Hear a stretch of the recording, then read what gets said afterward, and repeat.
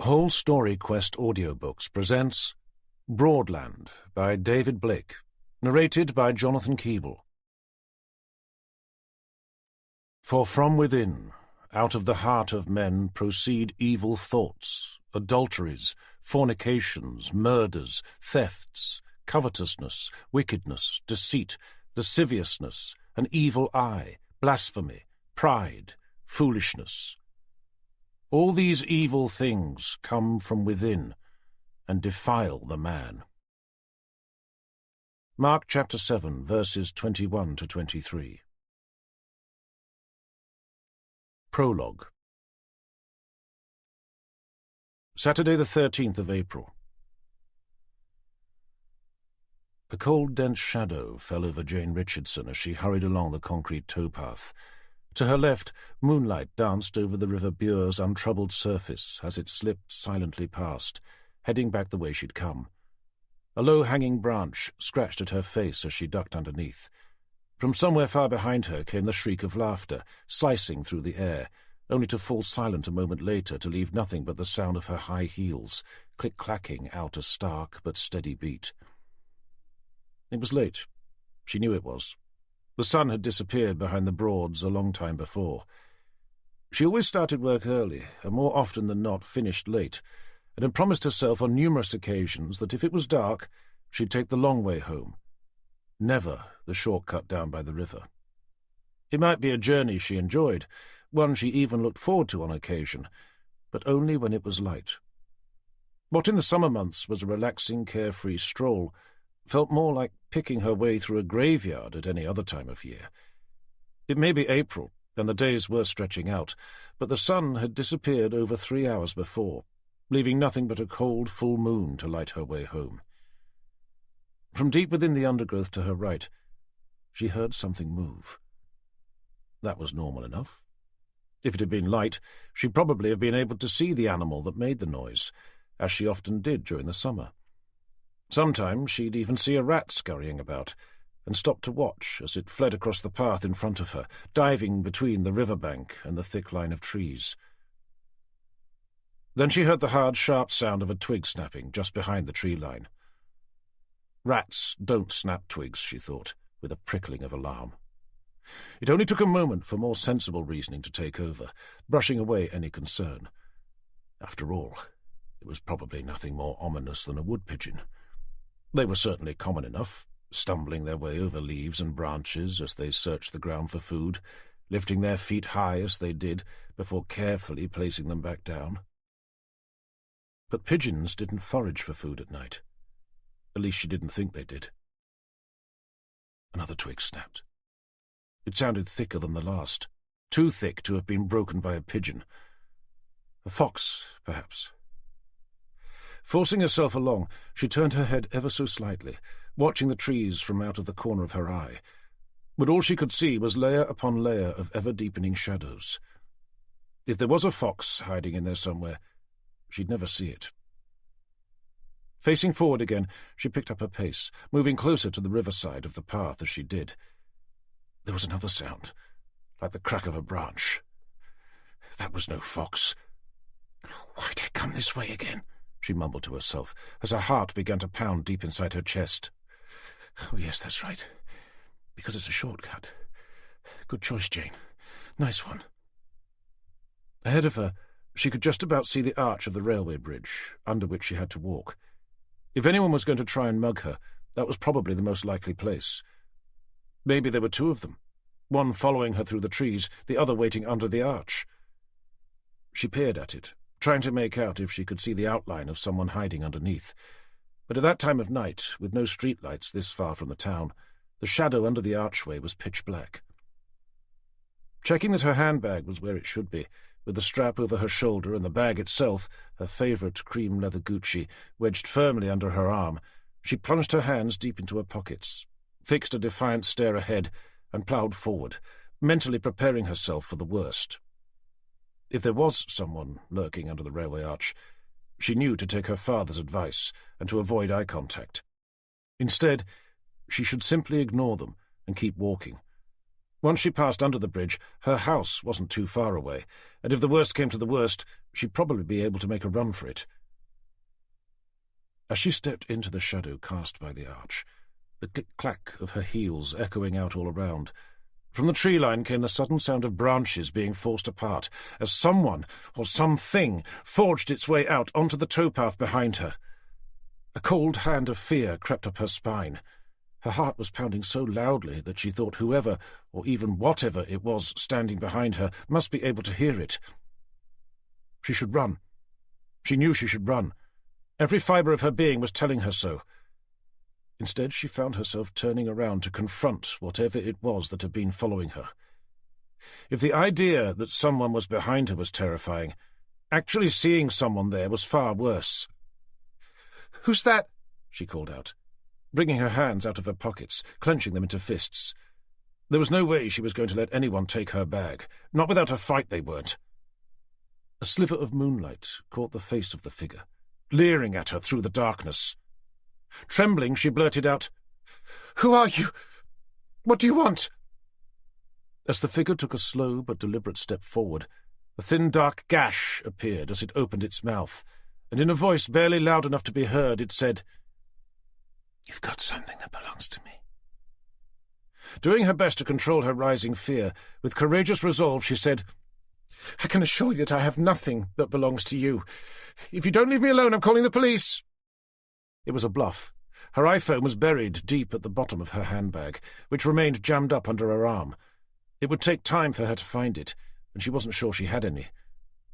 The figure took another step forward. A cold gust of wind drifted over them, moving the branches above, bathing the figure in moonlight. Jane stopped and stared at the now exposed face. Almost forgetting where she was, she said, "I know you." "You don't know me," spat back the figure. "How could you possibly know me?" I meant I've seen you before." Taking another step forward to join her in the near-total darkness under the arch, the figure mumbled, "I've not come to talk." "Then what do you want?" demanded Jane, stepping backwards, preparing to run. As a solid black shadow rose above Jane's head, in a low, harsh whisper the figure replied, "Simple. I'm here to take back what's mine." Chapter 1. Sunday the 14th of April. Detective Inspector John Tanner stepped out of his car, closed the door, and stopped for a moment to gaze about. Lying before him was a wide rectangular jetty, in the middle of which was a square section of well-kept lawn, surrounded on all sides by a gravel path. To the left was a handful of nearly identical motor cruisers, each one about 20 foot in length, and all of which were moored in such a way that they pointed outwards, like the fingers of an open hand. To the right was an empty slipway, almost hidden from view by the heavy shade of a tree, and stretching out beyond that was a large body of water, which sparkled gently in the afternoon sun.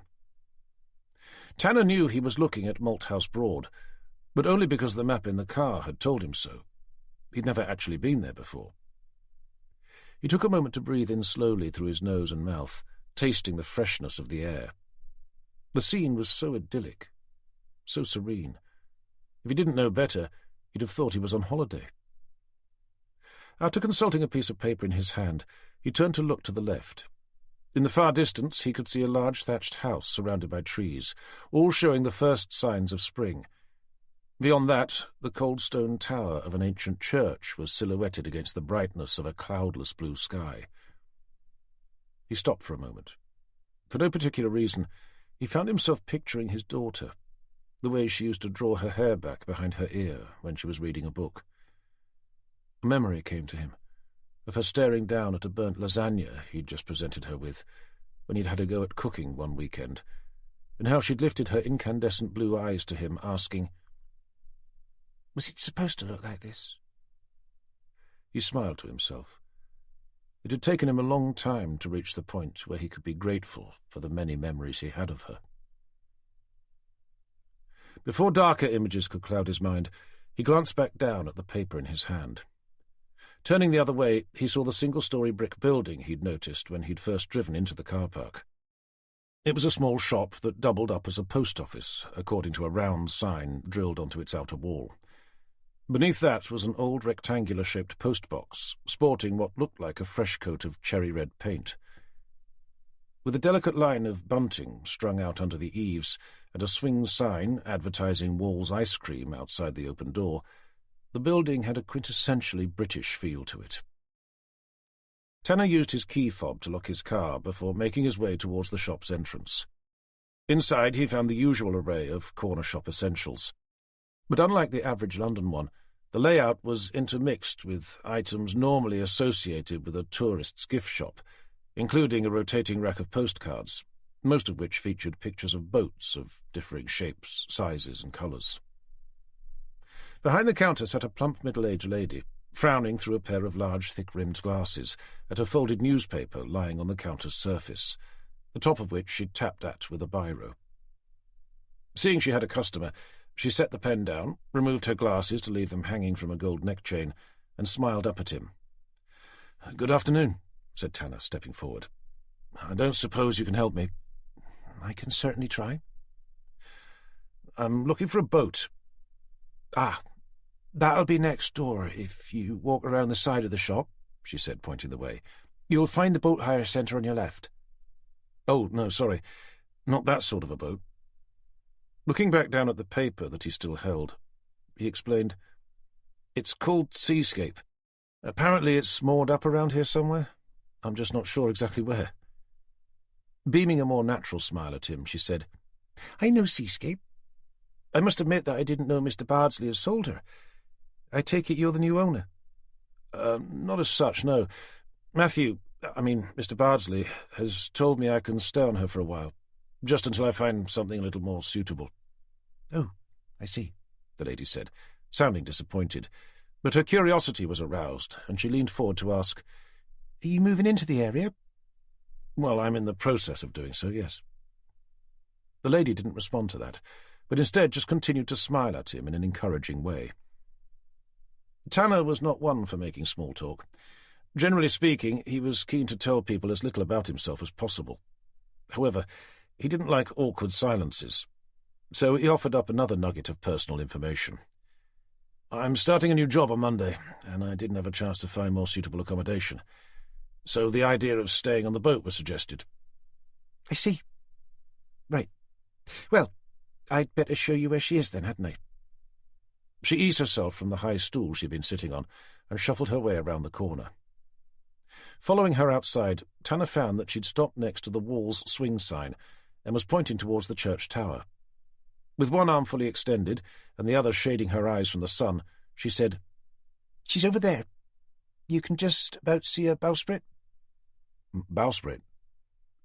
Turning to look up at him, she said, "You aren't from around here, are you?" He'd no idea how to respond to that, but he didn't have to, as she took the answer for granted, looked back out towards the church, pointed again and said, "You see that dark wooden pole sticking out from the front of that boat?" He could, and Julie said so. "That's Seascape. That pole is a bowsprit." Turning to consider him, she said, "I take it you don't know much about boats." Not really, no." "Well, don't worry. You'll soon pick up what everything's called. Now, to get there, you simply follow the path around." "I see. Well, thank you." After a moment he said, "Is it all right if I leave my car here?" He looked over at his distinctly grubby Jaguar XJS. It used to be black, but it had been so long since he'd washed it, it had become difficult to tell what colour it was. Only a few months before, the car had been his pride and joy, but now it was just something he used to get around in, costing him a small fortune in petrol in the process. "For now you can, but you'll be able to park it properly next to the marina office." Judging from his expression that he didn't have a clue where that was either, she added, "If you drive out of here and take the first right, the office is just up on the left. It's called Ranworth Marina. You can't miss it. If you ask for Fred, he'll be able to hook you up with electricity and show you where to get your water." Turning to smile down at her, Tanner said, "You've been very kind. I assume I can buy milk and bread here?" "That's right. And there's the Maltster's pub, just around the corner. They serve breakfast, lunch and dinner, 7 days a week, and I can highly recommend them." Before leaving him to it, she asked, "How long do you plan on staying on board the boat?" "I'm not altogether sure. To be honest, I've never so much as stepped foot on one before, so it probably depends on how much I like it. Well, you should be all right for the summer, although from Easter it does get very busy round here. But I wouldn't recommend staying over the winter, though. Not if last winter's anything to go by. Seeing a couple of teenage boys approach the shop, she excused herself, saying, "Anyway, I'd better get back. But it may be worth your while keeping an eye on the notice board." She turned to show him a glass-fronted board that had been mounted on the outside wall of the shop. "We often get people advertising their properties here. You can also pick up a copy of the local newspaper. There's a small lettings section in the back." Thanking her again, Tanner watched as she hurried back inside. He turned to look over at what he could see of the boat he was supposed to be staying on, which was nothing more than a dark wooden pole, or bowsprit, jutting horizontally out from the front. Having driven all the way from London, he decided to leave the car where it was for now, and walk round to take a closer look. As he did, he hoped that the boat would provide somewhere to stay for a few nights at least, but preferably a week or two, so giving him time to find a suitable flat nearby. Chapter 2. Being careful not to stumble over the many mooring lines that led to the quay from the boats alongside, Tanner followed the path as he had been instructed. Every now and again he caught a glimpse of the yacht he was heading for, through a separation in the trees or over the roof of another boat. It wasn't long before he found himself rounding a turn in the path to come face to face with the yacht that was supposed to be his temporary new home. Matthew Bardsley had described it to him lovingly and at length. According to him, Seascape was a traditional 1930s gaff-rigged Norfolk cruising yacht. It was made of dark mahogany wood and had been painstakingly painted with a smooth, thick layer of varnish, giving it a warm, natural glow. The yacht was 24 foot in length, excluding the bowsprit, and was covered by a large white canvas awning, which lay over the boom and cabin, all the way to the back of the boat. There, a pair of high wooden crutches supported the boom, the end of which jutted awkwardly out from the back. From where Tanner stood, the whole thing looked like a large old-fashioned white tent, the sort of thing a troop of Boy Scouts would use for a weekend's camping trip. Stopping about 10 feet away, he spent a few moments looking over her from the smooth varnished hull which reflected the sun as it danced around the surrounding water, all the way up to the top of the mast, where a small blue and red triangular flag fluttered occasionally in the gentle breeze. She was beautiful, but he could hardly tell which end was the front and which was the back. From where he was standing, he couldn't even see how he was going to get inside. Before he'd accepted the offer of living on board, the yacht's owner, Commander Bardsley of the Metropolitan Police, an old family friend, had emailed a picture to him, but that was of her sailing out on a Broad, with all the sails up. She looked completely different moored up here, and considerably smaller. Approaching the yacht, he rested his left foot tentatively on the side, just below where he thought the canvassed entrance might be. After testing that it would take his weight, he stepped on board. What he'd told the lady back at the shop was true. He'd never been on a boat before, at least nothing as small as this, and he'd no idea whether standing on the side would make it tip over. Fortunately, all that happened was that it rocked back and forth ever so slightly. Safely on board, he began examining the canvas awning, trying to work out how it would open. It soon became clear that he was indeed standing beside some sort of a rectangular doorway, fastened to the deck by a couple of small elasticated hooks. Not wishing to risk losing his balance, he stepped off the boat, crouched down and unclipped the hooks. He began rolling the freed section of canvas up, much as he would have done had it been the zipped entrance to a tent. When he reached the top, he climbed back on board and discovered another couple of elastic hooks on the inside. Having used them to fasten the top, he leaned forward and peered into the gloomy interior. There wasn't much to see, just a small enclosed area with two deeply varnished mahogany bench seats on either side.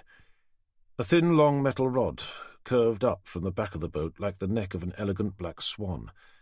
At its end was a smooth, cylindrical wooden handle, from which hung a neatly coiled rope. Opposite that, to the left, were two folding doors. They were only about 3 feet high, so he couldn't see what possible use they could be, at least not for an adult. But they were doors, nonetheless, so they must lead somewhere. It was only when Tanner swung his legs in through the canvas doorway and down onto the near-side bench that he saw a crisp white envelope lying there. Retrieving it, he stood up straight and smacked his head up against a solid-looking wooden beam, which seemed to stretch the length of the yacht, and over which the canvas awning had been draped. This was one part of a boat he did know something about, although he couldn't remember from where. It was the yacht's boom, and was what you had to duck under when you tacked, or jibbed, or something. Reaching up, he placed the palm of his hand on its smooth underside. It certainly felt sturdy enough, and he could see why you'd want to avoid it when it swung over your head. Looking down at the envelope, Tanner saw that it was addressed to him. Commander Bardsley had told him he'd be leaving him some sort of note, so finding the letter wasn't too much of a surprise. Sitting on one of the hard-polished bench seats, Tanner opened up the envelope and slid out a folded piece of A4 paper. On one side was a handwritten letter, on the other a schematic diagram of the boat. A lot of the contents of the letter had already been relayed to him by the woman at the shop, but there were some other useful pieces of information. For example, it told him that there was a toilet at the front of the boat, as well as a basin and a gas hob. Unfortunately, there was no fridge, freezer, or microwave. There wasn't even a shower. Referring to the diagram on the back, he soon discovered the double gas hob, which was very much like a camping one. It was hidden under the front section of the bench seat, opposite the one he was sitting on. Not the first place he would have thought to look for a kitchen appliance. Staring down at it, he raised a single eyebrow. He didn't mind so much about the lack of cooking facilities. He'd hardly envisaged himself spending hours creating culinary masterpieces. But he could see that the lack of a shower was going to be a problem, and he certainly wouldn't have minded having a microwave to hand. Reminding himself that it was only going to be temporary, he read on, and was relieved to learn that he'd be able to use the shower facilities inside the marina building. He slid the letter back inside its envelope, folded it in half, and stood up to push it into the back pocket of his dark blue jeans. Crouching down, he lifted a small brass latch that held the two wooden doors together, opened them up, and peered inside. "Well, that's going to be cosy," he said. The cabin area laid out before him was compact, to say the least. From what he could see of the dark interior, it consisted solely of two long benches, each topped with a long red rectangular cushion. Peering forward, he saw that there was another cabin at the front, but that was even smaller than this one, and the roof was so low he'd be lucky if he'd be able to kneel up in it, let alone stand. Bardsley had written something about the roof. Tanner pulled out the letter, found the relevant section, and read it to himself again, then examined the top edge of the coach roof, which apparently lifted up somehow. Noticing that there were folds of canvas tucked around the inside edges, he hooked the palms of his hands around its lip and gently pushed it up. As he did so, two slats of wood swung down on either side to keep the roof in a lifted position, and he nudged the bottom of each onto a thin ledge, where the varnish had been rubbed away. He then eased the top down onto the supporting slats and stood back. He'd successfully managed to raise the ceiling height. Once again he checked the letter, but it only confirmed what he'd already concluded, that only one end of the coach roof could be lifted. The other looked as if it was going to have to remain where it was. With a shrug, he stepped inside and attempted to stand up straight. He couldn't. He was 5'10", and at its highest point, the ceiling must be around 5'8", maybe 5'9" at a push. "At least it's a roof, I suppose," he said. "And it is over my head. Just about." Easing himself down onto one of the red cushions, taking care not to bang his head on anything as he did, he stared around. A moment later, out loud again, he asked himself, "Where the hell's the toilet?" Another quick examination of the diagram had him off the bench and onto the floor. There he began crawling on his knees towards the front of the boat, far along enough to be able to poke his head inside the forward cabin. On his right he saw that there was another cushioned bench. Apparently it was a third bed, although Tanner couldn't see how anyone other than a small child, or maybe a dog, would be able to fit into it. According to the diagram, the toilet should be on the left, but all he could see was a solid wooden shelf. Spotting a couple of hinges at the back, he said, "Don't tell me it's underneath here." Lifting it up, he found that it was. "So, emergency use only then," he said, plonking the lid back down. Deciding to come out for both air and space, he returned to the yacht's well, as described in the drawing, the area under the canvas where the boom was. There he resumed his original seat. He'd already decided that he'd not be able to stay there long term. He'd reached that conclusion when he saw the toilet. But for now he had no choice, and so began thinking about the practicalities of spending a few days on board. He'd brought a sleeping bag with him, along with his pillow, so he'd at least be comfortable at night.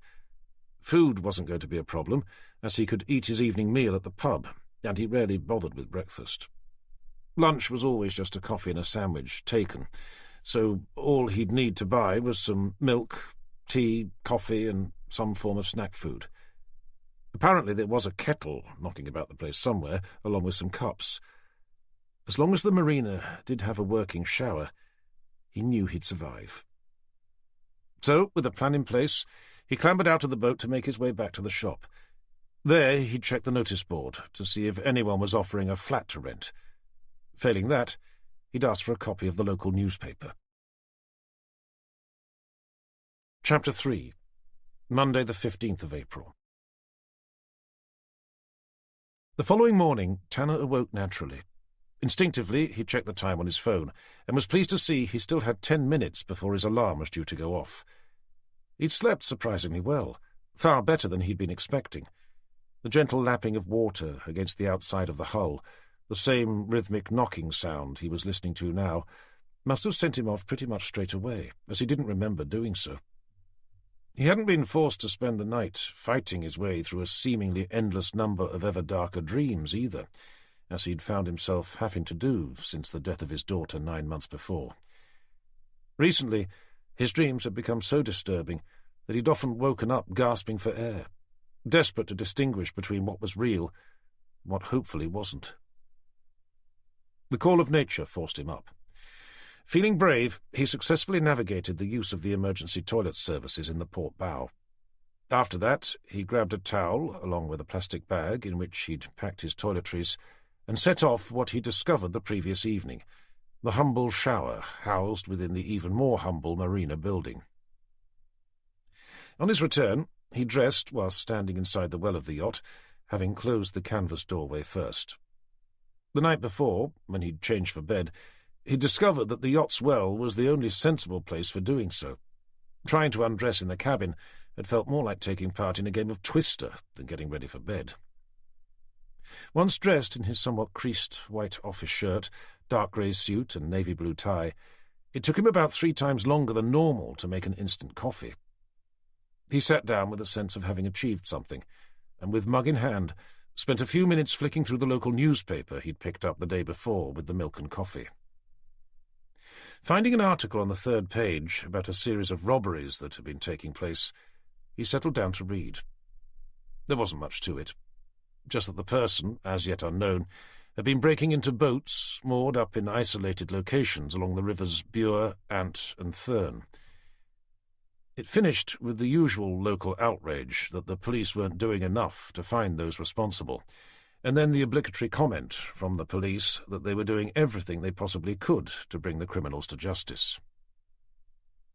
After noting that the officer who'd made the comment was Detective Chief Inspector Barrington, the man who was going to be his new boss, he turned to the classified section at the back. He'd already circled 3 possible flats the evening before, and he read through the ads again.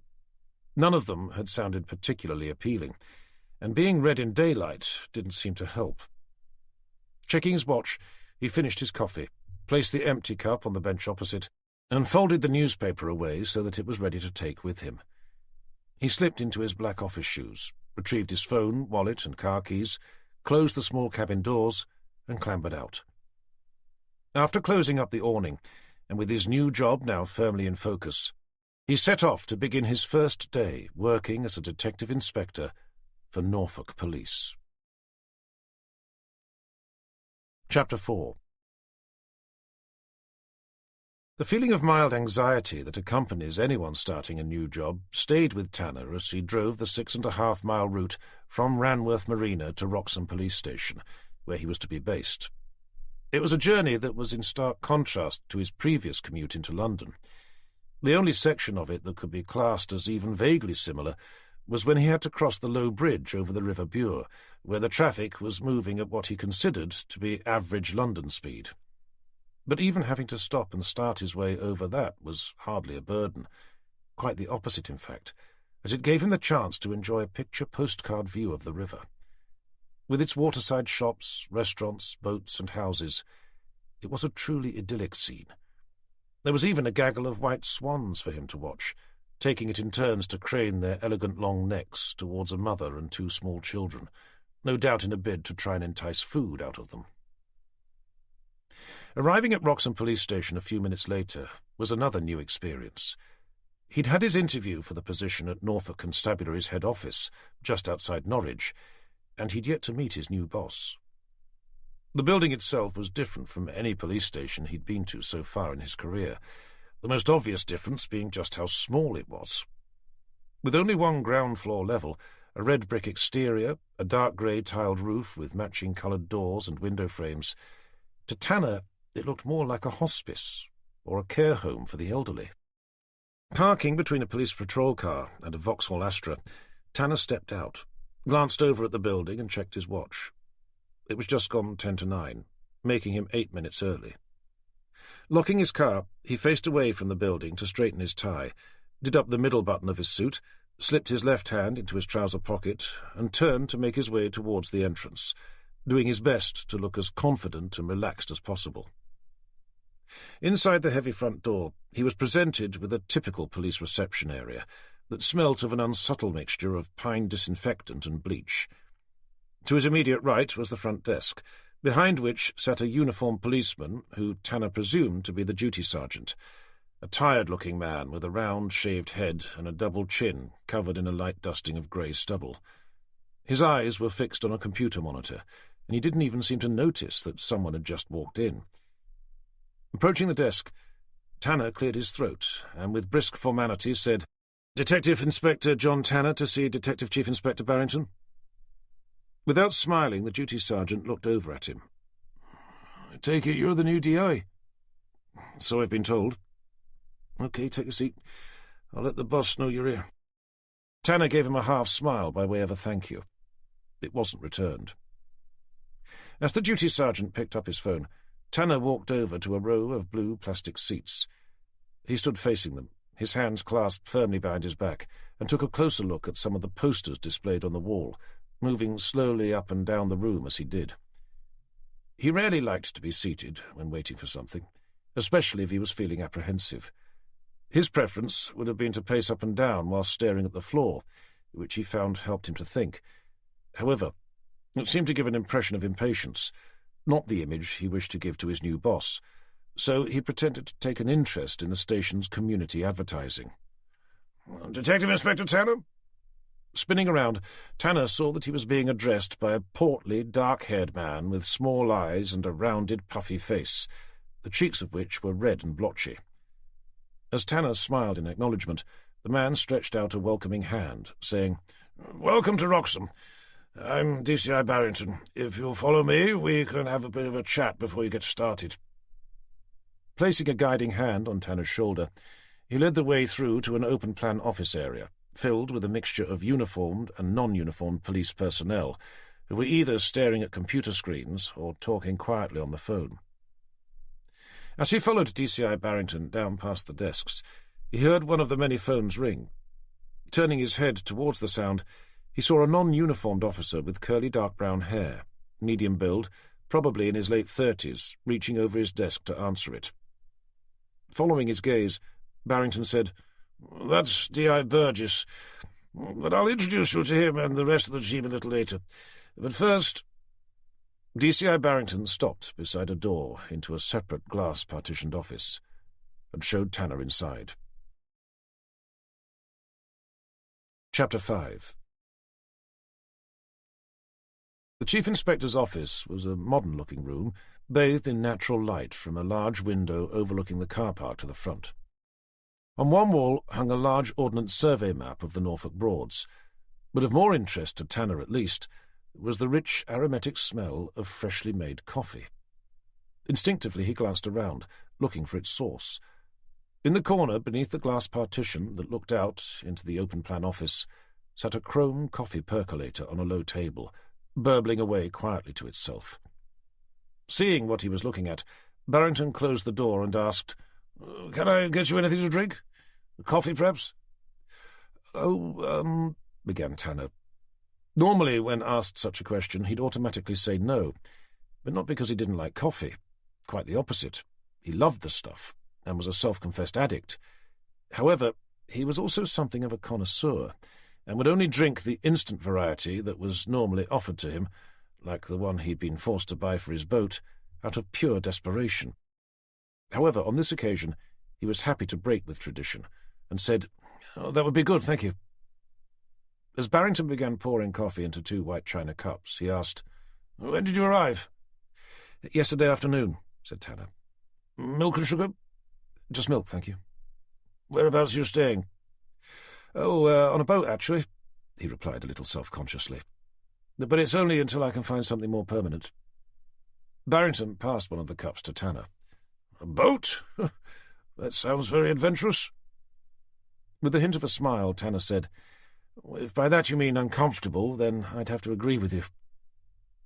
Barrington gestured for Tanner to sit, as he did so himself. He took a sip from his coffee, and then set down the cup on its matching saucer. "Now listen, Tanner, I'm going to be completely honest with you. You weren't my first choice for this position. In fact, I'd have to say that you weren't my choice at all. It's nothing personal. It's just that I prefer officers with local knowledge, preferably those who've been brought up in the area, or at least who've spent a good few years working in Norfolk. I personally believe that local knowledge is the key to successful policing, especially here, and frankly, you don't have any." "I know, but—" began Tanner, but Barrington interrupted him. "On top of that are the reasons you asked for the transfer." Tanner could feel a hot surge of anger flow through his body, pumping blood up towards his neck and face as it did. He wasn't expecting to have what had happened to his daughter brought up in the conversation, at least not in such a disparaging manner, and found himself already beginning to resent the man sitting opposite him for doing so. Forcing himself to remain calm, Tanner said, "And as I've explained before, the circumstance—" "You don't need to explain, Tanner," interrupted Barrington. "I've read your file. What happened to your daughter was just— well, I have children myself. I can't imagine how difficult it must have been for you. But that aside, it's hardly a reason to offer someone a job now, is it?" "No, but I don't need a bunch of lame ducks working here whose only interest in doing so is that they fancy a cushy alternative to life in the Met. We may not be London, but the Broads can be just as challenging, especially during the silly season. I don't know if anyone has bothered to tell you, but we have over 8 million visitors piling into the place every summer, which puts a tremendous strain on staff and budget alike. I really can't afford to have people stationed here whose sole interest is to mope about feeling sorry for themselves." From the seething look on Tanner's face, it was fairly obvious that even if someone had told him that they had over 8 million visitors a year, at that moment he didn't give a shit. Realizing that he may have been a little indelicate when bringing up his guest's presumed reason for putting in for a transfer, Barrington said, "Anyway, you're here now, and you certainly had a glowing reference. Who was your referee again? I seem to remember it was someone fairly high up." As Barrington took hold of his mouse and glanced at his monitor, Tanner replied, "Commander Matthew Bardsley." His referee, the man who'd offered him the use of his yacht, was one of the highest-ranking police officers in the UK. "He's a close family friend," he added with deliberate intent. Tagging that on to the end would make him virtually untouchable. At least it would stop Barrington from making any more snide remarks concerning either himself or his daughter. Barrington repeated, "Commander Bardsley, that's right." After pretending to reread what had been a glowing reference, he added, "Well, he certainly holds you in high regard. He and my father were friends long before joining the police. He's known me all my life." Before Barrington discovered that they were members of the same golf club and played together every Sunday afternoon, he clicked the file closed and said, Well, anyway, as I said, it's nothing personal. It's just that we prefer to take on locals. And it's for that reason I'm going to put you on missing persons, for now at least." Barrington studied Tanner, trying to gauge his reaction to the news that he was going to be working on what they'd normally assign to a lowly police constable. He was even half expecting to have to defend his decision, but all Tanner did was to stare straight back at him. Tanner wouldn't care even if he'd been put on missing pets. He wasn't going to admit it, but Barrington was right. He had been looking for a less challenging role. He'd happily quit the force if he had the slightest clue as to what he could do instead. He couldn't afford to retire, which would have been his first choice. Taking up a position within the Norfolk Constabulary had been Commander Bardsley's suggestion. Bardsley had grown up in the Broads, and had heard on the grapevine that Wroxham had an opening for a detective inspector. Admittedly, there'd been a time, and not all that long ago either, when Tanner would have laughed at anyone suggesting he'd actively seek a position in what his colleagues referred to as Holidayland, a term they gave to any constabulary located outside of the Metropolitan Police catchment. Back then, he'd thrived on working within the pumping heart of one of the world's largest cities, feeding from its energy like so many millions of others did. When he'd first joined, he'd even been naive enough to think that he could make a difference, in the same way he thought his father had. But everything had changed when he found himself sitting helplessly by as his only child was slowly sucked ever deeper into what he now thought of as London's putrefying core, to end up half naked in a gutter as just another discarded corpse. Only then did he understand that he'd been kidding himself. What he'd actually been doing was trying to make a name for himself. That was what had pushed him to spend an ever-increasing amount of time away from home, the pursuit of self-gratification. Nothing more. He knew that if he'd made an effort to be around for her, she wouldn't have deliberately started to hang out with boys she knew he'd disapprove of in a desperate attempt to get his attention. They were the ones who introduced her to the club scene, always leaving her to catch a cab on her own afterwards, high on God knows what. It was only after she'd been murdered that he found out about the cocaine-fueled sex parties she'd started to frequent with the same group of so-called friends. Not being allowed to investigate her murder had been the last straw, even though he knew it was the rule, and it left him resenting the very establishment he'd worked for, who didn't seem to understand that he had to find out who'd killed her. After all, what was the point of working for the CID if he wasn't even allowed to help? Barrington began to feel a little uncomfortable. Anyway, missing persons will help you to familiarize yourself with the area and get to know some of the locals. It will also give you a chance to settle in and find your feet. I know it's a long way beneath your pay grade, and tracking down husbands who've left their wives and vice versa is going to be a little dull, but you'll have to put up with it, for now at least. One came in this morning, someone's wife, probably after a domestic. So if it's okay by you, we'll start you off on that." With still no response forthcoming, Barrington pushed himself away from his desk. "Right then. I'd better introduce you to everyone." Chapter 6. As soon as they were outside the office, DCI Barrington called out, "May I have everyone's attention, please?" He gazed around the open-plan area, waiting patiently for those who weren't on the phone to turn towards him, and for those who were to either end their calls or at least to lower their voices. It had been a very long time since Tanner had been introduced like this, not since he'd first started working at Colindale Police Station. He'd not liked it then, and he certainly didn't like it now. When he was sure that virtually everyone in the office was looking his way, Barrington continued. "I'd like to introduce you all to Detective Inspector John Tanner. He's here to replace Tommy, who, as you all know, is now enjoying a very much-deserved retirement." A murmur of approval followed.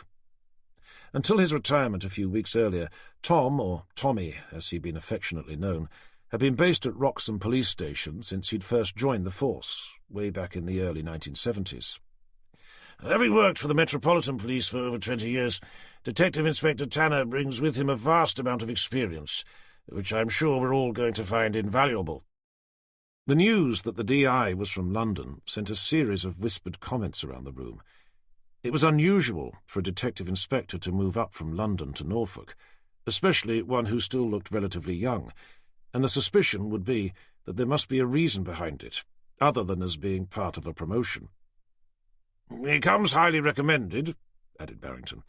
"Now, obviously, he doesn't have the local knowledge that you all have, but I'm relying on you to give him the support and guidance he'll need.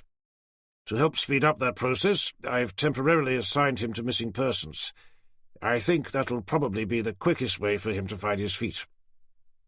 Barrington took a moment to glare around at everyone, so driving home the point of his intended remarks, that although none of them probably wanted Tanner there, especially him, the sooner they accepted the fact that he was, the sooner they could get things back to how they were before Tommy had shuffled into his office to announce his retirement. "Good, right. And I believe we had a report come in this morning that someone's wife isn't where she's supposed to be. Who's working on that?" Near the door that led out into reception, a girl wearing blue jeans and a dark top raised her hand.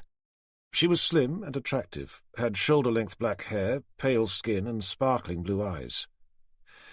"Detective Constable Evans, if you could brief D.I. Tanner on where you're at with it. And as you know the Broads just about as well as anyone around here, it would be helpful if you could work together on missing persons for a while."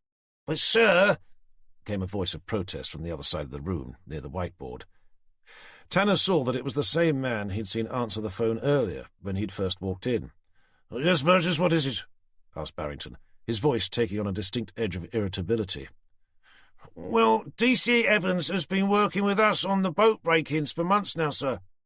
You've still got Cooper and Gilbert, haven't you?" "Yes, sir, but—" "And as you said, it has been months." It was clear from the emphasis that Barrington intended it as a reprimand, albeit a veiled one, and it was enough to end the discussion. To further ensure that the subject was closed, Barrington rounded off the brief introduction by saying, "Right, that's it for now. Carry on." As everyone in the room returned to what they'd been doing before, Barrington led Tanner over to the young detective constable who'd raised her hand earlier. She was sitting within a cluster of desks, along with two uniformed officers, a man and a woman, both in their early 20s, who were now staring at their computer monitors with some intensity as the senior officers approached. "Good morning, Jenny. I trust you had a good weekend?" Without smiling, she stood up and said, "Very good, thank you, sir," stealing a quick glance at the new DI as she did. "Detective Inspector John Tanner. This is Detective Constable Jenny Evans. So, what's this missing persons report about? I hear someone's wife has gone walkabout." "The person in question is Jane Richardson, sir," Jenny said. "Her husband is Simon Richardson. They live just the other side of the railway bridge. He called it in this morning. He'd been away for the weekend, and she wasn't around when he came back last night." "I assume she was supposed to be?" "He seemed to think that she was, yes, sir." "Do you think it sounds serious?" "I'd say probably not, sir, no. Not yet, at any rate. When I questioned him, he said that it wasn't the first time she'd gone off to stay with friends for a few days without letting him know. So at the moment, we're rating it as a low priority." "Well, that sounds about right. But you may as well head out to have a chat with him anyway, face to face. It will give you the opportunity to give D.I. Tanner a tour of the town." "Yes, sir," replied Jenny, glancing momentarily at Tanner. "Before you do that, if you could show him where Tommy's desk was. I believe we agreed to set him up there, and assuming the space is still free next to him, you may as well move over there yourself when you get the chance." "Yes, sir," she repeated, this time with the merest hint of a smile. "By the way, when's your sergeant's exam?" "Not until October, sir." Turning to Tanner, Barrington said, "Jenny's just come off one of the new trainee detective courses, and she's already eyeing up her sergeants. Anyway, I'd better leave you to it." He headed back to his office, leaving Tanner and Jenny alone together, unsure as to which of them was going to say something first.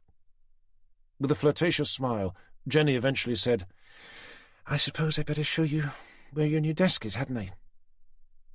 Leading him over to the next cluster of desks along, she stopped behind a chair and rested her hands on the back of it. "This is where Tommy sat." Stopping beside her, Tanner looked at his new desk, which appeared to have only just been cleared in preparation for his arrival, as it was dust-free and had nothing on it but the basic essentials. "I assume you've been set up to use the intranet?" Jenny said. Tanner stared back down at his desk again, but this time with a tight feeling of nervous expectation. "I've been sent a login and password, yes," he replied. He had no choice but to look at this as being a fresh start, even if it wasn't one he particularly wanted. He knew that if he didn't, his life would effectively be over. Squaring his shoulders, he looked back at Jenny, and with a deep intake of breath, said, "Sorry, what was your name again?" With a not very amused smile, Jenny replied, "It's D.C. Evans, but everyone around here calls me Jenny." "Right, D.C. Evans, who everyone calls Jenny. I suppose we'd better arrange to have a chat with, Mr. Richards, wasn't it?" "Richardson," she corrected. "Let me give him a call to find out when he's free." Tanner watched her return to her own desk before sitting cautiously down in his new chair. Having swivelled it from side to side a couple of times, he checked the eye level of the monitor, then felt for the lever to adjust the chair's height. Once it was set to his satisfaction, he peered under the desk and reached to turn on the computer that he found lurking there. When it sprang into life, he pulled out his phone to look up his login and password. Chapter 7.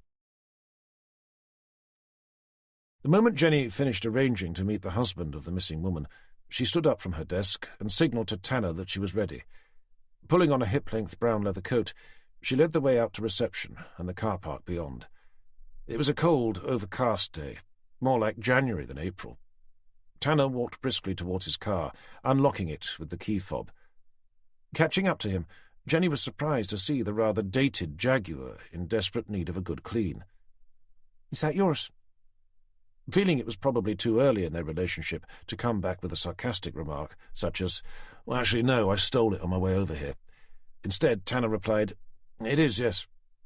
"And you bought it on purpose? Or was it the second prize in a lucky dip competition?" Reaching the driver's side door, Tanner paused. For someone so young, she certainly seemed confident enough, perhaps a little too much so. But at least she had a sense of humour. "It was actually the first prize," he said, placing his hand under the unpolished chrome handle and pulling the door open. Jenny looked the car up and down as if it was a friend who'd made a very poor wardrobe choice, and wrinkling up her small pointed nose, said, "You don't think it's a little 80s? Having been about to climb in, Tanner stared over the car's low roof at her. He was used to colleagues making remarks about his car, but they were normally more complimentary. He'd had complete strangers walk up to him to comment on it, but again in more positive ways, often relating a story about how they'd either once had one or knew someone who had. A few years earlier, he'd even had it pored over by a group of firemen. He'd found them surrounding it after he'd left it parked on a London street. At first, he'd assumed the worst, that it had caught fire somehow, but that hadn't been the case. They'd finished attending a nearby false alarm, and before heading back, had decided to take a closer look. Of course, in those days, he'd kept it spotless, but even though that was hardly the case now, that was the sort of reaction he was used to. The XJS was, after all, becoming increasingly rare, certainly ones in the condition his was in, or would be, if he could motivate himself enough to give it a clean. Caught off guard, finding he'd taken offence at the remark, and with his ego dented slightly, Tanner said, "Not your sort of thing, I take it." "Sorry," Jenny replied, feeling both stupid and guilty. The last thing she'd meant to do was to insult the man's car. But she was nervous, and had a dangerous habit of saying the wrong thing whenever she was. Making derogatory remarks was hardly the most sensible thing to do, especially when the man in question was a senior-ranking officer who she was attempting to win over. "I didn't mean anything by it. It's just that it's, well, unusual, I suppose. And the Go Faster stripe down the side does have something very 80s about it." Realising she'd probably done it again, she attempted to fill in the second hole she'd just dug for herself, adding, "But it's very nice, though." Tanner took a moment to look along the thin red and grey stripe that ran horizontally down both sides of the car. He'd never much cared for them. Neither did he like the so-called flying buttresses, a design element unique to the XJS, which consisted of two concave shapes of steel that flowed down from the low roof, either side of the rear window, only to disappear into the rear lighting blocks. He'd not thought about it before, but the girl was right. Despite having been originally designed in the early 1970s, the car did have a distinct 80s feel to it, and not in a good way. However, his ego wouldn't allow himself to agree with her, so instead he said, "I must admit it does look better when it's been cleaned." "You mean less 80s?" said Jenny, half frowning, half smiling. Unable to be anything but amused by her comment, returning the smile, Tanner said, "About a decade or so, yeah." He opened the door to climb inside, and Jenny joined him. As he eased the car out of the parking space, he said, "You'll have to direct me." "No problem," replied Jenny, as she secured her own seatbelt. By that time, she'd reached the conclusion that she'd better stop trying to flirt with the man who was now, however temporarily, her immediate superior. Flirting had never been one of her core strengths. Whenever she tried, she always ended up saying things that in her mind sounded funny, but when heard out loud were often just offensive. As the new DI looked over his shoulder to reverse out, she took the opportunity to steal a close-up look at his face. Despite the fact that he must be a good 15 years older than her, probably nearer 20, and that he could hardly be considered successful, given that he was still only a detective inspector and one who'd moved up from London to the Norfolk Broads instead of the other way round, something she'd been hoping to do herself in the not-too-distant future, combined with the fact that he drove a car straight out of some sort of sad 80s TV miniseries, she couldn't help but find him attractive. He wasn't even all that good-looking. He'd have had his work cut out if he'd been a fashion model. At least he was thin, she thought. Well, thin-ish. He'd managed to keep hold of most of his hair, although there were clear signs that it had started to recede, and it was going noticeably grey. But there was something about him which she found herself drawn to. His deep-set brown eyes made him seem both intelligent and vulnerable, and the corners of his mouth turned naturally upwards whenever he talked to her, giving her the impression that he liked her. He also seemed to share her rather odd sense of humour. As he turned back to face the front, she glanced over at his profile. His nose is too big, she decided. But she was being picky. For a middle-aged man, he was good-looking enough. No wedding ring, she noted, as he turned the steering wheel. But then she saw the hint of white, where there perhaps had been one. "Okay, I really don't need a middle-aged divorcee who's probably got 3 teenage children knocking about the place," she thought, and put her interest in him down to the fact that he was from London, where she wanted to live at some point. That and the fact that she was currently between boyfriends. Reaching the end of the car park, Tanner asked, "Which way?" and turned to catch her staring at his left hand. It was either that, or she was looking at the Speedo, which seemed unlikely, as they'd just come to a halt. Feeling as if she'd been caught in the act of mentally assessing whether or not he was boyfriend material, which in fairness was exactly what she'd been doing, she snapped back into work mode and said, "Oh, right, and then right again at the roundabout." Chapter 8. Indicating to turn right as directed, he asked, "Whereabouts are we going?" "It's not far," Jenny said. "They live in one of the new-build houses on the other side of the railway line." "And he's going to be home, is he, given that it's 10 o'clock on a Monday morning?" "He's an IT manager. He says he works from home most of the time." "And what about his wife? What does she do?" "She's the manager of the Bittern. It's a pub just down by the river." "I'm assuming she hasn't turned up there." "He said that he called to check, but she wasn't expected in today." "How about yesterday?" "Not then either. She has Sundays and Mondays off. The last time any of the staff saw her was when she left work on Saturday night." "Do we know what time that was?" "Not yet, no. I'm going by what you said on the phone. I've yet to confirm this with anyone from the pub." Jenny felt herself beginning to relax in the XJS's comfortable cream leather seats. It was much easier to talk to the new DI from London about work-related matters than what she did or did not think about his rather odd choice of car. One thing it did offer was an ultra-smooth ride, certainly more so than hers. It also seemed to attract attention. She'd already seen one old guy turning around to look at it as they drifted past. She couldn't remember anyone having ever turned to look at her car. As the road weaved around, up ahead she saw the Wroxham railway bridge, which led trains into the nearby station. Sitting forward, she said, "Once you're under the bridge, it's the first turning on your left, Riverview Lane." Tanner pulled onto an untarmacked track, bounded on both sides by recently ploughed fields. The one on the left led towards a small wooded area, with the railway line just beyond that, whilst the other drifted away into the horizon, where it disappeared into a grey, featureless sky. As they drove down the track, they disturbed a flock of crows, which lifted off the freshly overturned earth and flew towards a dark outline of still, leafless trees that lay up ahead. "Keep going to the end," directed Jenny. "His house should be on the corner." Before long, Tanner saw that behind the row of trees was a line of pristine white townhouses, set back from a wide, dark river. Beyond that were more trees, which were like all the others, bare-branched, but displaying the first signs of early spring. "It's certainly remote," remarked Tanner, as he looked around for somewhere to park. "It's one of many new-build estates that the council has been approving recently," said Jenny. "Nobody around here likes them much, but there doesn't seem to be a lot we can do about it." Tanner elected to park on the grass verge. He unclipped his seatbelt and stepped out, and took a moment to take in his surroundings.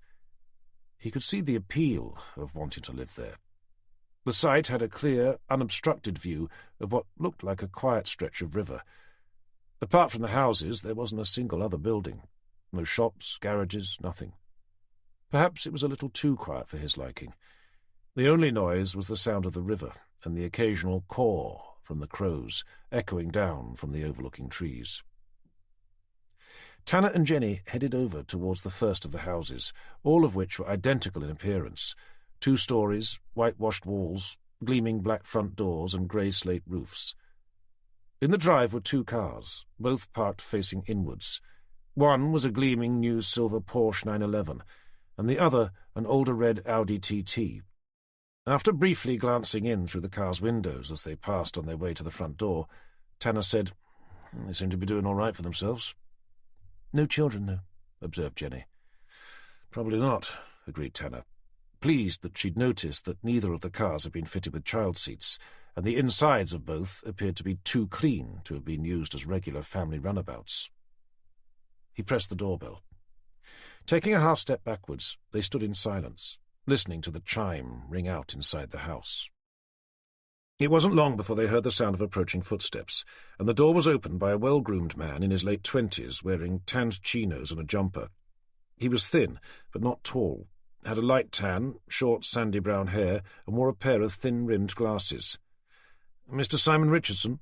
inquired Tanner, as he retrieved his formal police identification from out of his inside jacket pocket. "I am, yes," replied the man, with a clipped accent that had an irritated edge to it, as if the call at the door was keeping him from something more important inside. "I'm Detective Inspector Tanner, Norfolk Police. This is my colleague." Realizing he couldn't remember Jenny's surname, nor her rank, Tanner stopped and glanced at her. She must have been expecting as much, as she held up her own ID. "Detective Constable Evans. We spoke on the phone, Mr. Richardson?"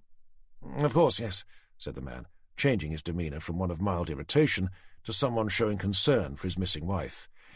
"I don't suppose there's been any news?" "Not yet, no," replied Jenny, and looked meaningfully at Tanner. Assuming that was a signal for him to take over, Tanner asked, "May we come in?"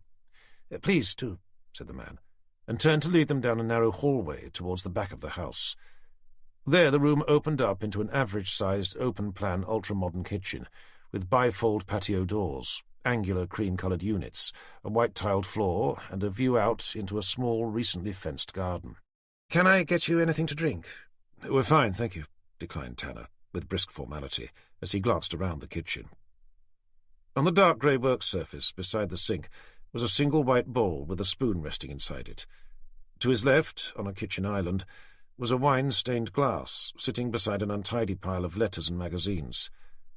Apart from the fact that there seemed to be only one of everything, there didn't seem to be anything out of place. Tanner kicked off the proceedings. "We understand that you think your wife may be missing?" That was why I phoned the police, yes, replied Richardson, with just a hint of sarcasm. Seeing that Jenny had taken her notebook out and was already poised with a pen, Tanner continued. When did you last see her? Friday morning, when she left for work. But you didn't report her as being missing until today? Well, no. But I've been away for the weekend playing golf. I left on Friday evening, before she came back from work. What time was that? Around 8 o'clock. And she hadn't come back from work by then? No. But she works at the Bittern. She is the manager there, which means she inevitably ends up staying late. So you left for your golfing weekend on Friday evening, and you haven't heard from her since? I'm afraid not, no. No calls, texts, emails, messages? Nothing, confirmed Richardson. So you're saying that you didn't have any contact with your wife for 3 whole days, and yet you only thought to call the police this morning? Well, yes. But that wasn't unusual. Forgive me, but it does sound a little unusual. To you, maybe. But we've never been one of those couples who spend every waking hour together. We've always enjoyed a degree of independence. Even after we married. We don't even share the same circle of friends, so if one of us goes away, we don't necessarily stay in touch. Fair enough, said Tanner, but he still thought it sounded odd, especially for a couple who couldn't have been married for all that long. Making a mental note to come back to it, he asked, Did she drive to work? She preferred to walk. It's only about half a mile away, even closer if you take the shortcut down by the river. And which way did she normally go? It would depend on the weather and the time of the year. In the winter, she was supposed to take the long way round. There are no streetlights along the towpath, you see, and she never felt very safe going that way. However, saying that, more often than not, she'd end up walking back by the river anyway. And you say she worked on Saturday? According to the pub, she did, yes. I don't suppose they know which way she came back? I'm afraid I didn't think to ask. But knowing her, it was probably along the river. Is it likely she could have stayed afterwards for a drink? She didn't normally, no. But again, I didn't ask. Why? No reason, replied Tanner. If she'd been drunk when she left and had taken the route along by the river, she could have easily fallen in. He'd known it to happen often enough along the Thames. Not wishing to raise the possibility yet, Tanner went on. I assume those are your cars parked on the drive outside? That's correct. Hers is the Porsche, a present from Daddy. There was a definite hint of resentment there, which Tanner also noted. Putting it to one side again, he asked, Have you been able to get hold of her friends? I haven't, no, but I don't know their phone numbers. I've only called the pub. Did they say when they'd last seen her? They said she left around 10:30 on Saturday night. What about her family? Do any of them live nearby? Her parents do, yes. Down the road in Horning. Couldn't she be staying with them? I wouldn't have thought so. You haven't asked them? Questioned Tanner, with unhidden incredulity. Well, no, but I'm sure she wouldn't be there. Her car's still outside, and they live too far away for her to walk. Don't you think you should have called them anyway, just to make sure? I suppose. But to be honest, I didn't want to worry them. So you thought you'd call the police instead? Uh-huh. Leaving us to contact them? Well, And how do you think they'll react when they get a call from the police instead of you, asking if they know the whereabouts of their daughter, who's just been reported missing by her husband? Shifting his weight from one foot to another, Richardson said, I hadn't thought of it like that. I suppose I'd better give them a call. I suppose you had, yes, stated Tanner with a condescending glare. What about other family, brothers, sisters? She doesn't, no. After pausing for a moment, Tanner went on. Going back to her friends, you said you don't have their phone numbers, but do you think you'd be able to get in touch with them in some other way? Richardson replied, gazing up at the ceiling. I might be able to via Facebook. Some of them, at least. So basically, what you're saying is that all you've done since arriving back from your golfing weekend is to phone up the pub where she works, and when you found out that she wasn't there, even though she wasn't supposed to be, given that she doesn't work Mondays, your next call was to the police. With a sheepish shrug, he said, I couldn't think of anywhere else she could be. You mean apart from a friend's house or with her parents? You think I'm worrying too much, don't you? No, Mr. Richardson. I'd have to say that I don't think you're worrying too much. In fact, I'd go as far to say that you don't seem to be worrying at all. You don't appear to be trying very hard to find her, either. As I said, I tried everywhere I could think of. As in the pub. With no response forthcoming, after another moment's pause, Tanner followed that up by asking, I take it you do at least have a recent photo of her we could have?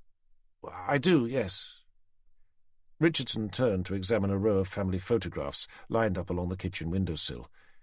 Deciding on one, he picked it up, and as he handed it over to Tanner, asked, So you think she could be with her parents?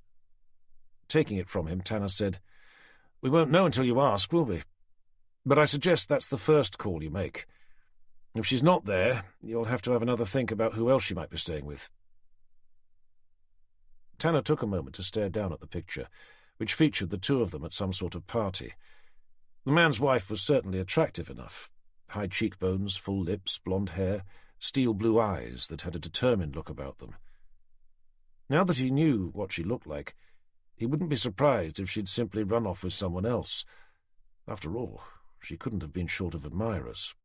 With that possibility at the forefront of his mind, he handed the framed photograph over to Jenny and asked, How long have you been married, Mr. Richardson? Just over 4 years. No children? Not yet. And how would you describe your relationship? It's good. I mean, we've had our moments, of course, but hasn't everyone? Tanner gave his face one last searching look. Okay, Mr. Richardson, I think we're about done here. I suggest you give her parents a call and see if she's there. If not, you'll need to have a good think about who else she might be staying with. Yes, of course. In the meantime, let me give you my number. Retrieving his police ID, he was about to pull out one of the business cards he kept inside, when he remembered he only had his old ones from when he'd been based at Collindale Police Station. DC, Evans, can you give Mr. Richardson one of your business cards? Caught off guard, Jenny said, Oh, yes, of course, and tucked the picture of the missing woman under her arm to delve into her handbag and retrieve her own police ID. Turning back to Richardson, Tanner asked, I assume we have your contact details? Jenny answered for him. We do, yes, but we don't have Mrs. Richardson's mobile number or her email address. I can give those to you now, Richardson said. Leaving Jenny to make a note of the missing woman's details, Tanner headed towards the kitchen doorway and out into the hall. At the front door he turned. And if you could let us know the minute you hear any news, we'd be very grateful. Absolutely, he replied, squeezing past Jenny and Tanner to let them out. Stepping down onto the driveway with Jenny alongside, Tanner glanced back over at the two cars before asking, You said you played golf at the weekend. That's right, replied Richardson, standing in the doorway. You took your car, I assume. The Audi? I always do, yes. Why? Looking over at the car, he asked, Can you even get a set of clubs into the back of a TT? Richardson seemed to hesitate for a fraction of a second before saying, Just about. The back seats fold down. Walking over to the car, Tanner bent over, cupping his hands around his eyes as he did so. Peering through the small triangular rear windows, he saw that the back seats weren't down, but he could see that if they had been, then there probably would be enough room to fit a set of golf clubs inside. Just about. Standing back up, he looked out towards the river. If your wife did walk back along the towpath on Saturday night, which way would that be? Taking a step out of his house, Richardson pointed over to the left. The path runs all the way along the riverbank, he began. If you follow it around, it will take you under the railway bridge into Wroxham. How long would it have taken her? Only around 15 minutes. It's not far. Okay. Well, thanks again, Mr. Richardson. Give her parents a call, and if she's not there, ask them if they have any ideas of where she could be. If you haven't worked out where she is by, say, lunchtime today, let DC Evans know. Having glanced briefly down at the business card Jenny had given him, Richardson looked up and said, I'll give her parents a call now. He turned to head back inside the house, closing the door behind him. Chapter 9. As soon as the door was shut, Jenny turned to Tanner. What did you think? Tanner glanced over the front of the house, making sure all the doors and windows were closed so that they wouldn't be overheard. Confident they were, in a dismissive tone, he replied, "She's probably staying with friends and hasn't bothered to tell him." "Didn't it seem odd to you that he's hardly making any effort to find her?" "A little, I suppose," said Tanner. "But he did at least call the police. I know one or two couples who probably wouldn't have even bothered to do that." "But he hadn't even called her parents," exclaimed Jenny. "Nor had he made any effort to contact her friends. And he wouldn't have needed their phone numbers to do so. He could have simply messaged them on Facebook." "Perhaps." "And maybe the only reason he called the police," Jenny continued, "was because that's what he thought he should do." "I see where you're going with this," he said, "but I don't think we can even class her as being a missing person yet, at least not until her friends and family have been contacted. To be honest, had it not been for the fact that her car's still here, I'd have thought the most likely explanation was that she's run off with someone else." Glancing over towards the river, Jenny said, "I suppose she could have fallen into the Bure, especially if she'd been drinking. She certainly wouldn't be the first." "I was thinking something similar myself. Maybe we should walk the route, just in case there's any sign of her." He didn't think it likely, not if she'd tripped and gone straight in, but with nothing much else to do other than to head back to the office to stare at a computer screen, he thought they may as well, and he set off in the direction that Richardson had described, with Jenny following closely behind. Reaching the river's edge, they followed the towpath leading towards Wroxham town centre, with Jenny keeping her attention dutifully focused on the ground, looking for anything that might suggest someone had tripped and fallen in. Tanner, meanwhile, was simply admiring the view. After all, the Broads were still very new to him. Only occasionally did he think to look down at the ground, particularly when he came to a section of concrete that had been lifted and cracked by expanding tree roots, where someone could easily have tripped and gone over. There he stooped down and examined the area more closely, peering from the edge of the river over to the other side, where there was a thick line of trees and shrubs. But there was nothing to suggest anything untoward had happened there. About 10 minutes later, they reached the railway bridge that Richardson had mentioned. There they stopped to consider its Victorian red-brick structure as it loomed up above them, before stepping into the gloomy, damp shadow that must permanently hang underneath it. From nowhere, the thunderous sound of a train crashed over them, startling them both. While the train clattered overhead, something caught Tanner's eye, near the edge of the moss-covered brick-lined wall. Heading towards it, he crouched down to take a closer look. There, on the towpath, he could just about make out a circular patch on the ground that was darker than the surrounding concrete. Pulling out his phone, he turned on its torch app and shone the light over. As the last of the carriages rattled away, in the chill silence that followed, Jenny stepped over to see what the new DI was looking at. As she crouched beside him, Tanner pointed at what he'd found and asked, "What do you make of that?" "Blood," she replied, but more as a suggestion than an actual answer. Reaching out with his finger to dab at its edge, Tanner said, "It could be. But if it is, it's dry, so it must have been there a while." They stared down at it for a moment longer before Tanner stood up. "I'd better give DCI Barrington a call to update him. I'll let him decide what he wants to do about this." He stepped out of the archway's gloomy tunnel, turned off his phone's torch and dialed the number for Wroxham Police Station that he'd pre-programmed in the evening before. He was swiftly put through to Barrington and briefly explained the situation, that Jane Richardson had last been seen on Saturday night, but that her husband had yet to ask any of her friends or family if they'd either seen or heard from her. He described the route she could have taken back from the pub, and said that they may have found a patch of blood just under the railway bridge. Did Barrington want forensics to come down to take a look? Barrington was of a similar opinion to Tanner, that until her friends and family had been contacted, she hardly rated as being missing, and with budgets as tight as they were, they couldn't justify the time and expense of getting forensics involved at this stage. Ending the call, Tanner returned to the corner of the archway. There he followed the brickwork up to the top of the arch to assess whether the area would be protected from the elements. Deciding that it probably wouldn't be, he turned to Jenny. "I don't suppose you've got any evidence bags on you?" "I should have," she replied, and delved into the depths of her handbag. Retrieving a rolled-up bundle of them, she separated one out and passed it over. Tanner pulled out his keys.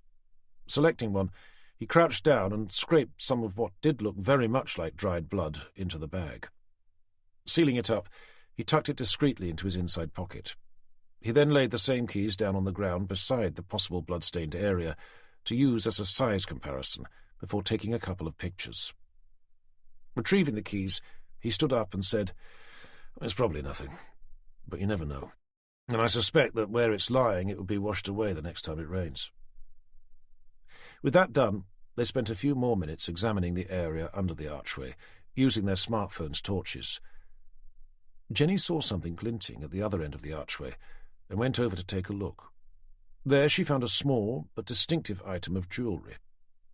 It was in the shape of a butterfly, with bright blue wings and elaborate gold edging. As Tanner came over to join her, Jenny said, "Looks like an earring." "I'll take your word for it," said Tanner. "I'd better take a photograph of it," he added. "See if you can bag it without touching it." As Tanner again took a few photographs, Jenny delved back into her handbag, looking for something that would enable her to pick up such a small item of jewellery. She eventually found a pair of tweezers, which did the job perfectly, and she tucked the bagged item into one of her handbag's side pockets. When they were confident that there was nothing else to find, they stepped out from under the railway bridge and continued their journey along the towpath all the way up to Wroxham. After Jenny had taken a moment to point out where the Bittern pub stood, they made the return journey, occasionally studying the ground as they did. Back in the XJS, Jenny guided him towards town, heading for Wroxham Police Station, briefly stopping at a garage on the way to pick up a sandwich and a coffee for lunch. Chapter 10. Alan Hillman was tired. He'd been tired for months. He could hardly remember a time when he hadn't been, not since the birth of his first child, and that was over 11 years before. Since then, Kate, his wife, had had 2 more children, and although the arrival of the first had given him an immense sense of purpose, joy, excitement, and sheer delight, it had also come with a huge sense of responsibility, both financially and emotionally, and it was a burden that seemed to grow exponentially with each baby born. Nobody had told him how much he'd end up worrying about them all, and how anxious he'd become about being able to support them. It hadn't helped that their first child, Harry, had come at the very worst time, from a fiscal perspective at least. He'd been born in September 2007, just 1 month after what became known as the credit crunch. They'd only bought their house the year before, but that had been when they'd both been working. The intention had always been for Kate to return to work after her maternity leave, but she was in recruitment, and when it came time for her to go back, not only was her job not there, but the company she worked for wasn't either. Alan worked in computer sales, which hadn't been affected nearly as much as most other industry sectors, but the pressure to meet the monthly mortgage payments on just the one salary, as well as to keep up with the bills, buying the food and paying for all the nappies, bottles, milk powder, and God knows what, had at times been overwhelming. The situation had become so bad that at one point they'd faced the very real possibility that they were going to have to lose their house. Fortunately, Harry's grandparents stepped in at the last minute to settle their rising debt and help cover some of their monthly expenditure. When the interest rates came down, life became more sustainable, but the pressure remained. At least it did for Alan, and money always seemed to be an issue. After a few years and 2 more children, the subject of holidays had come up. Up until then, they hadn't been able to afford one, at least not a proper one. With 3 children to look after, Kate had been content to go without for a while, but being stuck at home with them day after day, year after year, she began to ask if they could find a way to afford a break. Alan's idea of a holiday was to curl up somewhere and sleep for a week, but his wife had always had more adventurous ideas, which sounded as exhausting as they'd no doubt be expensive. But at least he'd been able to persuade her that they should stick to the UK for the time being. And so, with their growing family in tow, once a year they'd taken themselves off to various places, sometimes in Devon, other times in the Lake District. This year, however, was their most adventurous to date, a boating holiday on the Norfolk Broads. For a change, this one had been Alan's idea. He'd always had some vague romantic notion that one day he'd be able to buy a yacht and sail off around the world, leaving his cares, worries, and, most importantly, his job behind. The chance of him ever doing so was slim at best, not with 3 children, a job with limited promotional prospects, and a mortgage that wasn't even close to being paid off. Furthermore, he didn't even know the first thing about boats. The closest he'd ever come to one was when he'd taken his family to the London Boat Show, but none of the boats had been in the water. They'd all been surrounded by plush, carpeted platforms instead. It was a friend who'd suggested an Easter boating holiday on the Broads, being slightly cheaper than the same thing taken in summer. The websites he'd been directed to had sold the experience as being relaxing and carefree, just the sort of thing he felt he needed. He found it easy to picture himself as a heroic captain, floating effortlessly down a majestic river, with wide sweeping views and reeds bending gently in a soft, soothing breeze. The reality had turned out to be somewhat different. They'd arrived for the start of their 2-week holiday the weekend before the Norfolk coast was battered by a harsh and bitter storm that blew in from Scandinavia. Conditions were so bad that they hadn't been allowed to take their hire boat out for 3 days. When they were eventually given the keys, Alan had no idea how challenging it was going to be to take a boat out on a river that was swollen to near bursting point. The wind, which was still blowing hard, didn't help. With frequent bouts of heavy rain to add to the fun, for the first 4 days they ended up being stranded up against an isolated bank just past Upton Dyke on the River Bure, with nowhere to buy even the most basic necessities. They weren't even able to find a tap to fill up with water. Even when the rain had passed, the wind was still blowing so hard from the east that it kept them pinned up against the mooring. Every time Alan attempted to motor off, the wind just blew the boat back again. Either the engine wasn't powerful enough, or more likely he just didn't know how to do it.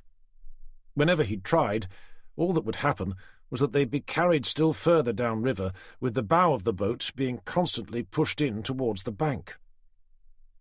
So, for the first few days, they were forced to put up with each other inside a boat that seemed to grow smaller with each passing day.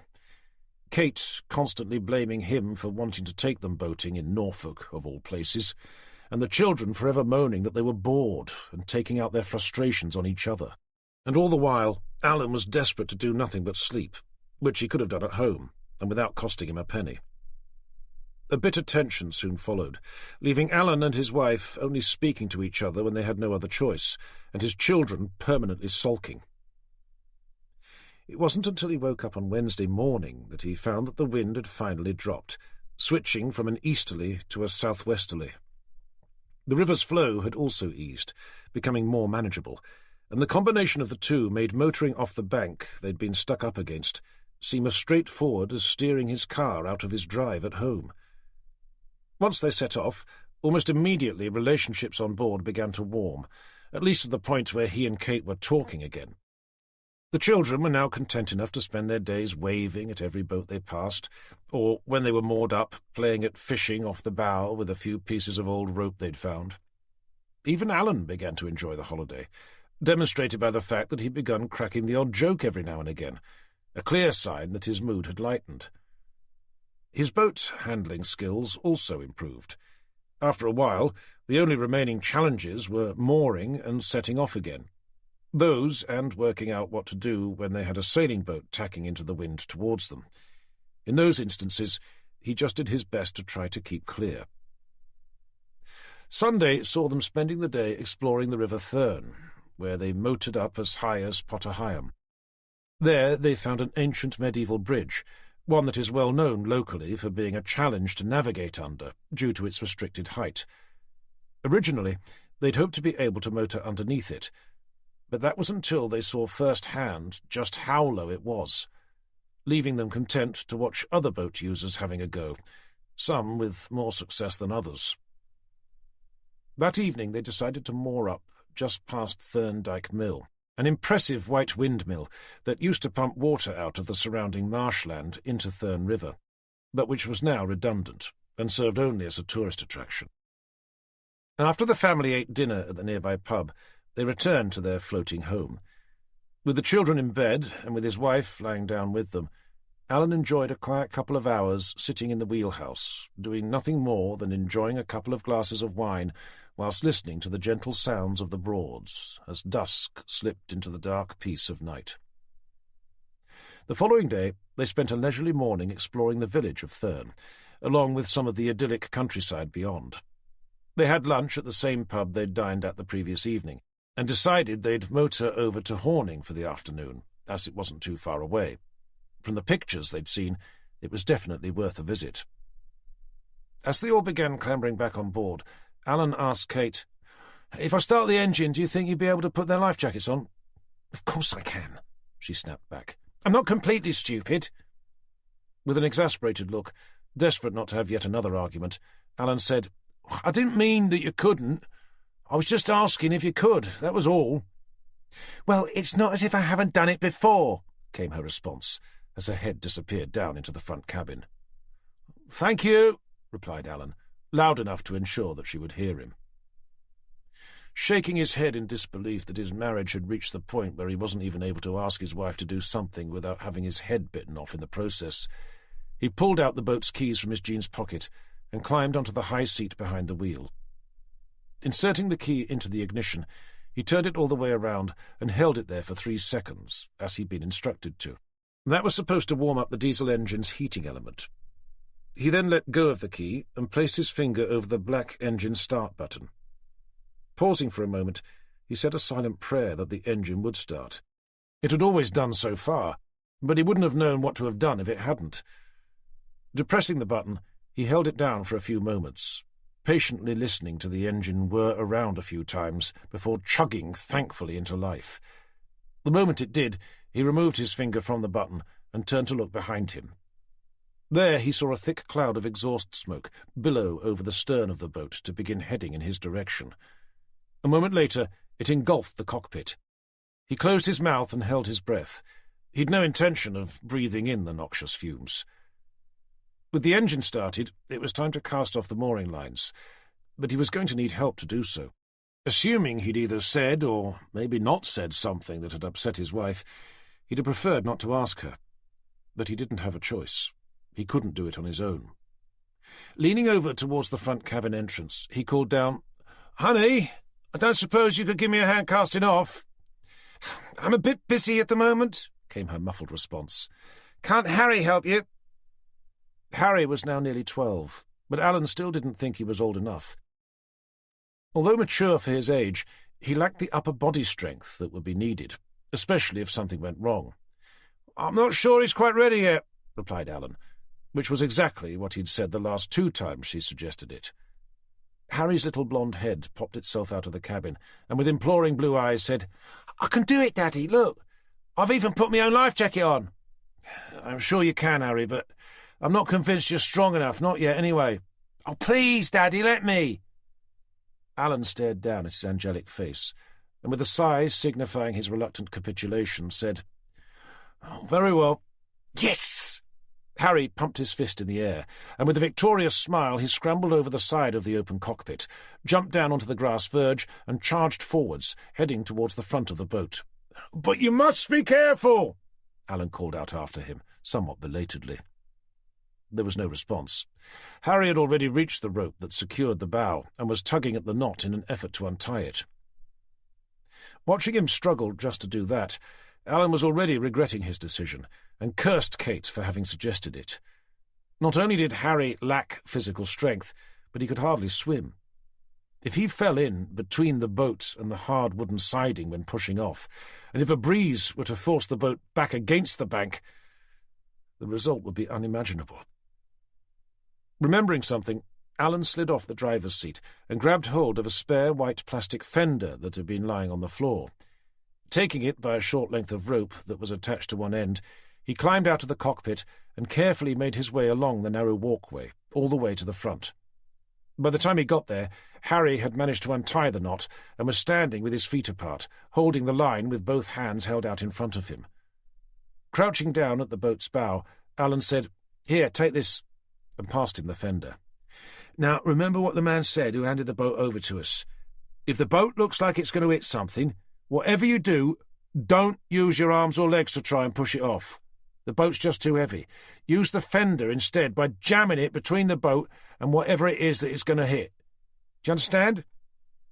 Taking the fender, with a serious expression etched over his lightly freckled young face, Harry looked up at his father and said, "I understand, Daddy." "OK, good. I'm going to untie the rope at the back of the boat. When I've done that, I'll return to the cockpit. There's nothing moored up behind us, so I'm going to reverse out into the river, going that way." And he pointed in the direction he was going to go. "As I'm going out, follow the boat down the mooring, and when I say so, push the boat off and step on board at the same time." "Yes, Daddy." "Whatever you do, don't leave yourself stranded on the bank." "I won't, Daddy." "But if you can't get on the boat, I'd rather you stayed on the bank than risk falling in the water." As a wave of doubt swept over Alan's mind, he said, "You sure you're okay to do this? I can always get Mummy to do it." "I can do it, Daddy, I promise." Alan stared deep into his son's translucent blue eyes. Maybe it was time he stopped being so protective of him. After all, in little more than a year's time, he'd be a teenager. "OK, now remember, follow the boat down the mooring, and when I give the signal, push it out and step on board." Seeing Harry nod, Alan turned to make his way to the back of the boat. There he jumped down onto the grass, untied the mooring line, and with the rope in hand climbed back on board, dropping the line on the deck as he did so. He then made his way back to the cockpit, sat down on the chair and turned the wheel all the way round to the right. Checking that the river was clear of traffic, with his left hand on the wheel and his right hand on the throttle, he gradually brought the lever down towards him. As he did so, the rumbling noise from the engine increased, and the boat began pulling itself backwards, away from the bank, out into the river. Seeing Harry was following the nose of the boat up the bank, rope in one hand, fender in the other, he was just about to tell him to push it off and step on board, when the tone of the engine changed from a low rumble to a much louder churning noise. There was a sudden jolt, after which, nothing, and instead of the boat continuing to reverse out, it began drifting along with the current. "Oh, shit," he said quietly to himself, and placed the lever back into neutral again. It sounded like something had caught in the propeller. As half the boat jutted out into the middle of the river, the current began to take hold of it, and with no engine to stop it, the boat was starting to drift downriver at a steadily increasing pace. Glancing over at the bank, Alan could see that Harry was already having to walk a little faster just to keep up with it. Doing his best to remain calm, he called out, "Hold on, Harry! The propeller must have caught on something. I'm going to try to go forward and see if that clears it." Harry gave him another nod, but with far less confidence that time. Not wasting another moment, Alan eased the throttle lever into the forward position. But after a clunking sound, followed by the same low churning noise, there was nothing but a dull whine. The boat was being swept along faster now. From the shore, Harry called out, "I can't hold it, Daddy!" Alan could feel himself beginning to panic. He could see Harry was almost running along the bank just to keep up with the boat, bowline in one hand, fender in the other. It was too late for him to jump on board. It was moving too quickly, and there was no way he'd have the strength to stop it, which would leave him stranded on the bank, watching helplessly as his parents were swept away by the river. Alan wasn't even sure that he'd be able to stop it, but he felt he had no choice but to try. Abandoning his position by the wheel, he leapt out of the cockpit onto the side of the boat and scrambled forwards towards the bow as fast as he could without going over the edge. Once there, he kept going, leaping off the end to land on the grass bank near to where Harry was, still holding onto the bow line. By the time Alan picked himself up, Harry was already a good 10 feet away, and Alan had to launch into a sprint just to catch him up. As he did, between breaths, he said, "It's okay, Harry. I've got it," taking the rope as he did so. Slowly he took up the slack. As the rope tightened, he pulled back on its end with all his strength, digging his heels into the grass bank as he did. The boat did seem to slow, but there was no way he was going to be able to stop it. It was just too heavy, and the current was far too strong. Looking further along the bank, Alan saw there was a purpose-built concrete mooring, at the far end of which was a highly polished wooden sailing boat. If their plastic boat ploughed into it, it would be wrecked. There was no doubt about that. With rising desperation, Alan spotted a series of steel cleats lining the mooring's edge. If he could somehow loop the bow line around the nearest one, he thought it should give him enough leverage to bring the boat to a halt. He wasn't sure it would, but it was looking as if he had no other choice. It was either that or letting go of the bow line, so allowing the boat to be sucked out into the middle of the river, adrift with no engine, with his wife and 2 other children still on board. It wasn't an option. However, if he missed the first cleat, he could see that looping the bow line around the next one down would probably swing the whole thing straight into the wooden yacht ahead, crushing it like an egg in the process. When the first cleat was only about 10 feet away, Alan again took up the slack, dug his heels into the grass, and heaved back once more. The boat slowed. He raced forward, looped the bow line once around the cleat, and pulled back on it again. To his huge relief, the boat gradually came to a gentle halt. Seeing that the boat's aft end was swinging naturally in towards the mooring, he called over to Harry. "Run ahead! When the back of the boat comes in, use the fender to stop it from hitting the side. Then see if you can grab the rope I left on the deck and try to loop it around that T-shaped metal thing on the ground like I've done." Without replying, Harry sprinted forward, reaching the edge of the mooring just in time to drop the fender down between the hard standing and the stern of the boat as it swung in towards him. Harry watched as the boat forced itself up against the fender, its thick white rubber surface squeaking in protest. Without letting go of the fender's tether, Harry reached forward, took a hold of the stern line that was lying on the deck, where his dad had said it would be, and dragged it back towards the cleat. There he looped it once round, as he'd seen his dad do, and pulled back on the rope. With the boat secure against the quay, he glanced over to the front, where he could see that his dad was busy securing the bow line around the cleat. Determined to be helpful, he peered down into the water where the propeller was, looking for whatever it was that had caught up in it. There, watching him from underneath the water, was the face of a woman. Eyes wide, mouth apart, hair swirling like a nest of snakes. A cold wave of fear swept along Harry's limbs, freezing him where he stood. The woman's eyes seemed to fix on his. Everything stopped. Everything except his heart, which pounded hard deep inside his chest. Then he saw her lips move, and Harry let out a terrified scream. Chapter 11. Back at Wroxham Police Station, Tanner and Jenny had only just sat down at their respective desks when they saw DCI Barrington's head poke out from his office. "Tanner, Evans, a word, please," he called, and disappeared back inside. They looked at each other, shrugged, and stood up to weave their way between the various chairs and desks. Tanner whispered, "He doesn't sound very happy." In a similar hushed tone, Jenny said, "Between you and me, he really does." "I don't suppose you've got any idea what this is about?" "Not a clue, sorry." Stepping through Barrington's half-open door, Tanner cleared his throat. "You wanted to see us, sir?" Barrington glanced up from his computer monitor. "Come in, both of you, and close the door behind you."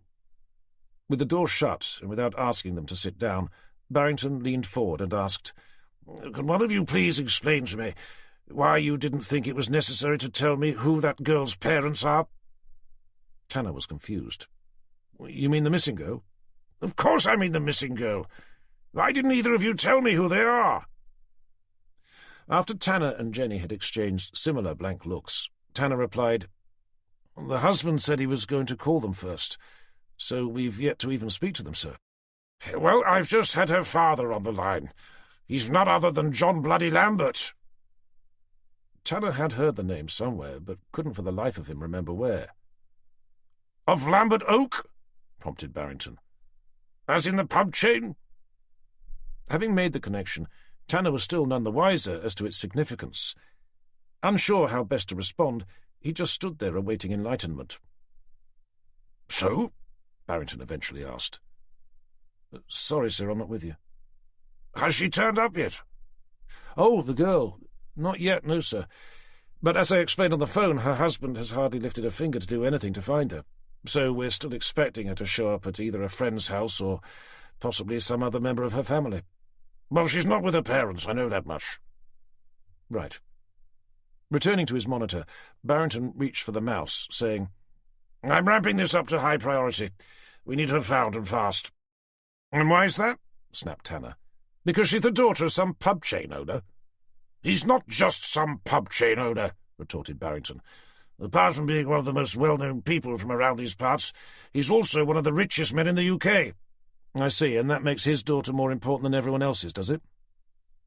Remembering what had happened to Tanner's own daughter, Barrington strove for a little more restraint. "It doesn't make her more important, no, but it does introduce another possibility, one that would have been useful to have known about, and certainly before now." Tanner kicked himself. He'd allowed his emotions to overshadow his reasoning. It was now glaringly obvious what Barrington was referring to, although there was one thing missing. "Has there been a ransom demand?" he asked, with more control. "Not yet," stated Barrington. "But that doesn't mean we can rule it out. One thing I'm fairly sure of, though, is that it's a possibility that's been playing on Mr. Lambert's mind. He's just accused me of having done less than nothing to try to find her, and threatened that if we don't make a bit more of an effort, he's going to be calling my boss, Superintendent Whittaker, to demand my resignation." "That's a bit extreme, isn't it?" said Tanner. "I mean, she was only reported missing this morning." "I suspect the man's just a little upset, seeing that he's only just found out that his daughter seems to have disappeared. I'm sure we can all appreciate just how distressing that news must have been for him," he added, his eyes fixed firmly on Tanner. At that moment there was a knock, closely followed by the man Tanner now knew to be his counterpart, D.I. Burgess, peering around the door. Barrington scowled at him. "Yes, what is it?" Realizing he must have walked in at a bad time, Burgess said, "Sorry to disturb you, sir, but I thought you'd better know that a body's been found." A stunned silence fell over the room, as everyone stared at Burgess. With a look of pure exasperation, Barrington eventually said, "Please God, tell me it's not John Lambert's daughter." "I'm afraid we don't know who it is yet, sir," related Burgess. "There's no ID, but the body does appear to be that of a young woman." Clasping his hands together, Barrington raised them up to his mouth as if he was about to start praying. In the silence that followed, unsure as to what else to say, Burgess eventually came out with, "I've asked forensics to go down, sir." As if emerging from a trance, Barrington looked up at him and said, "Good, yes, of course. But I don't want anyone else knowing about this, not until we know who she is. Is that understood?" "Yes, sir." As he turned to leave, Barrington called out after him, "And I want Tanner to take the lead on this one."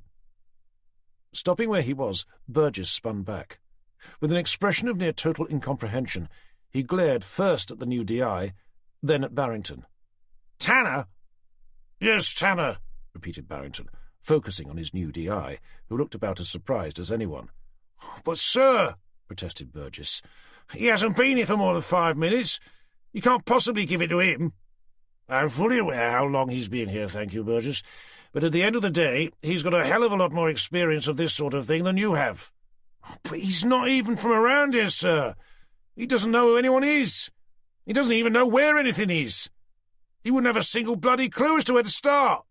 "And you would, I assume?" Burgess looked Barrington straight in the eye. "I believe I would, yes." "And what if it turns out to be a murder investigation? When was the last time you led one of those?" An awkward silence followed. Burgess had never led a high-profile case such as a murder investigation before. He knew that, just as Barrington did, but he was damned if he was going to admit it, certainly not in front of the new D.I. "But at this point there's nothing to suggest that it is a murder, sir. She's probably just another stupid tourist who fell in the river and drowned." Barrington thought for a moment. Burgess was right, of course. That was the most likely explanation. If it wasn't, and there was a more nefarious reason behind it, then he was going to need someone with a lot more experience than Burgess could bring to the table. Until they knew otherwise, however, maybe it would be more sensible to let Burgess lead. Sensing he was on the verge of changing his mind, Burgess backed up his argument by saying, "I can handle it, sir." With a reluctant sigh, Barrington said, "Very well, but I at least want Tanner around to assist you." Looking Tanner up and down with a gleeful sneer, Burgess said, "As long as it's clear that he's only my assistant, I don't have a problem with that." Deciding to allow the derogatory remark that had obviously been aimed at his latest recruit to slide, Barrington looked over at Tanner, still standing to attention in front of him, and asked, "I assume that's okay with you?" With an ambivalent shrug, Tanner said, "I am happy to work in any capacity you see fit, sir." "Right. That's settled then." "What about me, sir?" piped up Jenny, who until then had been happy to stand beside Tanner, keeping her mouth shut. "You may as well stay with Tanner for now," replied Barrington, "at least until we know who this dead girl is, and if there are any suspicious circumstances surrounding it." Concluding the meeting, Barrington said, "Okay, that's it. You three had better head straight down there. And Burgess?" "Yes, sir." "Report back to me the minute you find out anything." Delighted with the result of the meeting, that he was finally going to have the lead on what he hoped would end up being a murder investigation, plus the fact that the new DI had effectively been assigned to be his assistant, with a malevolent smile aimed squarely over at Tanner, he replied, "That won't be a problem, sir." Chapter 12. Back in the XJS, Tanner and Jenny followed D.I. Burgess's nondescript dark blue saloon out of Wroxham Police Station, past Horning, over the River Ant and through Ludlam. After that came Potterheim, where they crossed the River Thurne and took a series of ever-narrowing country lanes that eventually led into the small village of Thurne, near to where the woman's body had been found. Driving slowly into the village, up ahead Tanner saw a row of emergency vehicles parked up on a grass verge, opposite a red telephone box that looked as if it could have done with a coat of paint. The vehicles included a squad car, an ambulance, and a police forensics services van. Seeing Burgess reverse up onto a grass verge directly behind them, Tanner did the same. With the engine off and the handbrake on, he took a moment to have a look around. They'd arrived at the end of what Jenny explained was Thurne Dyke, a short narrow channel that led out into the River Thurne, which was apparently a popular place for mooring. They got out of the car to see Burgess beckoning with some impatience for them to join him. As they approached him, Burgess fixed a stare at Tanner, and in a condescending tone called out, "We'll have to make our way by foot from here," as if walking to the scene of a possible crime wasn't something city-bred Tanner would have ever done before. Without waiting for a response, Burgess marched off, over the grass verge, down to a towpath which led out past a long line of small motorboats moored up on the left side of the dyke. Setting off after him, as if to excuse her colleague's rather off-hand manner, Jenny said, "He's probably just nervous. D.I. Mills used to take the lead on this kind of investigation. This is Burgess's first one." Tanner wasn't bothered. He'd been expecting to be treated with a degree of contempt by his new colleagues, especially by those who shared the same rank as him. As he continued to cast a casual eye over his surroundings, in a relaxed conversational tone he said, "I suppose you don't get many bodies turning up around here." "You'd be surprised," she said. "Not as many as London, of course, but enough to keep Tommy busy, especially during the silly season." "I assume by that you mean the summer." "It's more from April to October. It's already begun to pick up. Next weekend is Easter, and that always brings hordes of tourists, and they'll keep coming right up until the school's half-term holidays in the autumn." Taking an interest in the many small boats they were strolling past, Tanner said, "Barrington mentioned something about how you get over 8 million visitors a year." "I think he tells everyone that on their first day," Jenny replied. "He told me something similar when I first started. It never seems quite that many, but apparently it's true." "And I suppose most of them take out hire boats?" "Not as many as you might think, but a lot of them do, yeah. It wouldn't be a problem if half of them knew how to use them, but most of them don't. And when you add alcohol into the mix, unfortunately the fact that 1 or 2 of them never make it home does become a little inevitable." "What about you? Where are you from?" "Oh, I'm a Horning girl," she answered, quickly adding, "No jokes, please." With a boyish smirk, Tanner said, "Heaven forbid."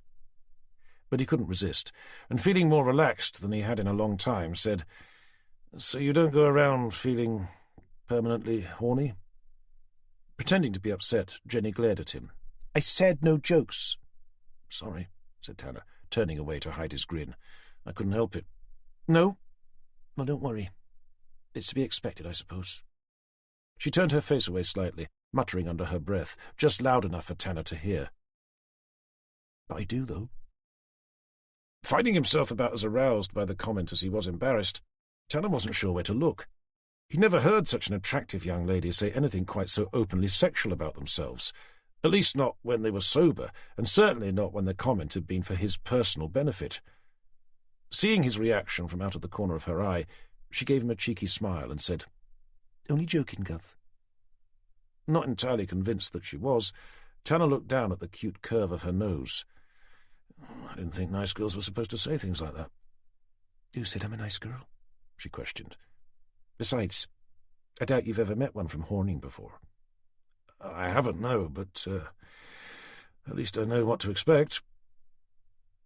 Reaching the end of the dyke, where Burgess had turned left to follow a well-trodden grass path that led down along the river's edge, Tanner stopped to look over at the wide river channel that was laid out before them, and then turned to gaze up at Thorndyke Mill on the right, an impressively tall white windmill with 4 giant blades, each one made up of white trellis-like panels. Seeing what he was looking at, Jenny said, "It used to be a water pump. Very popular with the tourists." "I can see why," exclaimed Tanner, taking a moment to admire it before turning his attention back to where Burgess had gone. As they followed him, heading in the opposite direction, came 2 paramedics, and behind them a young family, 2 adults, presumably the parents, and 3 children. The tallest of the children was a skinny blonde boy with a lightly freckled face.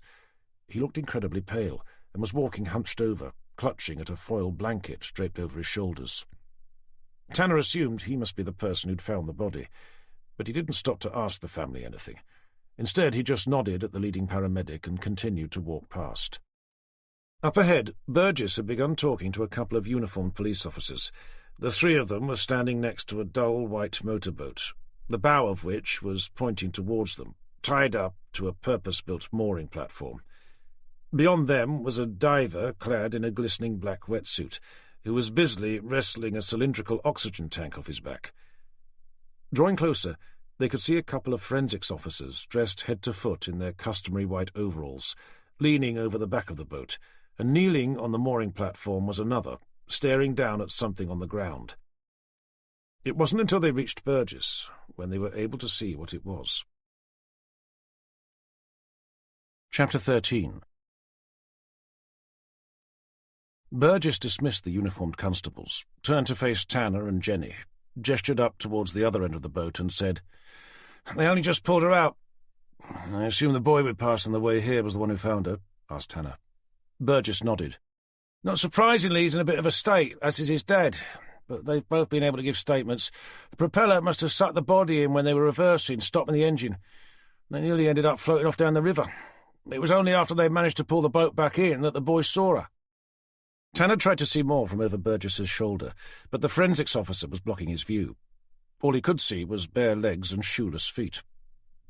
"Any idea what sort of age she is?" "No idea. Our medical examiner, Dr. Johnston, is taking a look at her now." With some reluctance, he added, "I suppose we better see how he's getting on." Finally, Tanner was able to see the girl's face. Her faded blue eyes were staring out through clumps of tangled wet hair. Her skin was sunken and white, her lips purple and still. He stopped. His mind drifted to another similar scene. He was standing under a streetlight in London, rain running down his face, staring at another girl, her face horribly beaten, her body twisted and broken. Jenny looked around to see what was wrong. Seeing the haunted look in Tanner's deep brown eyes, with natural concern, she asked, "You okay?" Shaking his mind free of the memory, he focused his eyes on Jenny's. In that brief moment, he found himself desperate to tell her what had happened all those months before, how he'd been called to attend a suspected murder scene, to find the body of a girl sprawled half-naked in a gutter, beaten almost beyond recognition, how he'd refused to believe who she was, despite seeing the bracelet he'd given her for her 19th birthday, and how he'd not been allowed to investigate her death, leaving him with a shameful sense of worthlessness, impotence and guilt. The moment passed.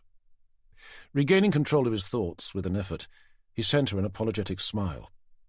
"Sorry, yes, I'm fine. I was just thinking about something." Burgess, meanwhile, had edged his way around the body. Crouching down opposite the medical examiner, he asked, "What do we have?" After a quick glance up, seeing that it was Burgess, the doctor said, "It would appear to be a dead body." Ignoring the obvious sarcasm, something Dr. Johnston was renowned for, with less ambiguity, Burgess asked, "Do you have any idea how she died?" "I'm afraid I don't, but I've only just arrived myself." Burgess pressed him for more. "Could she have drowned?" "There are signs that she may have done, yes. However, there are other injuries which will need further exploration." From his position standing directly behind the medical examiner, Tanner pointed down and asked, "How about those marks on her neck?" Not recognizing the voice, the doctor glanced around and raised an eyebrow at him. "And you are?"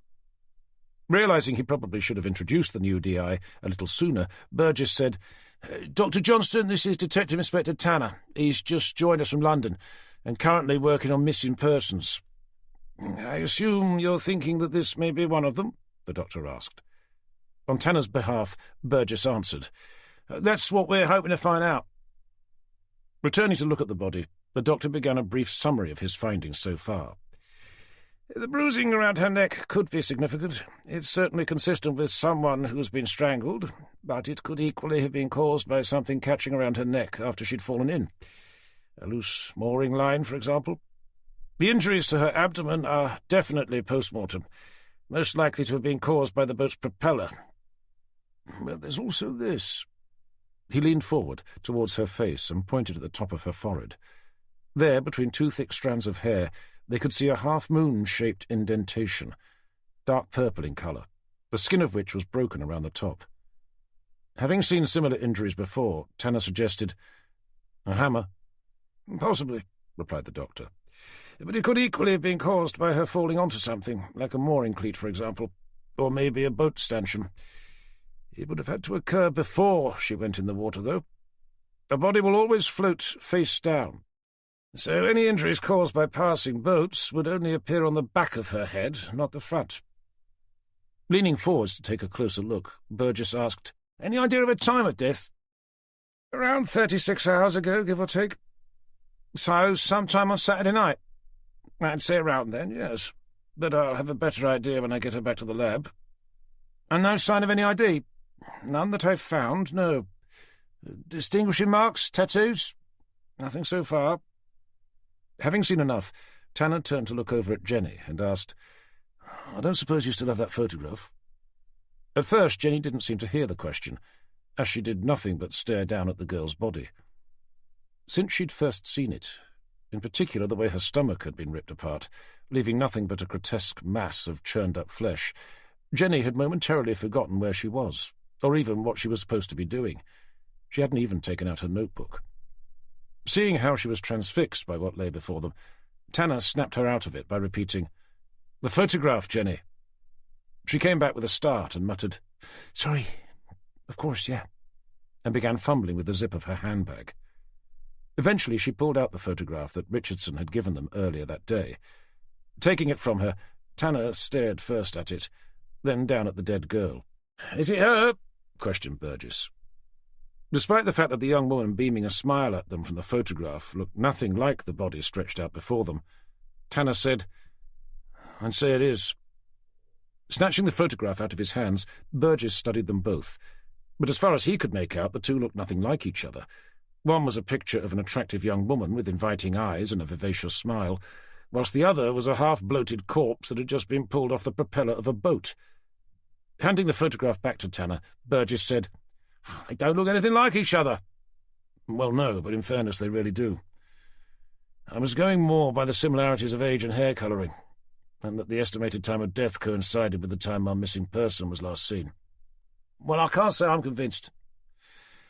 "She was married, if that helps," interjected the doctor. He was looking over at her left hand, where there was a gold wedding band, along with a matching engagement ring. Surrounding them, the skin bulged to the point where it looked as if it was about to burst. Ideally, he'd have removed all items of jewellery at this stage, but it was rare for him to be able to take rings from fingers. They normally had to be removed by other means during the post-mortem process. "She's also wearing a necklace and an earring, which someone may be able to recognise." "Only one earring?" questioned Tanner. remembering the one they'd found under the railway bridge earlier that day, and kicking himself for not having thought of it sooner. "Only one, yes," confirmed the doctor. "The other one looks like it was torn off at some point." Tanner and Jenny were thinking the same thing, that if the missing earring matched the one they'd found earlier, then they'd most likely have already discovered where she'd been killed. Jenny reached into the outside pocket of her handbag, took out the clear plastic evidence bag containing the earring, and passed it over to the man who she was beginning to think of as her boss. Tanner crouched down beside the dead girl's head to compare the two items, but it was clear from the outset that they weren't the same. The earring the dead girl was wearing consisted of a simple gold spiral. The one in the bag was in the shape of a blue butterfly. "Is it a match?" asked Jenny. "Not even close." Overhearing the conversation, Burgess asked, "Is what a match?" Standing back up, Tanner said, "We found an earring near to where the missing girl lives." As he handed the evidence bag back to Jenny, he added, "We also found what we think might be blood." "And where was that exactly?" "Under the railway bridge," replied Jenny. "Upriver from Wroxham." "And that's where you think she was killed, do you?" Burgess asked Tanner. "Before her body was dumped in the river?" "I thought I'd crossed my mind." "So you're saying that the body floated from Wroxham all the way down the River Bure, where it would have popped out just over there?" Burgess pointed downstream to where Tanner could see another river entrance about 100 metres further on. "Then the body somehow managed to defy the laws of physics by miraculously floating upstream," continued Burgess, "to end up where it is now." Realising he'd allowed himself to be led into what was obviously a gaping hole of impossibility, Tanner said, "Well, I must admit that I don't know the river system around here, so I'd have to agree that that does sound a little unlikely." "Which is exactly why we need local people working for us, not a bunch of bloody Londoners." Tanner elected to remain silent. He'd no desire to engage in a discussion with this man about his ability to work effectively in Norfolk. After all, Burgess was right. He didn't know the Broads, but he didn't think it would take him long to learn their layout. Despite the area he'd covered in London being relatively small, it was vastly more complex in comparison, covered as it was by a labyrinth of motorways, flyovers, streets and paths, all of which heaved with humanity from every corner of the planet. In contrast, the Broads seemed to consist of just a few rivers. Burgess gave Tanner a long, provocative glare, almost daring him to come back at him, but Tanner wasn't rising to the bait. Feeling distinctly pleased with how exceptionally well he'd been able to prove his point that the new DI really was worse than useless, turning to face the other direction, Burgess said, "She'd have probably gone in somewhere around Hickling Broad or Horsey Mere. Certainly beyond Potter Heigham. She could even have gone in near Martham. It's a big area, so it would be difficult to pinpoint exactly where." Dr. Johnston began easing himself up from where he'd been kneeling. After stretching out his back, he handed Burgess 2 clear plastic evidence bags, one containing the necklace, the other the earring. "These might help to identify her," he began. "As far as DNA evidence goes, I think it's unlikely we're going to find any, not with her having been in the water for so long. But I'll bag her hands before I leave, which will help protect anything that may be lodged under her fingernails." Holding the 2 bags up to examine their contents, Burgess asked, "When do you think you will be able to have the results of the post-mortem?" Giving his watch a quick glance, Johnston said, "Tomorrow afternoon." "How about tomorrow morning?" "I can try," replied Johnston. "It will depend if anything unexpected crops up." Giving Jenny the evidence bags, Burgess looked over at Tanner. "You may want to show those to the husband of your missing girl, to see if he recognises them. If he does, then I suppose you'd better arrange for him to come in and identify the body, but only if he does, mind. If he doesn't, then I think it would be fair to say that this must be someone else." Burgess was hoping that that would be the case, and that the dead girl wasn't the same as Tanner's missing person. That way he hoped Barrington would pull Tanner off what he now considered to be his investigation. As much as he liked the idea of having the new London DI working as his personal assistant, the novelty factor had already worn off, and it now felt more like he was there to keep tabs on him. With a nod, Tanner left Burgess to call Barrington, and having taken one last look over the scene, he led Jenny back the way they'd come. Chapter 14. At Simon Richardson's house, Tanner rang the doorbell and waited. As the door opened, he said, "Sorry to bother you again, Mr. Richardson, but we were wondering if we could speak to you for a moment." "I take it that means you haven't found her?" asked Richardson, giving Tanner a disparaging glare. Unable to say if they had or hadn't, again Tanner asked, "May we come in?" "Of course. Sorry. It's been a long day." Stepping back inside the house, he led them down the hall towards the kitchen. Once there, Tanner said, "We've found a couple of items of jewellery that we'd like you to take a look at." On cue, Jenny removed the 2 clear plastic evidence bags containing the necklace and the earring from her handbag and placed them on the surface of the kitchen island beside them. Frowning down at them, Richardson asked, "Can I pick them up?" "You can," agreed Tanner. As he carefully lifted each one, he said, "I assume you're thinking that they might belong to my wife?" "We're not assuming anything, Mr. Richardson. It would simply help us to know if you recognise them." After studying each item, Richardson eventually said, "I'm not sure. I don't think they're hers, but then again, she does have rather a lot." "So they could be?" "I suppose they could, yes. At least they look like the sort of thing she'd wear, but I don't recognise them." "I see," said Tanner. He'd been hoping for a more conclusive answer, and was forced to hide his disappointment. Remembering the other piece of jewellery they'd found, the one from under the railway bridge, he looked up at Jenny. "D.C. Evans, could you show Mr. Richardson the other item?" "Of course," she replied, retrieving it from her handbag to place down on the worktop. After staring at it for a few moments, Richardson eventually shrugged and said, "I'm sorry, but I don't recognise it either. May I ask where you found them?" Tanner hesitated. Had the man been able to confirm that the items found on the woman's body had belonged to his wife, then he'd have told him, before asking if he'd be willing to make a formal identification. But with his responses being so vague, they were no closer to figuring out who the woman was. Even Tanner was having his doubts as to her identity. When he'd first seen the body, he'd have put money on it being that of Richardson's wife, and that someone had killed her underneath the railway bridge on her way back from work. But with such ambivalent responses to the jewellery, combined with Burgess's comments about how she'd have to have floated upstream to end up where she'd been found, he wasn't sure anymore. Until they had a more positive identification, as Barrington correctly said, they should keep quiet about the whole thing.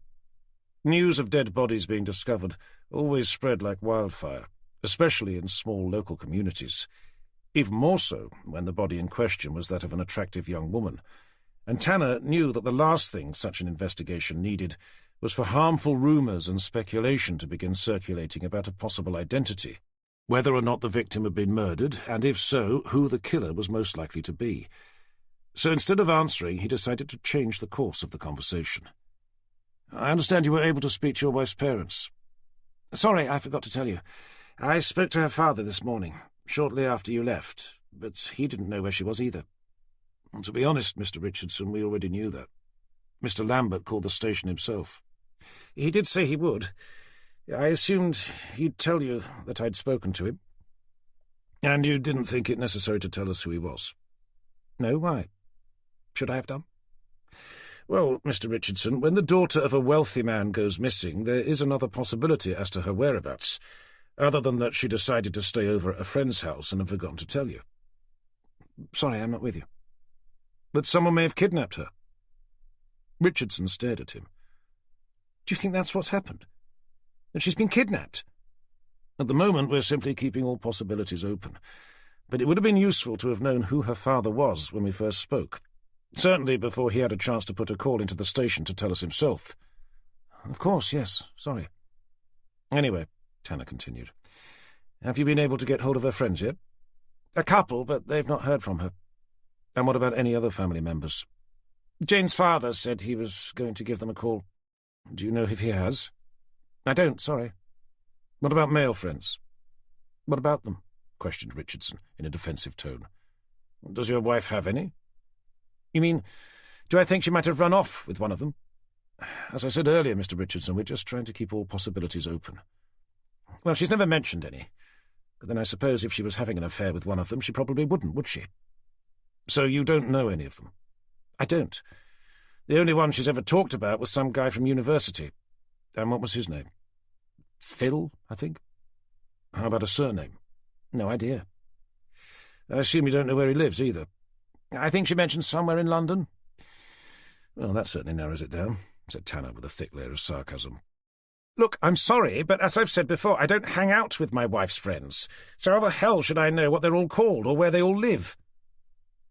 Tanner hadn't meant to be quite so facetious, but he was becoming increasingly frustrated by the fact that Richardson hardly seemed to know a single thing about his own wife, what jewellery she wore, who her friends were, or even if any of them were men. Deciding it was probably best to call it a day, Tanner said, "OK, that will do for now, Mr. Richardson. But if you do think of anyone she might be staying with, or anything at all, please let us know." Chapter 15. As they walked over to where Tanner had parked the car, Jenny said, "I was a little surprised by his response to the jewellery. I'd have thought he'd have been able to recognise them if they had been his wife's." "I think it's a man thing," replied Tanner. "A man thing?" "You know, like in the way a woman would see flowers in a room the moment she walked in, whereas a man probably wouldn't, even if they stood on a pedestal right in the middle and were lit by a spotlight." "I thought we were talking about jewellery." To help clarify his remark, he said, "I'd say it's fairly normal for a man not to be able to recognise his wife's jewellery, unless, of course, the item had some sort of special significance, or was something she'd wear all the time.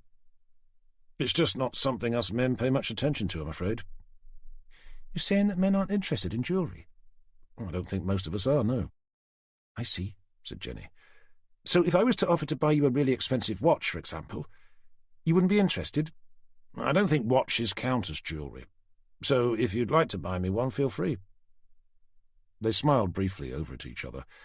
Then, after a moment's pause, Jenny said, "I've been thinking about what Burgess said earlier. About where the body was found." "Oh, yeah? What about it?" "You know how he said that she couldn't have fallen in the river along here, because if she had, she'd have had to have floated up the Thurn to have been found where she was?" "And that things can't float upriver. How could I forget?" "Well, I've had a bit of a think about it, and I'm not sure he's right." Reaching the driver's side door, he looked at her over the XJS's low, sleek roof. "So you're suggesting the body could have floated upriver?" "I am." "Even though he said it would go against the laws of physics for it to do so, which I must admit did sound like rather a convincing argument." "Yeah, but he was forgetting that the Broads are tidal, especially at this time of year. If the tide was coming in at the right time, the body could have easily been carried up the Thurn." "Are you sure?" "I'm fairly sure, but only if the tide was coming in at the time." "Why wouldn't Burgess have known about that?" "Well, he's from Norwich. He's not a horning girl like me." "No kidding." "He's also not a sailor, and you can't sail on the Broads without knowing something about the tides." "And you are a sailor, I take it?" "Well, yeah, although I can't say I had much choice in the matter. My dad made sure of it. According to my parents, I could sail before I could ride a bike." "You can ride a bike as well." Jenny narrowed her eyes at him, before the corners of her lips creased up into an amused smile, winning her a grin in return before he ducked to climb inside. As he started the engine, Tanner said, "If you know so much about sailing, maybe you should come round to my place sometime." "Why's that?" replied Jenny, clipping on her seatbelt. "I suppose you're going to tell me you live on a boat." "Well, actually, I do." "You live on a boat?" she repeated, staring over at him. "An old wooden sailing-type one, yeah." "What, by choice?" "Well, sort of. Although I must admit that, had I known how small it was going to be, I'd have found a flat instead." "How on earth did you end up living on a boat?" "It's a long story," Tanner replied. "But for now, I think we'd better get back to the station and let Barrington know that D.I. Burgess isn't quite the local he thought he was."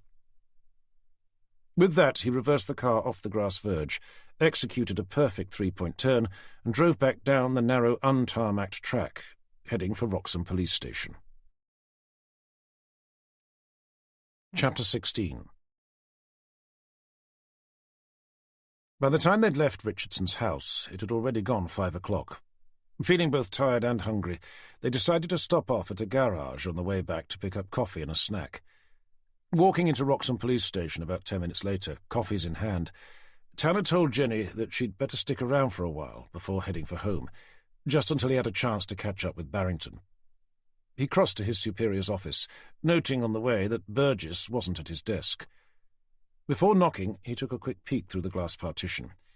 Inside, he could see Burgess, sitting with one leg crossed over the other, chatting to Barrington. Thinking it would probably be better to leave them to it, he was about to turn away when Barrington saw him standing there and beckoned him inside. With a reluctant sigh, he pushed open the door. "Ah, Tanner, we were just talking about you."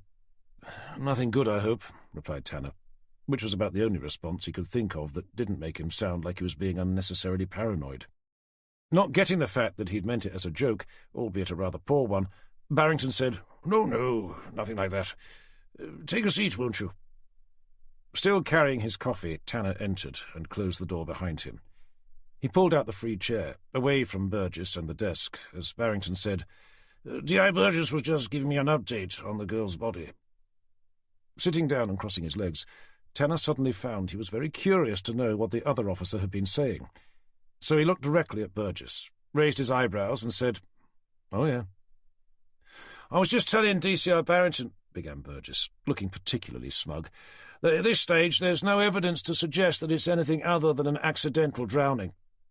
"Apart from the marks on her neck and the wound on her forehead," interjected Tanner. "Which Dr. Johnston thinks could have been easily caused by her having tripped over and hitting her head on a cleat before becoming entangled in the mooring line," rebutted Burgess, his self-satisfied smile turning into more of a sneer. Apparently unaware of the tension that had grown between his two DIs during the course of the day, Barrington told Tanner, "And Burgess doesn't seem to think that there's any connection between the woman's body and the missing person." By way of confirmation, Burgess nodded and said, "That's correct, sir." Turning to him, Barrington asked, "Are we anywhere nearer to being able to identify who the dead girl is?" "I'm afraid not, sir. As I mentioned on the phone, there was no ID found either on or about her. Neither was there any tattoos or distinguishing marks, and the photograph we had of the missing person bore little resemblance. All we have are the items of jewellery, and we're still waiting for Dr. Johnston to send back the wedding and engagement rings, which he was unable to remove on site." Looking at Tanner, Barrington asked, "Were you at least able to show the other items of jewellery to the missing girl's husband?"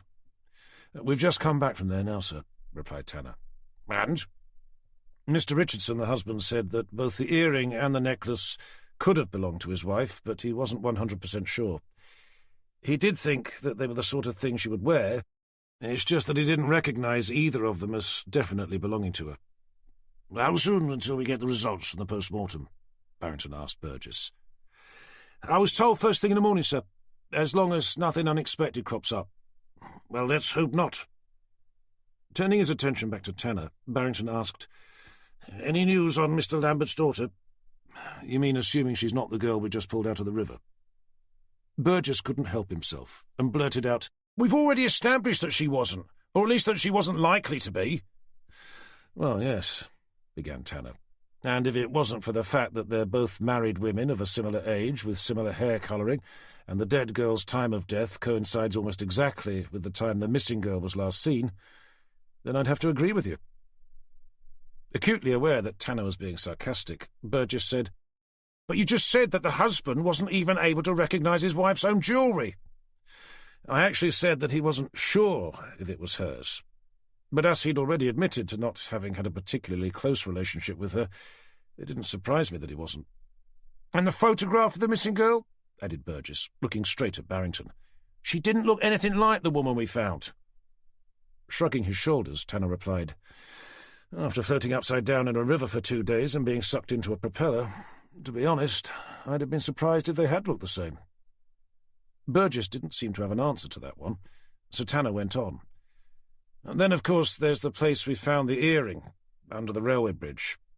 "Which D.I. Tanner should mention did not match the one the dead girl was wearing." "No," agreed Tanner. "But as I said before, we did find what I still believe to be blood close to it, and as it's along the route the missing girl is thought to have taken on her way back from work, the time of which coincides with the time the dead girl is thought to have died, then I think there is a very strong possibility that the two are one and the same." Glaring at him in an accusatory tone, Burgess said, "There's something D.I. Tanner has neglected to mention, sir."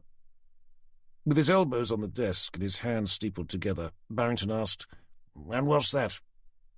"That the girl's body was found in the River Thurne, up from where it meets the Bure, where he's suggesting his missing girl went in. And that would mean she'd have to have floated upriver, which I believe would be a scientific first." It was time for Tanner to play his trump card. After waiting for just a fraction of a second, he looked over at Burgess and said, "But I thought the Broads were tidal."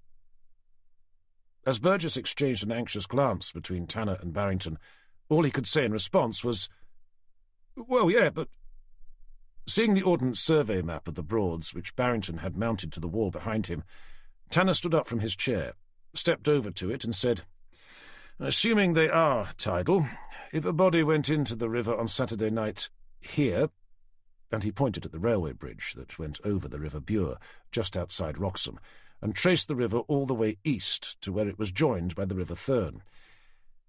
"If it was here when the tide started to come in, then it could have easily been carried up to where it was found." Whilst Burgess fumed with indignation at having been made to look like a complete idiot by some London DI who hadn't even finished his first day working for Norfolk Police, Barrington, meanwhile, couldn't help but be impressed. Seeing the scowl Burgess was giving Tanner, unable to suppress an amused smile, Barrington said, "You seem to have come to grips with the Broads rather quickly, Tanner." Feeling a twinge of guilt for having been so successful in making Burgess out to be both incompetent and stupid, Tanner said, "I can't take the credit. It was D.C. Evans who suggested it." "Well, I've always said that it's all about local knowledge, and you can't get much more local than Jenny. Isn't that right, Burgess?" "Yes, sir," replied Burgess, and in an effort to hide his embarrassed indignation, forced a thin smile for his boss. "OK," continued Barrington, "but all that means at this stage is that there's a slightly increased chance the dead girl is John Lambert's daughter. Even if that is the case, there's still not enough evidence to suggest anything other than that she had one drink too many after work and tripped over a mooring line on the way home. And as I've no intention of launching a full-scale murder inquiry until I know otherwise, we're just going to have to sit tight and wait for that post-mortem report to come in." Chapter 17. With the meeting over, avoiding eye contact with Burgess, Tanner headed out to make a beeline to where Jenny was sitting. Seeing him approach, she smiled at him and asked, "How'd it go?" "Well, they're still holding out hope that the girl's body isn't that of John Lambert's daughter." "Did you tell them about the tides, and how that could have carried her upriver?" Sitting on the corner of the desk, he glanced casually around the room to make sure nobody could overhear, before leaning in to say, "I did, yeah, and thank you for that. But as far as Barrington's concerned, all that means is that there's a slightly increased chance that she is Jane Richardson. And if that's the case, then she's most likely to have simply tripped over on her way home from work." "What about the mark on her forehead and the ones around her neck?" And Burgess told him what the medical examiner has said about how she could have hit her head on either a cleat or a boat stanchion before becoming entangled in a mooring line. Barrington seems happy enough to go along with that. "Well, it's possible, I suppose." "The alternative is that she was deliberately hit with something like a hammer, strangled and then dumped in the water. And I'm not sure Barrington is quite ready to accept that as being a more likely alternative. At least not yet, he isn't." "So what happens now?" "He said that we're going to have to wait until the post-mortem report comes back before we do anything else. But personally, between now and then, I think we should do a little digging of our own." With a suspicious frown, Jenny asked, "What did you have in mind?" After glancing around the office again, in a low conspiratorial voice, Tanner asked, "Would it be possible for you to get those 3 items of jewellery over to forensics to see if they come up with anything?" Reaching down to retrieve her handbag, she said, "Our forensics department is our head office in Norwich, so it will take a while." "Can't you get them biked over?" "I can," she said, "but shouldn't we ask Burgess before we do that?" "Probably," replied Tanner, before reaching into his inside jacket pocket to pull out another evidence bag, which he discreetly passed over. "And could you send this to them as well?" Staring down at it, Jenny asked, "What is it?" "It's the sample of what we thought was blood that I took from under the railway bridge. If it is, and if it matches the dead girl's, then we'll have a pretty good idea as to who she is." As Jenny took the bag off him to place together with the other items, Tanner looked down at his watch and said, "Then I suggest we begin to request access to our missing girl's personal accounts, including her financial records." "Without asking either Burgess or Barrington?" "Don't worry. I have a sneaking suspicion they'll be thanking us. Probably about 30 seconds after that post-mortem report comes in." Chapter 18. After Jenny had quietly arranged for a police motorcycle courier to take the 4 evidence bags over to Norfolk Constabulary's head office in Norwich, they spent half an hour moving her desk over next to Tanner's, whilst waiting for Barrington to leave, which he did just before 6. 10 minutes later he was followed by Burgess, along with a number of others, which left only a handful of uniformed constables to cover the night shift. With the missing girl's details that Richardson had given them when they'd first been to his house, only then did they begin the tedious task of contacting various organisations to gain access to her phone, email and social media accounts. By 7:30 they'd been allowed into everything, apart from her financial records. For those, they'd have to contact the local magistrate to put forward a formal request, and they'd definitely need DCI Barrington's authorisation before doing that. But with her mobile phone details, access to both her personal and work email accounts, Facebook, Instagram and web browsing history going back 6 months, they had more than enough to be getting on with. Too much for them to cope with on their own. With the feeling that they were a little more prepared for what they thought would happen when the post-mortem report arrived, they decided to call it a day. Stepping out into the car park at the front of the building, they were met by a magnificent sunset, one that spanned the entire Norfolk horizon before them. "Well, that's quite something," exclaimed Tanner, whose view of the sky was normally obscured by sprawling housing developments and oversized concrete tower blocks. After nothing more than a cursory glance, Jenny said, "I'd say it's about average.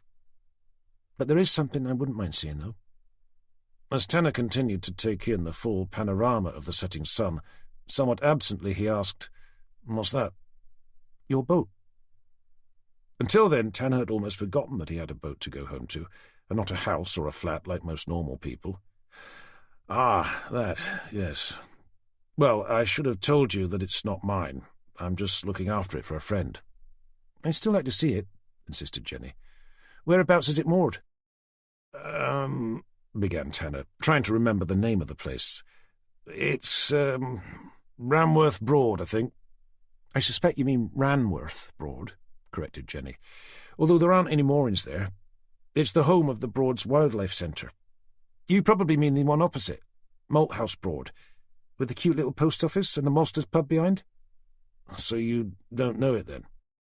Enjoying his offbeat, bone-dry sense of humour, which reminded her a lot of her dad's, she said, "Why don't you show me?"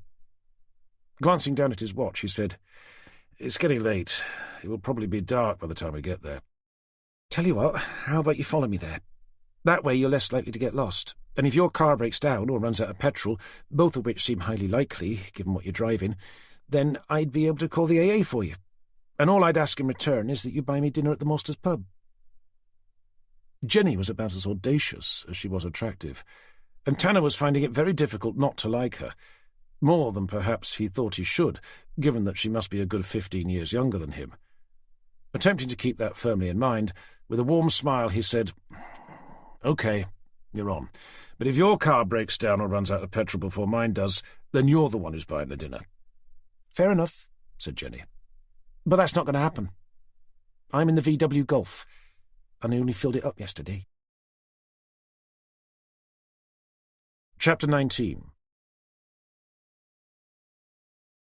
Arriving at Malthouse Broad, Tanner gave Jenny the grand tour of his new floating home by the light of his phone's torch.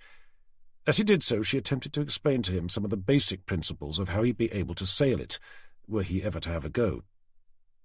The conversation continued over dinner at the Maltsters pub, during which Jenny resorted to using a pen and a napkin in an effort to explain how a boat was able to tack upwind. Although Tanner got the idea that it involved a lot of zigzagging, the principles behind how a sail worked with the keel to drive the boat forward were completely lost on him. Eventually, Jenny was forced to give up, giving Tanner the chance to steer the conversation over to her. They spent the next hour or so chatting about what life was like being brought up on the Broads, how her father had taught her to sail, and how he'd driven her around the country to compete in various national events, first in an Optimist dinghy, then in a topper. She'd kept sailing competitively until she'd completed her A-levels, after which university beckoned, and she'd moved down to Southampton. "What did you study down there?" asked Tanner, who'd been listening with genuine, if not jealous, interest. His childhood had consisted of nothing more than riding his bike around and playing asteroids on his Atari. "Environmental science." "And yet now you're a detective constable for Norfolk Police," he observed with a wry smile. "Yes, well, to be honest, I found the subject insanely boring, and I thought that if I was bored after studying it for 4 years, I couldn't imagine how I'd feel if I took it up as a profession. Besides, I couldn't find a job. Nothing that offered a sensible salary at any rate." "So how did you find your way into the police?" "I don't know, really. I'd always seen them around, patrolling the waterways. I suppose I thought that if that's all they do, drive a boat up and down the Broads, then it was the perfect job for me. I went along to one of their open evenings, and I suppose I let them talk me into it." "And then you decided to join CID and become a detective?" Jenny shrugged. "I'd been working as a PC for nearly 5 years by then. It's all right during the summer when all the tourists are here, but there really isn't all that much to do during the winter months, and I was getting bored. So I applied for the 12-week TDC course, which I enjoyed, and here I am." "How long ago was that?" asked Tanner, who by then had already worked out that if she was 22 after 4 years at university and had spent 5 years working as a PC, she must be either 27 or 28. "I finished in November of last year, so I'm still finding my feet, although, to be honest, there hasn't been all that much going on since then. Not until today, that is." As she took a sip from her coffee, she realized that she'd spent virtually the entire evening talking about herself. Concerned that Tanner would think she was inexcusably selfish for having done so, along with being quite possibly the most boring person he'd ever had to have dinner with, she turned the spotlight back on him. "How about you? Why did you join?" "I'm not sure I had much choice. My father was in the force, and I suppose it was just expected of me. I can't imagine what else I'd have done." "Do you enjoy it?" she asked, watching him over the top of her coffee cup. "At first I did," he replied. "But it does tend to wear you down after a while, especially in London. I think it was when my father passed away that it dawned on me that I'd probably only signed up because he'd wanted me to, not necessarily because I did. That was about 10 years ago, but by then it was too late for a career change, or at least I felt it was. My wife wasn't working at the time, so I was the sole earner." "You're married?" she asked, as casually as she thought possible, and stole another glance at his left hand, which was still devoid of any kind of a wedding ring. "Divorced," Tanner said. "We've been struggling for a long time, but it was when He hesitated, and then stopped to stare down at the coffee cup he cradled in his hands. He wanted to tell her about his daughter, or more specifically, about what had happened to her. But now that the time had come, it felt too soon. Far too soon. He'd only known Jenny for a day, and even though it had been an unusually long one, a day was still a day, and it was hardly enough of an acquaintance to open up your soul to anyone. But despite that, here they were, chatting over dinner like two old friends who'd not seen each other for years and were busy catching up. It was when something happened that, it changed things, and was ultimately what made me put in for a transfer. His reluctance was obvious, and Jenny didn't want to pry. At that stage, she wasn't even sure she wanted to know. Although they were clearly getting along, she felt there were definite limits to how much someone should know about another person's life quite so early on in a relationship. She was also afraid that whatever it was that he'd nearly told her could be something that would detract from how she was beginning to feel towards him. With those thoughts weaving their way through her mind, she decided to steer the conversation away from whatever it was that had such a troubling impact on his life. Hopefully, there'd be other opportunities for him to tell her, but preferably when they knew each other a little better. "And now you're here, what do you think?" Grateful for having been led away from the subject, he said, "Well, I certainly wasn't expecting to be involved with a dead body, not on my first day at least." "I suspect you've been unlucky. Or lucky, depending on your point of view. We usually only have a couple of people drown each year, and generally it's because they've had too much to drink and either fall in or decide to go for an impromptu swim. What about this one? He asked, interested to hear her thoughts in a more relaxed social environment. I'm not sure, she replied. To be honest, it's usually bodies of men we find ourselves having to drag out of the water, and the incidents are normally reported immediately by someone who's witnessed the event firsthand, either the victim's friends or family. This one is obviously different. What's your gut feeling? My gut feeling, she repeated. My gut feeling is that I probably shouldn't have had the chocolate fudge pudding. The comment had Tanner nearly snorting coffee out through his nose. Surprisingly, I meant about the case. Oh, that. She thought seriously for a moment. My gut feeling is that the body of the woman is our missing person, and that there's no way she tripped over on the way back from work. And why is that? It's the marks on her neck. It's one thing to fall over and hit your head on a cleat, but it's quite another to then become entangled in a loose mooring line. And if that blood you found does belong to the victim, then there's no way that's what happened. You can't fall over, hit your head on something hard, get back up again, wander over to the other side of the path, bleed for a bit, and then wander right back to fall in the water, somewhere where there's a loose mooring line waiting for you to become entangled with. After a momentary pause, she added, There's something else as well. What's that? There are no cleats under the railway bridge, or anywhere along that stretch of the river. The nearest one would be the concrete moorings in Wroxham. Thinking about work again and the day ahead, Tanner checked his watch. Shocked to see that it was nearly 11 o'clock, he said, It's getting late. Looking up, he caught the eye of a passing waiter and signalled to him that they wanted the bill. Pulling out his wallet in preparation for paying, Tanner asked, Shall I call you a cab? To be honest, I prefer to be called Jenny. It was Tanner's turn to narrow his eyes at her. Sorry, she said in an apologetic tone. More seriously, she replied, Thank you, but no. I'll be fine driving. I've only had one glass. They took a moment to smile across the table at each other, each allowing themselves to entertain the same thought before dismissing it a second later. As far as Tanner was concerned, if it was too soon to talk to her openly about his recent past, then it was definitely too soon for anything else. Their thoughts were interrupted by the waiter placing a silver tray on the table with a printed bill. Removing his credit card, Tanner glanced briefly at the total, raising an eyebrow as he did. It wasn't much less than he was used to paying in London. Somehow he'd thought that being located in the middle of virtually nowhere would mean the cost of a meal would be significantly reduced. Putting that down to his naivety, that and the fact that he'd hardly travelled around the UK before, he placed the credit card down and began to think of the day ahead, and more immediately of the practicalities of preparing for his second night sleeping aboard his hopefully temporary home. Chapter 20. Tuesday the 16th of April. Having said a rather formal goodbye to each other in the gravel-lined car park outside the Malsters pub, Tanner watched Jenny climb into her car to begin her journey home, before heading over to his temporary floating retreat. After shoehorning himself into bed, for the second night in a row he found himself being lulled by the rhythmic sound of water as it gently lapped against the hull of the boat. He didn't stir again until the following morning, when the sound of his phone's alarm brought him out of another deep, dreamless sleep.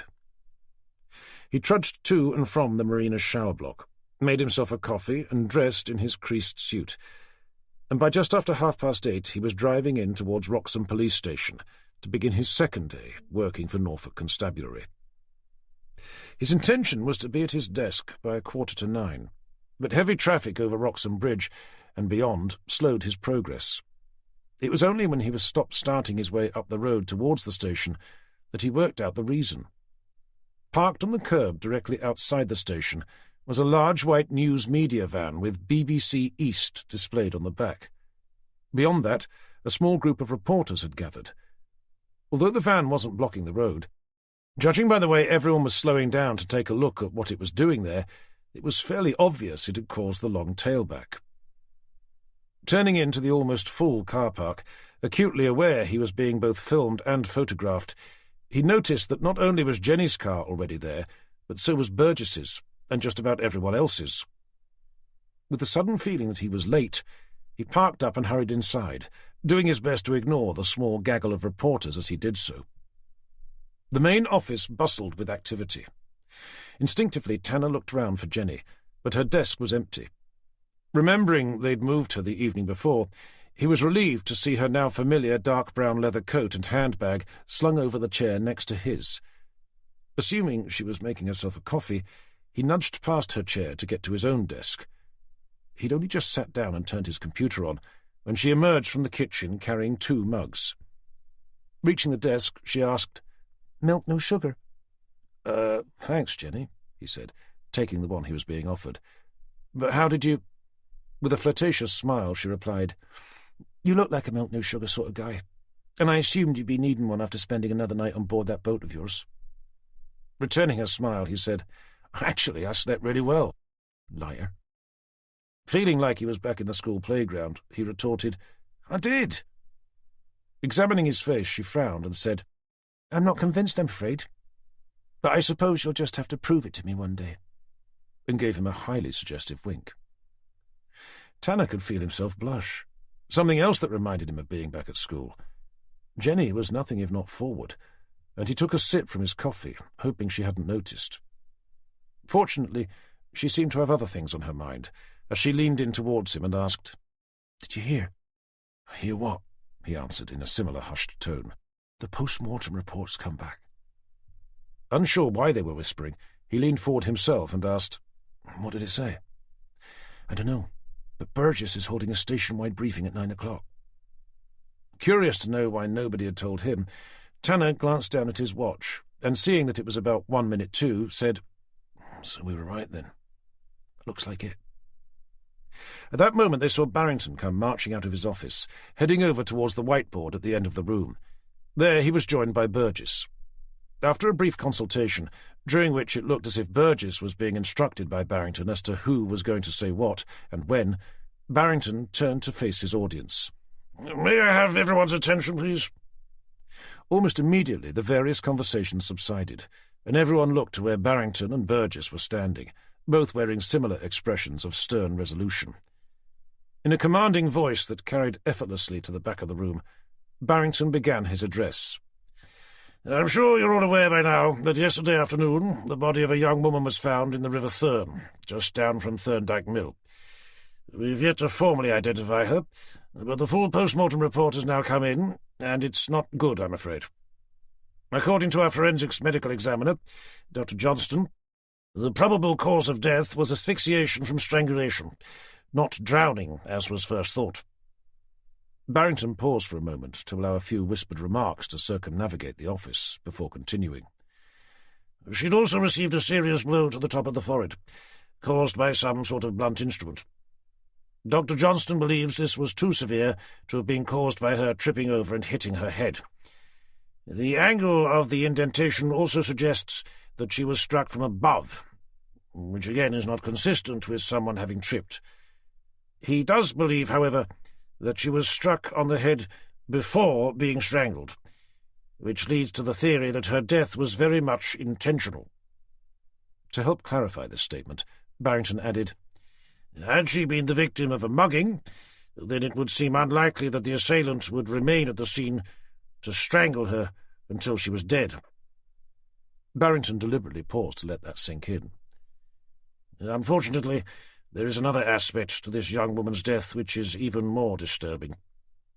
The office fell into a hollow, expectant silence. "Dr. Johnston believes that she was sexually assaulted, but that it took place post-mortem." As virtually everyone in the office began talking at the same time, Jenny leaned into Tanner to ask, "I assume that means someone had sex with her after she'd been killed?" Tanner replied with a single nod, before they turned their attention back to the front of the office. Raising his hands for quiet, Barrington continued, "Detective Inspector Burgess will be leading the investigation, under my command, of course, so I'll now hand over to him."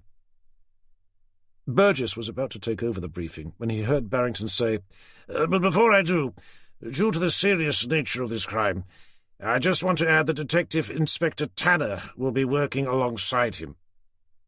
Burgess shot Barrington a look of vehement disbelief, before finding Tanner's face in the audience and scowling at him. It was fairly obvious to Tanner, and to everyone else, that Burgess hadn't been included in that decision, although in fairness neither had Tanner. But he could see why Barrington had decided not to tell Burgess beforehand. Doing so would have given him the opportunity to change Barrington's mind on the subject, as had happened before. Looking around at his two detective inspectors, Barrington said, "I assume you're both okay with that?"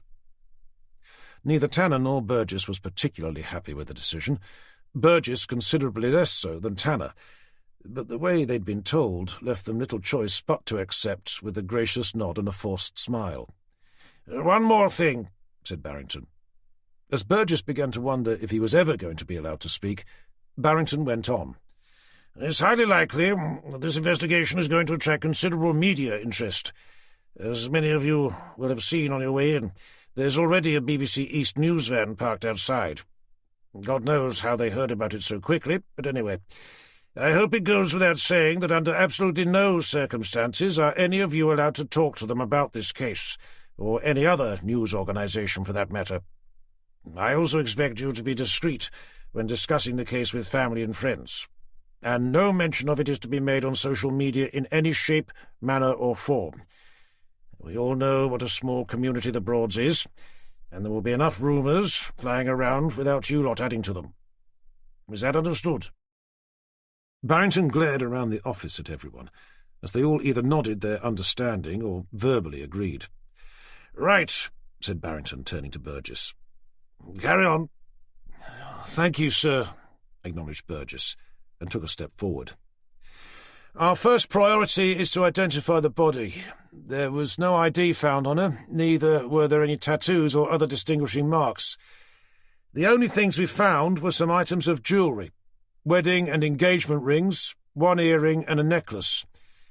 Now, as many of you know, a young woman of similar age was reported missing yesterday morning, which D.I. Tanner and D.C. Evans have been looking into." Directing his attention towards Jenny, Burgess asked, "Has there been any further news on that since yesterday?" After glancing over at Tanner, as if seeking permission to answer, Jenny looked back at Burgess to say, "Not yet, sir, no. As you know, we showed the necklace and earring to the husband yesterday, but he was unable to confirm that they belonged to his wife. The wedding and engagement rings still haven't come back from the medical examiner's office, so we need to chase those up. As far as I know, the husband is still checking with family and friends. We'll give him a call straight after this to see if he's had any luck." "OK, well, let me know what he says."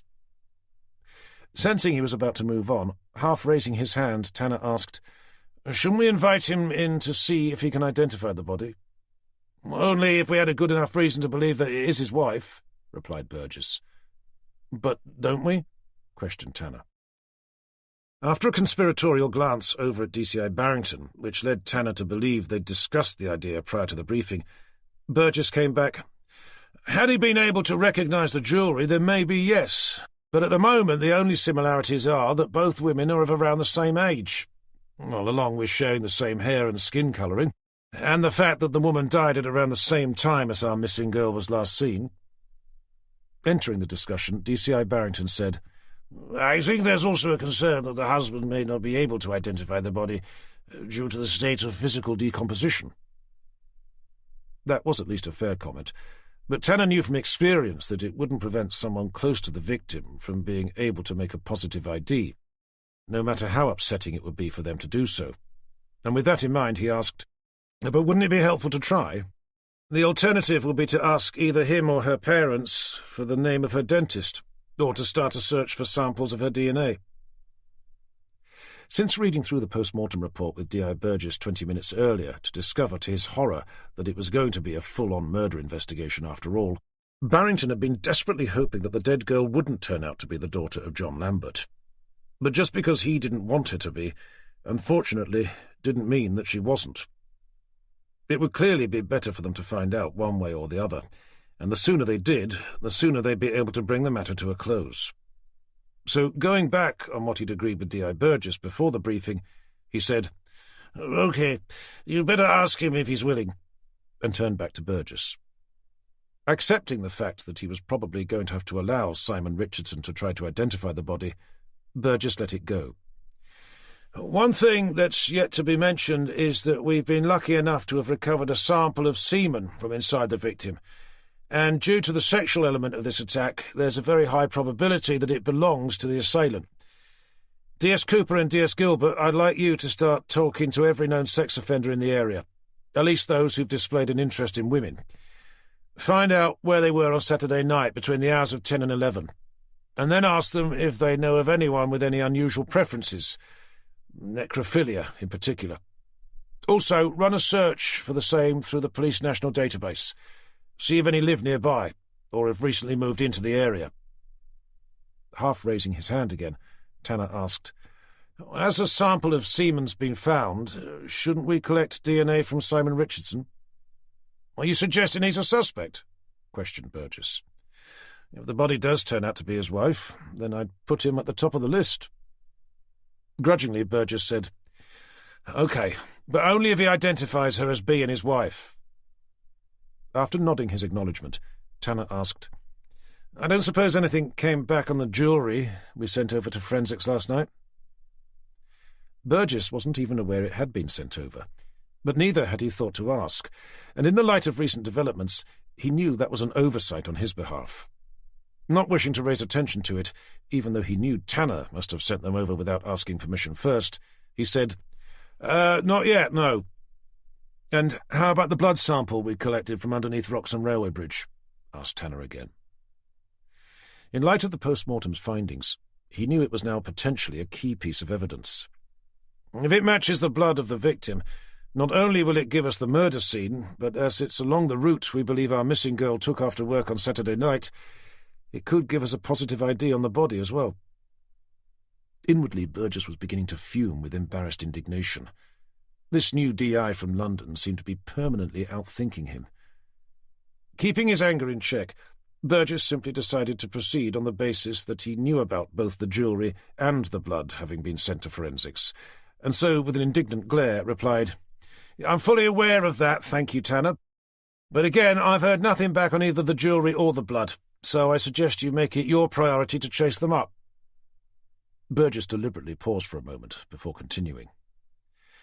"OK, that's just about it. But before you go, there's one more thing that came up in the post-mortem. Regrettably, Dr. Johnston also discovered that the murder victim was pregnant." Everyone turned to stare at the person sitting next to them. "He's estimating she was about midway through, somewhere between 14 to 27 weeks.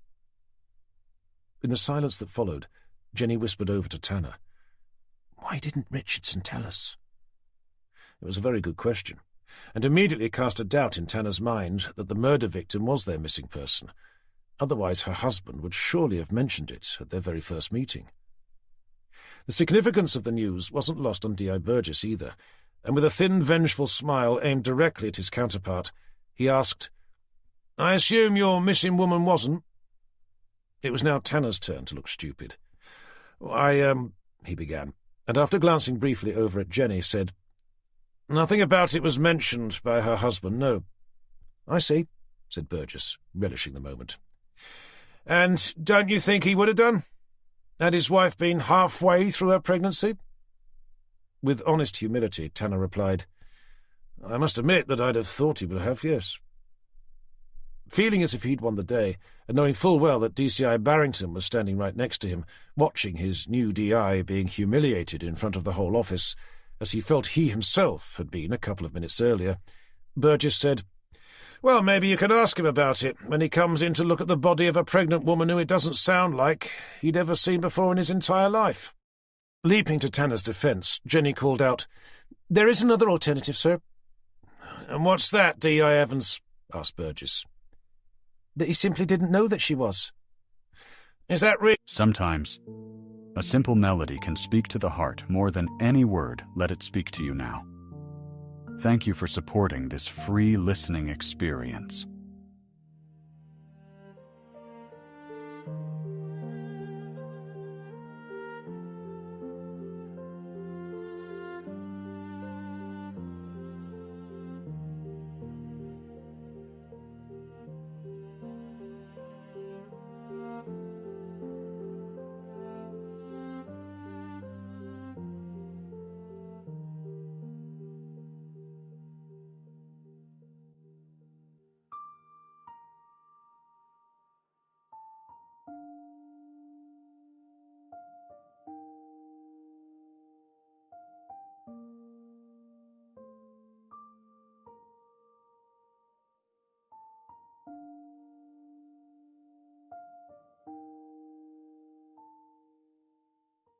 Really very likely.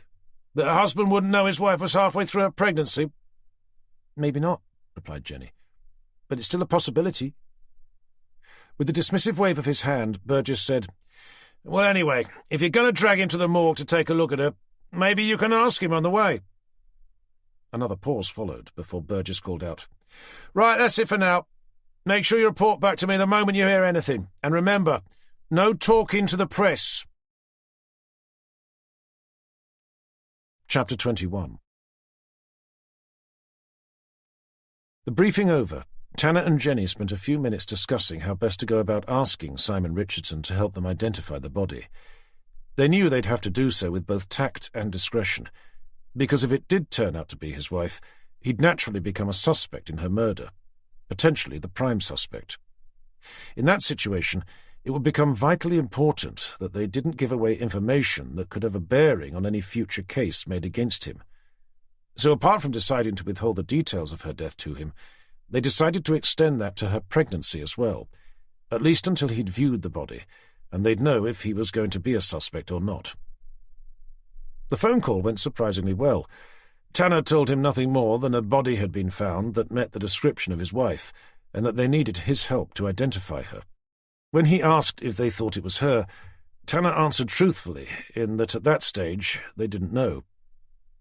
After he agreed to help, Tanner arranged a time to meet him, gave him the address of the Norfolk coroner's office in Norwich, and that was that. Richardson didn't ask any more questions, and remained calm throughout the conversation. He arrived looking like he'd been awake half the night. It was evident he'd not shaved that morning, and his hair looked greasy and unwashed. Tanner and Jenny had been shown where the body was going to be presented by one of Dr. Johnston's assistants, and they'd been waiting for him in reception. Seeing him walk in, they stepped over to greet him. Tanner said, "Mr. Richardson, thank you for agreeing to come in. I know that this is difficult for you, but unfortunately it is necessary." In a quiet, unassuming voice, Richardson said, "I understand, but do you think it's her? Jane? I mean my wife." "To be honest, Mr. Richardson, at this stage we simply don't know, which is why we've asked you to come in." "Right," he replied, and forced himself to stand up a little straighter as he mentally prepared for the task ahead. When he looked as ready as he could be for such a task, Tanner said, "If you could follow me," and led the way through to where the body had been prepared for viewing. The room they entered was cold and sterile, with hard grey tiled walls and a cold grey floor. In the middle stood a long stainless steel table, on top of which was the outline of a body, draped from head to foot in a single white linen sheet. Behind that stood Dr. Johnston's assistant. Tanner had been in similar rooms all too many times before, overseeing similar events, but this time it felt different. The last time had been when he'd been called in to formally identify his own daughter, which lent a more personal perspective to something that used to be just a formality. With Jenny deliberately staying back beside the door, Tanner and Richardson stepped forward until they were standing alongside the table. Tanner turned his head to look at the man beside him, whose gaze was already fixed on where the face was hidden by the linen sheet. "If you can, simply tell us if she's your wife or not. That's all we need to know." "I understand."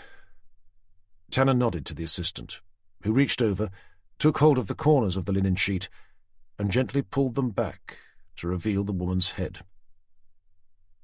Whoever had prepared the body for viewing had done a good job.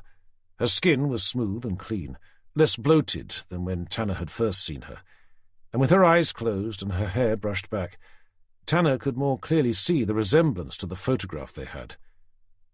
With his voice cracking, as if he'd not uttered a word in years, Richardson said, "It's her." "You sure?" "It's definitely her," he confirmed, still staring. Tanner took a moment to study the man's face. Behind his glasses, Richardson's eyes remained fixed, unblinking. His skin had lost its colour, his nostrils flared, and he was biting down on his bottom lip. Tanner had seen the expression all too many times before. It was a confused mixture of shock, regret, desperation, and loss. He'd even seen it on his own reflection staring back at him from his bathroom mirror after arriving home that night 9 months before. It was a look which meant Simon Richardson cared deeply about what had happened to his wife, and Tanner knew that it was a difficult combination of emotions to fake. However, it didn't mean that he'd not had something to do with her death. The majority of the murder cases Tanner had been involved in were the tragic result of domestic disputes that had simply got way out of hand. And although there were times when the surviving partner attempted to cover up what had happened, there'd inevitably be that same look after the truth had come out. With that very much at the forefront of his mind, Tanner thanked the assistant and gently led Richardson out of the room. Once back in the corridor, with Jenny once more alongside, Tanner said, "Thank you for doing that, Mr. Richardson. I know it wasn't easy." But there the social pleasantries had to end.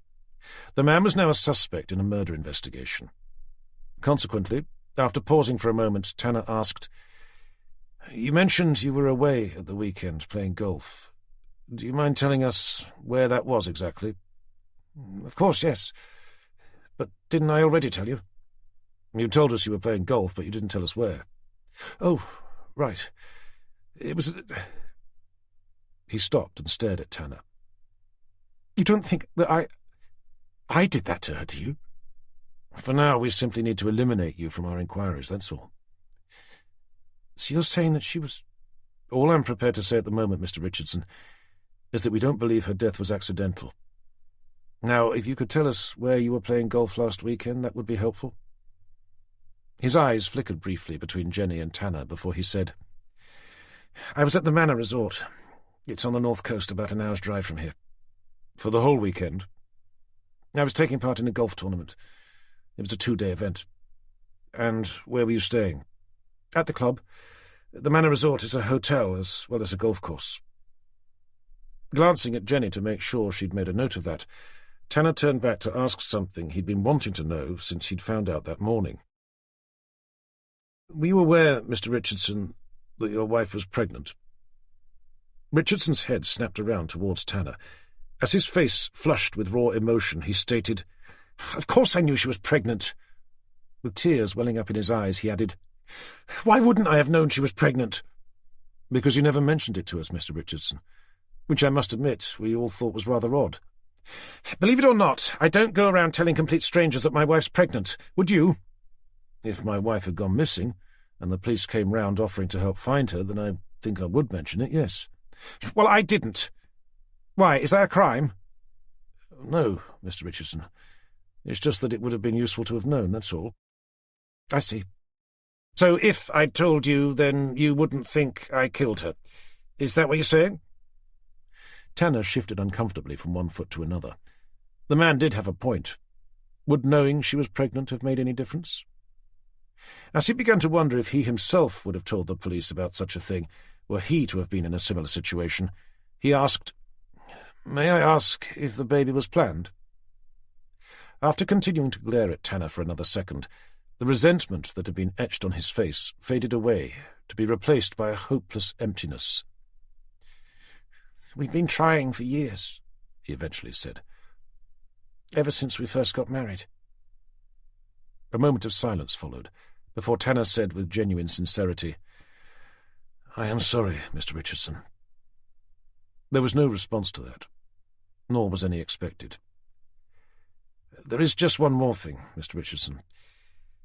I'm afraid we're going to need you to provide us with a DNA sample, as well as your fingerprints."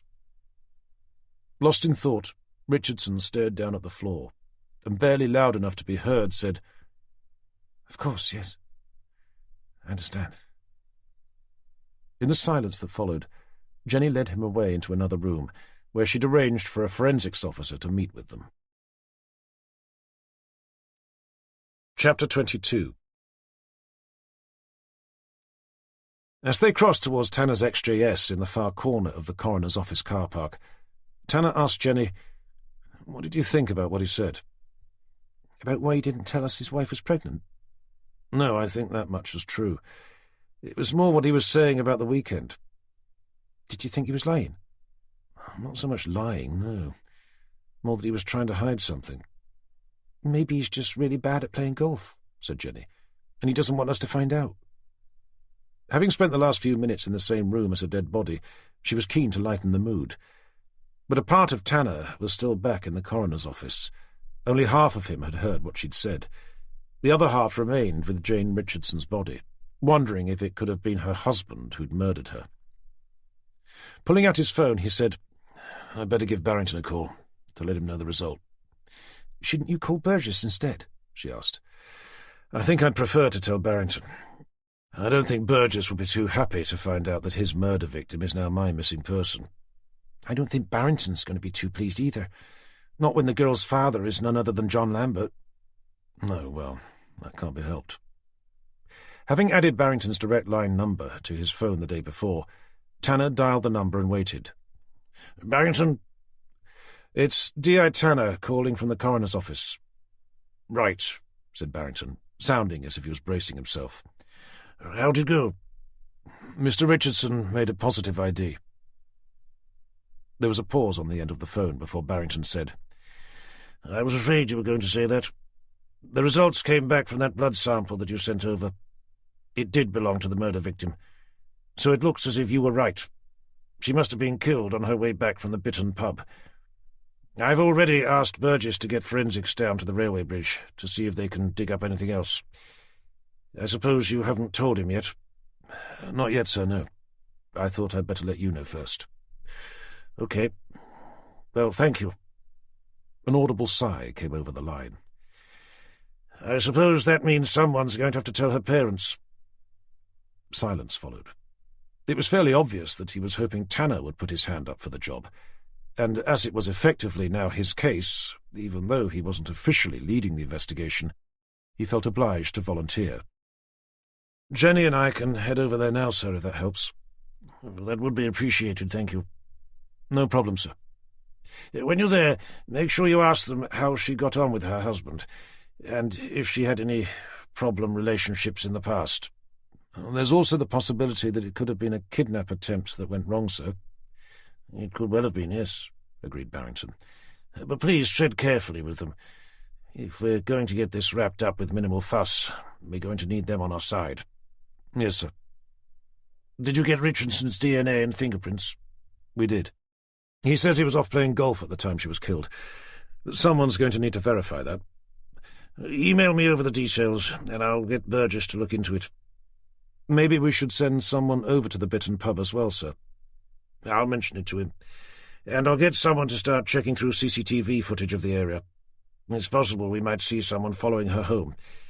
And we'll need to start a full background check on Jane Richardson." "We've already begun that, sir." Sounding surprised, Barrington said, "Right.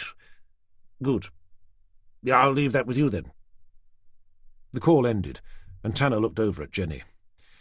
"I assume you're okay coming with me to let the parents know?" "Of course. I even know where they live." "You do?" "I think most people around here do. They've got what's probably the largest house in Horning. It's on the river's edge, just past the sailing club." Chapter 23. Detective Inspector Paul Burgess was having a bad week, and it was only Tuesday. When old Tommy Mills had finally retired the month before, that made him the most senior detective inspector at Wroxham Police Station.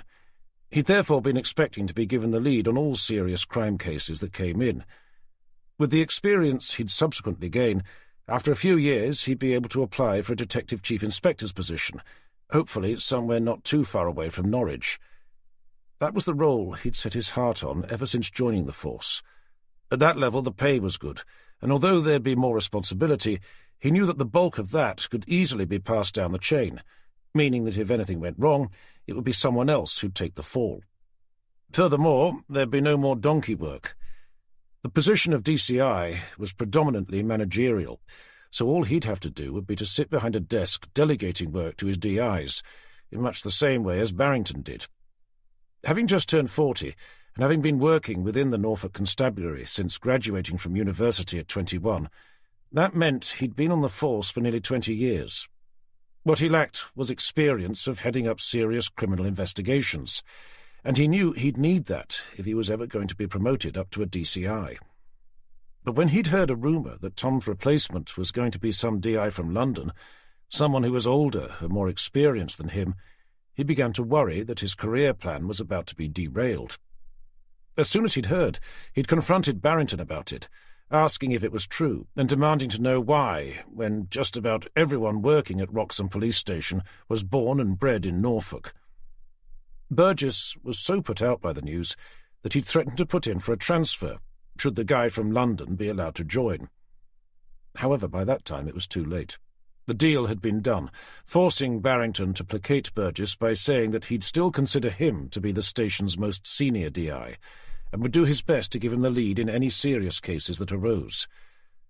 By then, Burgess had found out that the new DI had already led numerous serious criminal investigations, but he also knew how hard it would be for Barrington to replace him were he to put in for a transfer. Very few police detectives wanted to work in areas with such low crime rates as Norfolk, at least not good ones. Most made a beeline straight to the major cities, where there were more promotional opportunities. When the woman's body had been found the day before, the exact same day the new London DI had started, Burgess was beginning to wonder if the gods were playing some sort of cruel joke on him, especially when the report came in that she'd been murdered. At the time, the only saving grace had been that the new DI was assigned to missing persons, but when the blood sample Tanner had sent off to forensics came back as belonging to his murder victim, followed shortly afterwards by the news that a positive ID had been made, then Burgess knew Barrington would be under mounting pressure to have his most experienced officer heading up the investigation. And that wasn't him. He therefore knew that his only chance to keep a hold of the investigation would be to not make any mistakes, and to bring it to a swift and timely conclusion. So when Barrington told him that the body had been positively identified as Jane Richardson, the daughter of John Lambert, founder and CEO of the Lambert Oak pub chain, he'd been quick to agree to all Barrington's suggestions as to what the first step should be. Had he known that most of them had originally been proposed by Tanner, no doubt he'd have been less compliant. And so, taking his most experienced team member, Detective Sergeant Craig Cooper, along with him, he drove over to the Bitton pub to begin interviewing staff and to identify which one of them was the last to have seen Jane Richardson on Saturday night. He left his other detective sergeant, Vicky Gilbert, behind to begin going through the CCTV footage in a bid to find some shots of Jane leaving the pub, and if anyone could be seen following her.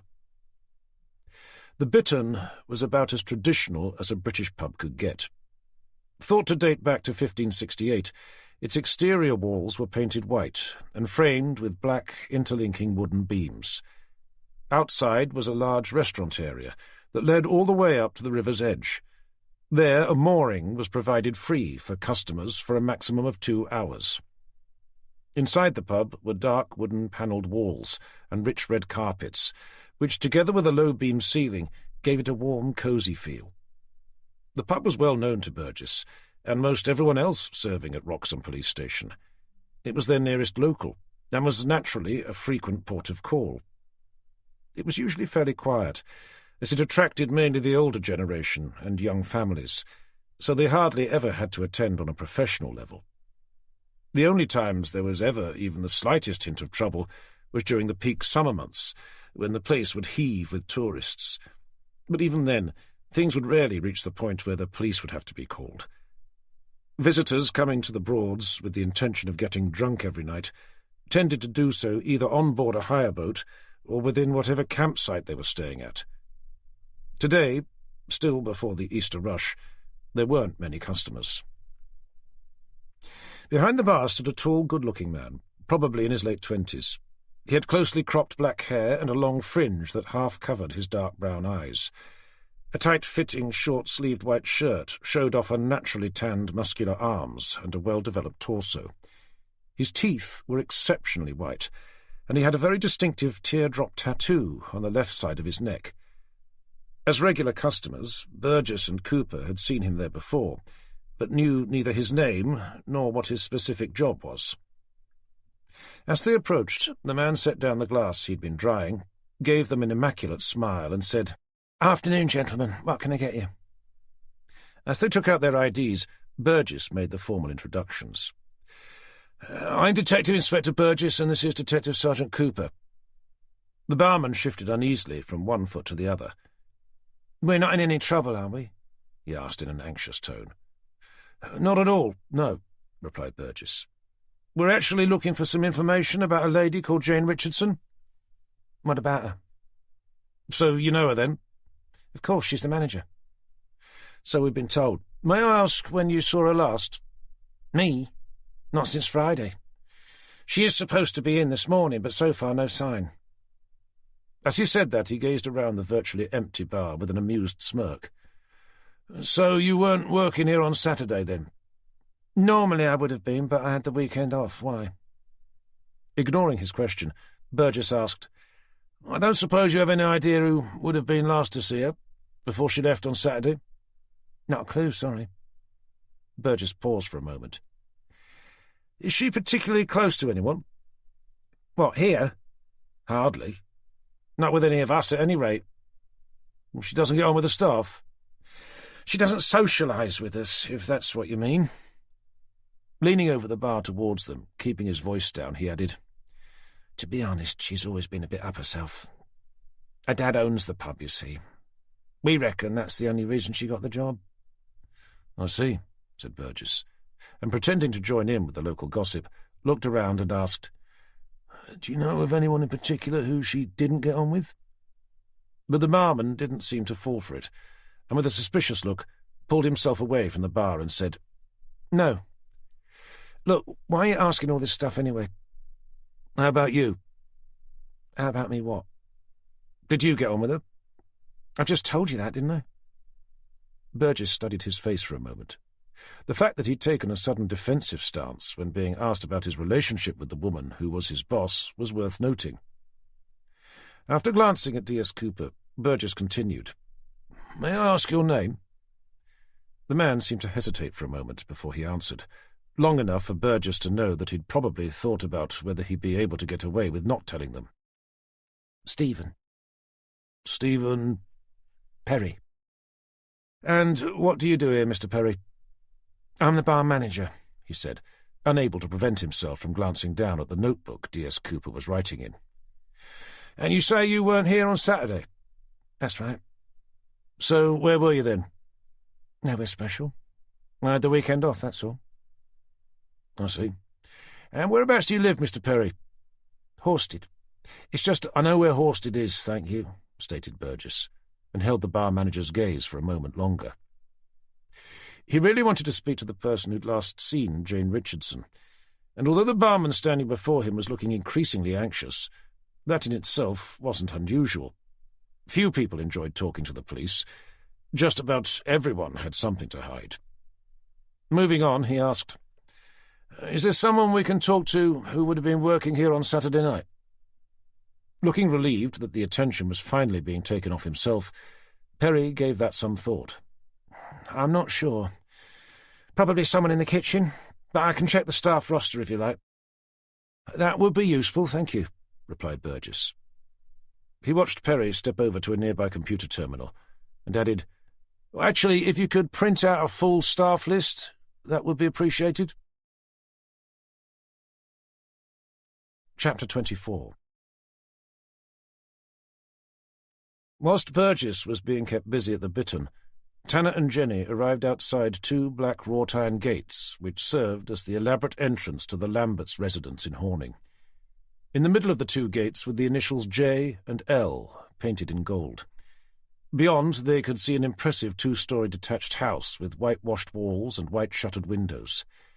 Between the ground-floor windows was a carefully spaced series of polished chrome flower pots, from each of which arose identically shaped fern trees. Seeing an intercom attached to the top of a brushed chrome post to his immediate right, Tanner wound down his window and reached out to press the buzzer. After a moment, a thin metallic female voice came back. Yes? Leaning his head out of the window towards the intercom, Tanner called, Norfolk Police to see Mr. and Mrs. Lambert. What's it about?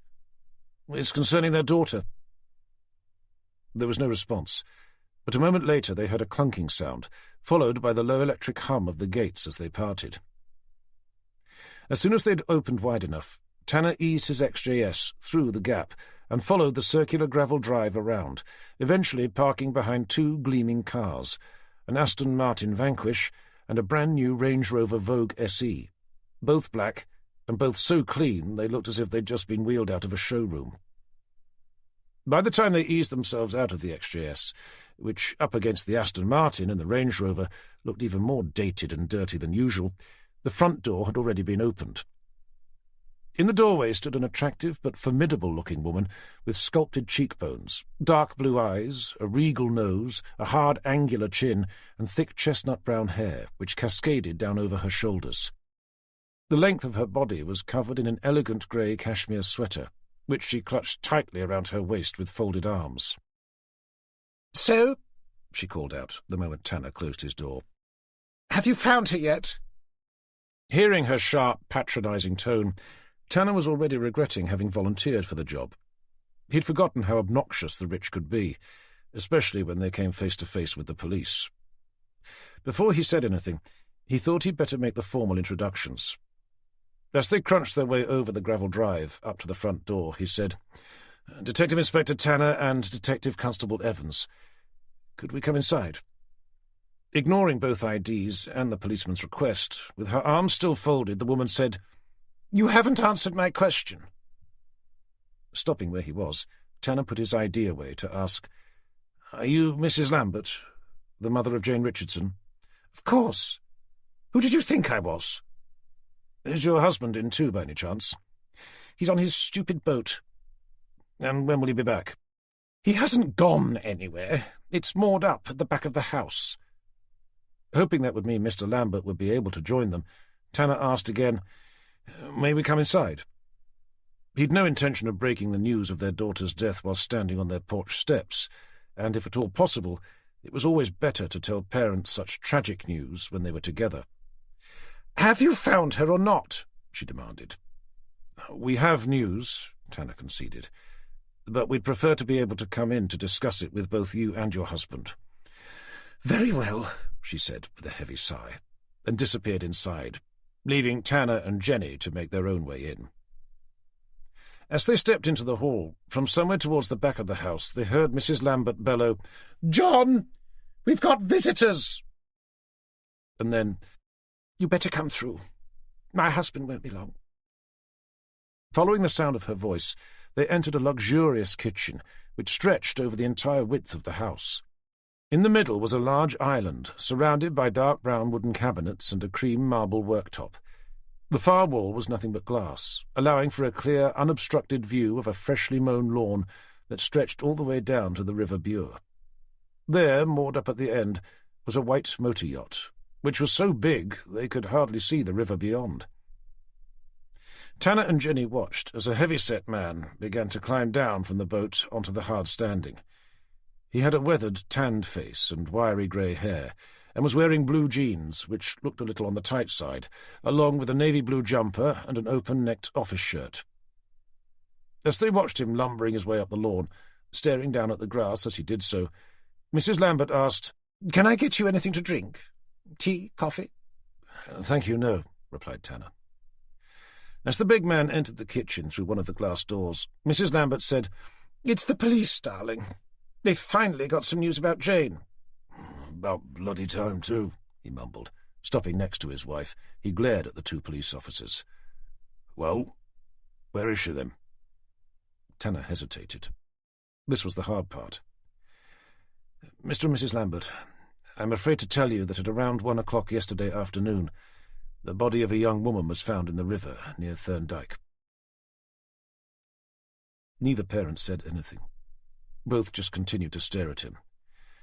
"Today she has been positively identified as your daughter, Jane Richardson." A cold, hard silence followed. With a faltering voice, Mrs. Lambert eventually said, "You must be mistaken. Our Jane is... She's just run off with somebody, that's all." "I'm afraid her husband formally identified her body this afternoon." "That idiot! Well, he's wrong, plain and simple." "Supporting evidence has also been found." "Evidence? What evidence?" Tanner took a moment before continuing. The fact that they weren't prepared to believe what he was telling them was very normal. Denial was the first of several stages of grief, something he was all too familiar with. But murder could never be described as normal, and as with Jane's husband, he was careful to say only as much about her death as was necessary to convince them. "We found some of her blood along the towpath under the railway bridge, just outside Wroxham, which we believe was the route she took back from work on Saturday night." "You're honestly suggesting that our daughter was stupid enough to trip over and fall into the river? She doesn't even drink. Did you know that?" "It looks like someone may have been there with her. Someone who wished her harm." "You mean she was—" "I'm very sorry, but it looks like she was unlawfully killed, yes." Unable to take her tear-filled eyes off Tanner, Mrs. Lambert slumped onto one of the high chairs that surrounded the island. The fact that her daughter was dead seemed to have finally penetrated the barrier of her conscious mind.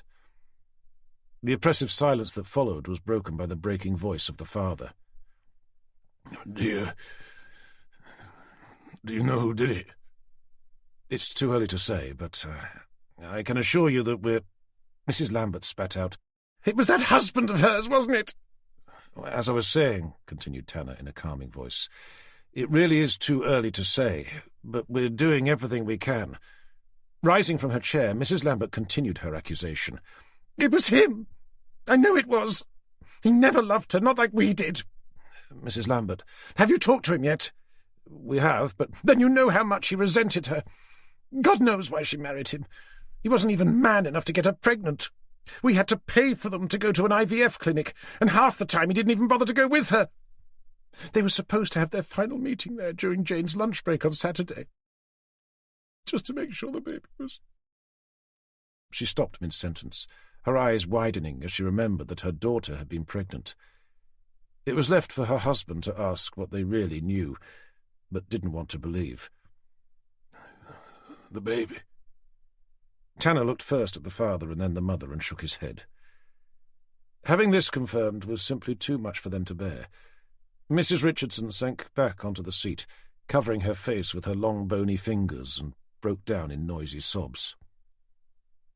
Beside her, her husband gripped the edge of the marble worktop, staring down at his hands, tears falling from his eyes.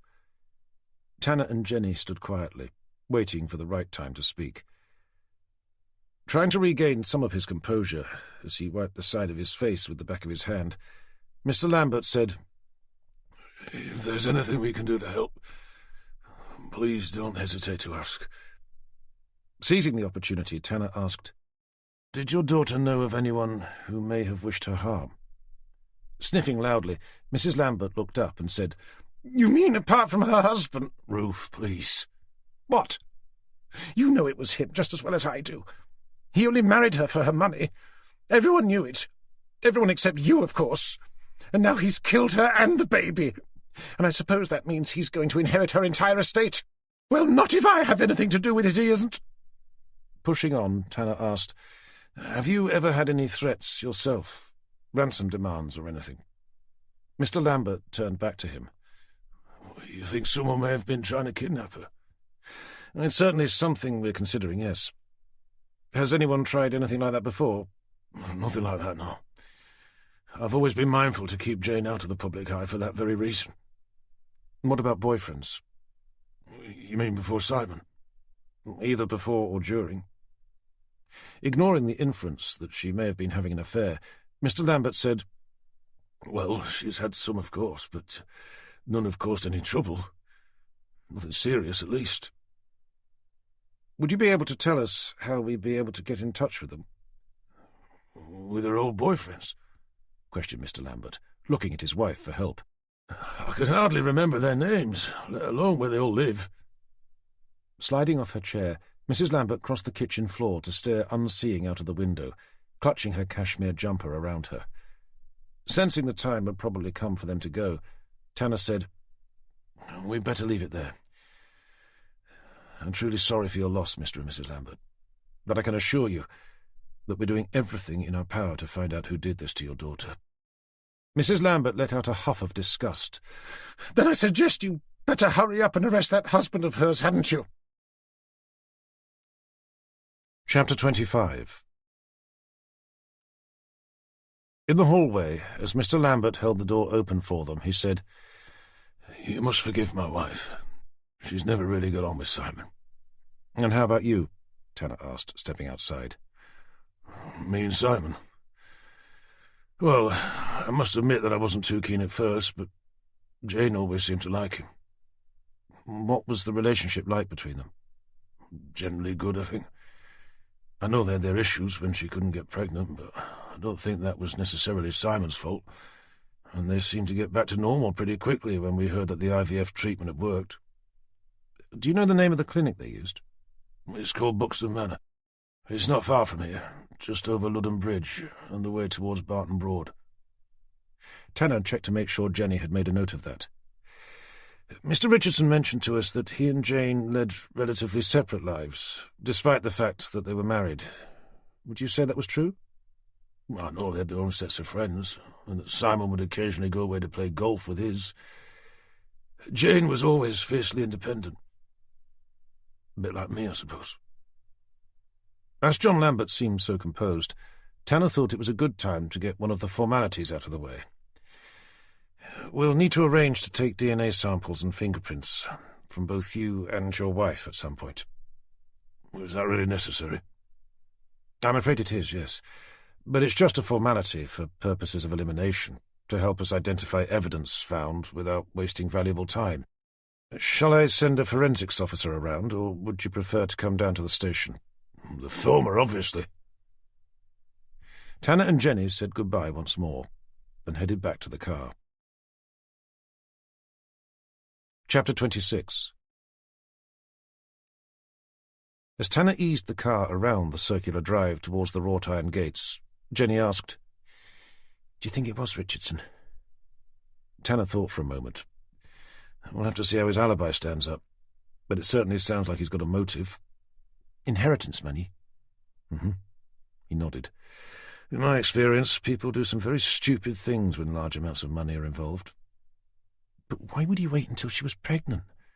If he was going to kill her, you'd have thought he'd have done so before, given the effort and expense involved in IVF.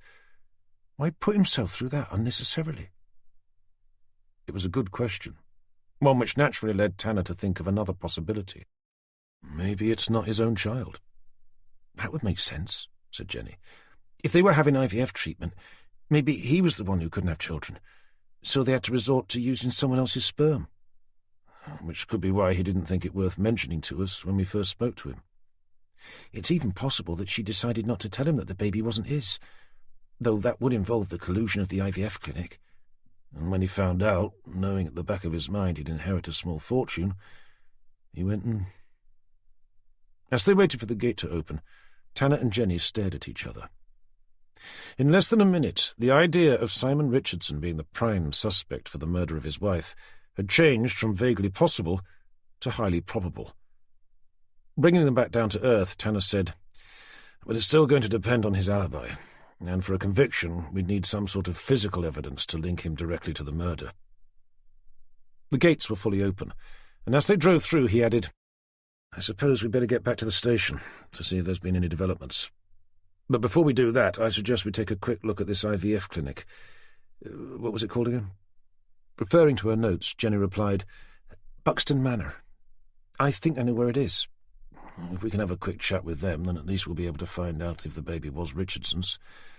If it was someone else's, then I think that may explain why he decided not to wait until she'd had it." Chapter 27. Buxton Manor was an imposing 18th-century manor house set within an acre of beautifully landscaped gardens. It had magnolia-painted walls, lead-lined windows, and a steep thatched roof, one that had lost its pristine yellow sheen many years before, and was now an uninspiring, dull grey colour. The house itself had served as a discreet private medical centre for a little over 6 years, providing a wide range of services, IVF treatment being one of them. At the end of the gravel drive, Tanner carefully parked between a midnight blue Aston Martin Rapide and a sultry black Bentley Continental. Removing her seatbelt, Jenny said, "Someone's making some money." "Someone as in not us," remarked Tanner. As he pushed open the Jag's heavy door, it creaked loudly, as if in protest at having to rub shoulders with two such opulent modern cars.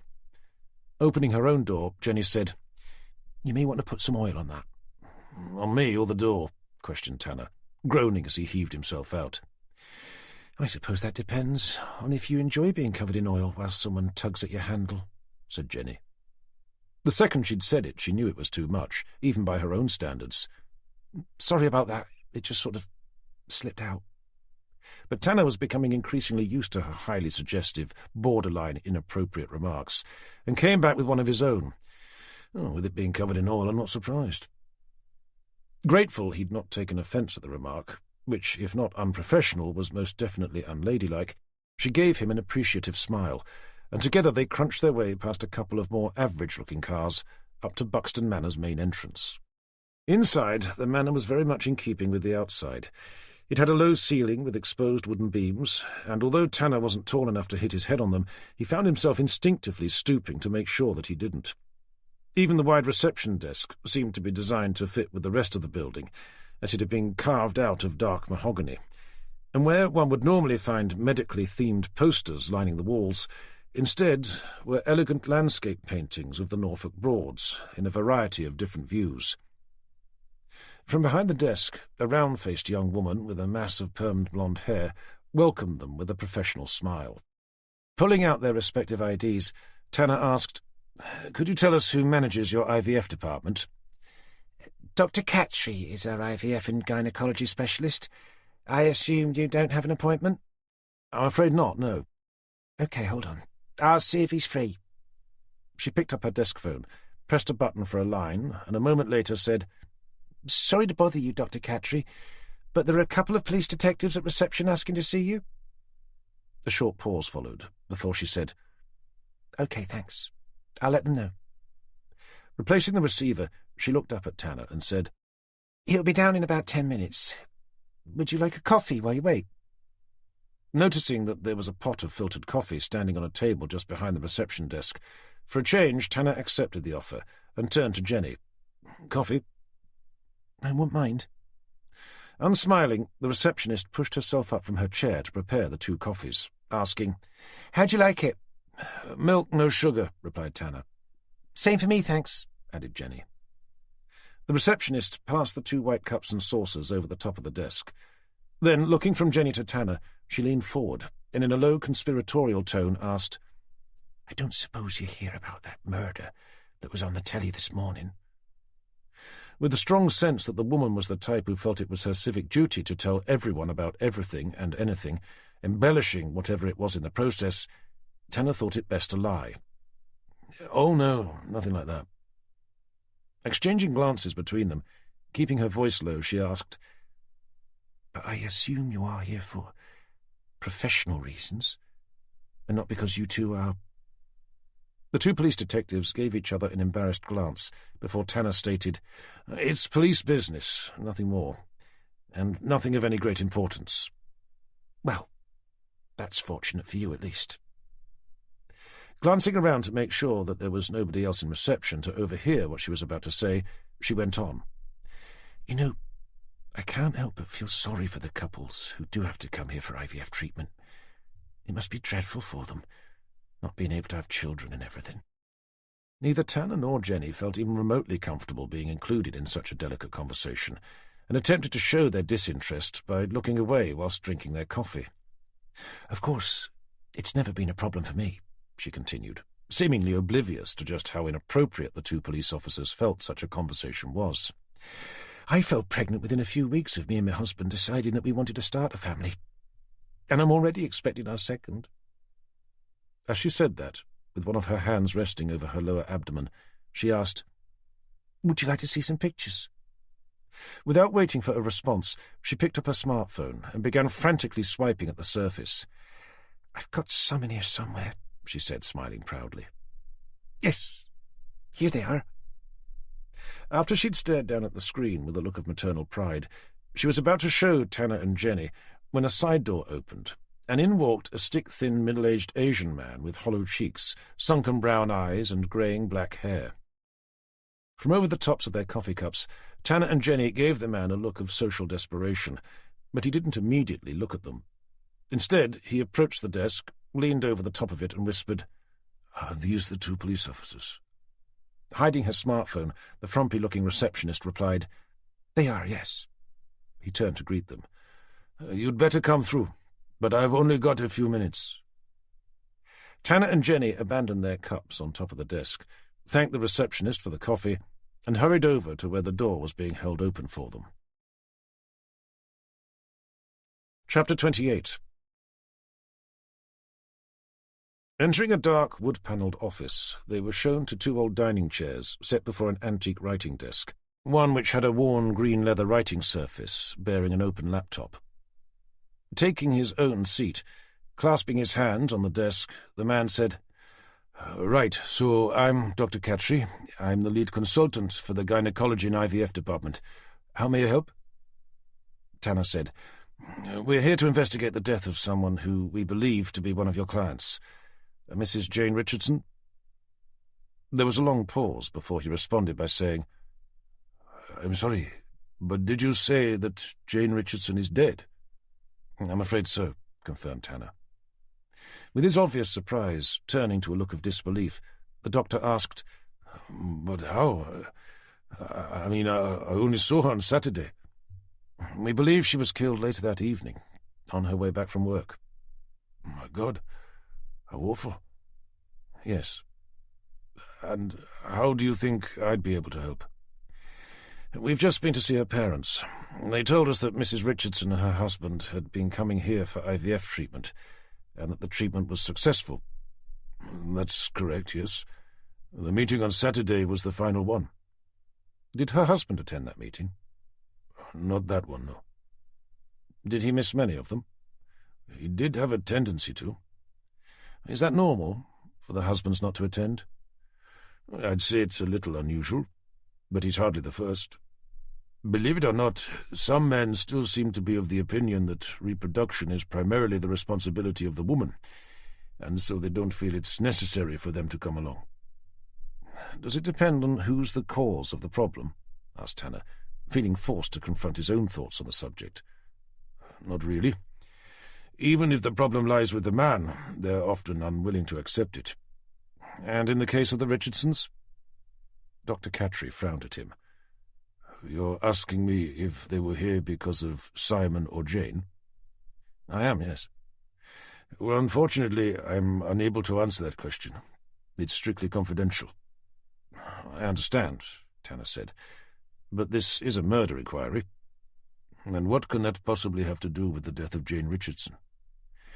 "We feel it may have a bearing on motive." "Motive?" "That's correct." "Are you seriously suggesting that Simon murdered his wife?" "At this stage, we're simply trying to establish if there is a motive for such a possibility." "Why on earth would he do that? She was 18 weeks pregnant." Treading carefully, Tanner said, "We're wondering whether the fact that she was pregnant could be a motive, if he never wanted her to be."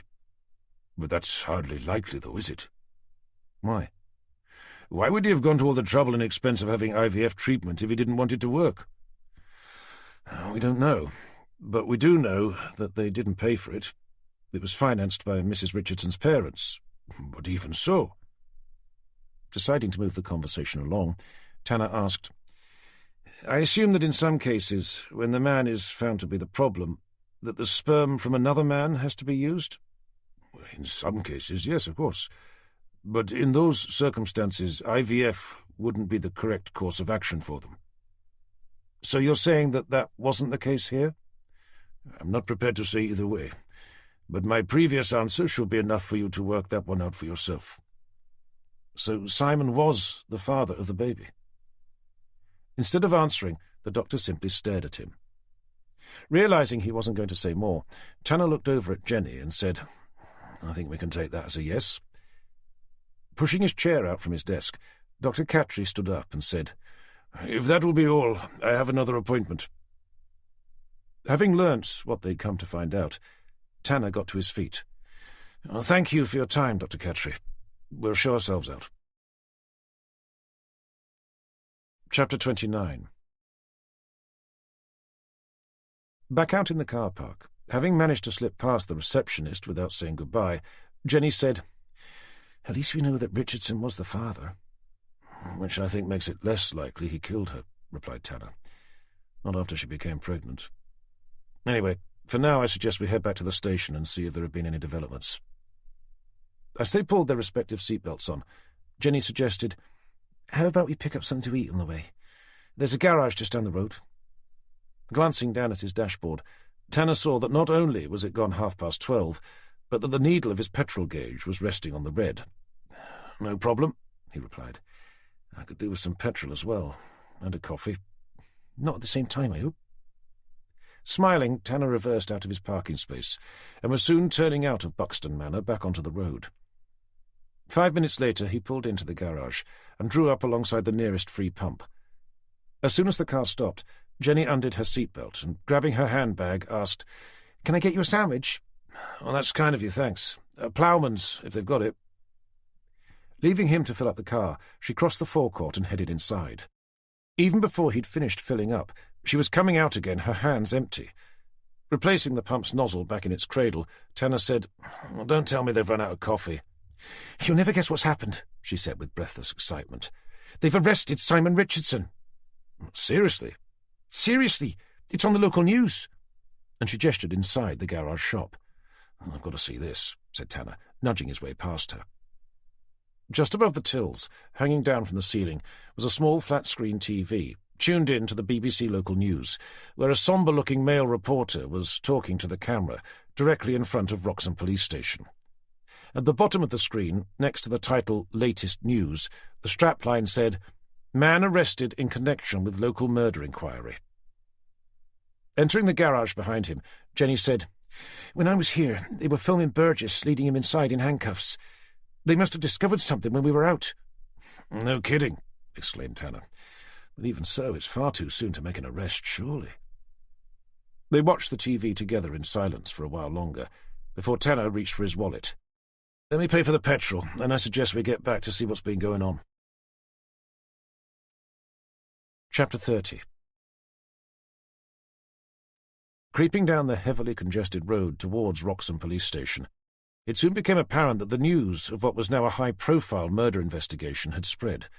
3 media vans were parked awkwardly on the curb opposite the station, the one from BBC East having been joined by Channel 4 and Sky News, and they'd done so in such a way that cars coming into Wroxham from the other direction were being forced to steer around them. As Tanner indicated left into the station's car park, he could see a dozen or so reporters milling about on the pavement, directly outside the station, some with large TV cameras held down by their side, others with stills cameras hanging around their necks. All of them were keeping an eye out for something to film. The sight of Tanner's Jaguar XJS turning in must have been unusual enough for them, as many began focusing their lenses on the car. None of them seemed to know who the people inside the car were, or if they had a direct involvement in the investigation, so even though they continued to film and take pictures, the officers were saved from having to fend off any questions. With Jenny hurrying in his wake, Tanner headed straight for Barrington's office. As he did so, Burgess, who was up near the whiteboard at the far end of the room, caught his eye and gave him a self-satisfied smirk. "I've got no idea what you're smiling about," thought Tanner, as he knocked on Barrington's door. At the invitation to enter, he turned to Jenny. "You'd probably be best off waiting out here." "No problem at all," she said, adding, "Good luck," before turning to head back to her desk. He stepped inside, sneaking a glance over at Burgess as he did. Closing the door behind him, he said, "Sorry to barge in, sir, but I heard the news that D.I. Burgess had arrested Simon Richardson." "He has, yes," confirmed Barrington, staring absently at his computer monitor. "Don't you think that was a little premature, sir? His alibi didn't check out. But we still need some sort of physical evidence to link him to the murder before we can charge him." Glancing up at Tanner, with the same look of smug self-satisfaction that Burgess had earlier, Barrington said, "Burgess got that as well. We had a positive match on the semen found inside the victim. According to forensics, it belongs to Simon Richardson." Tanner stopped.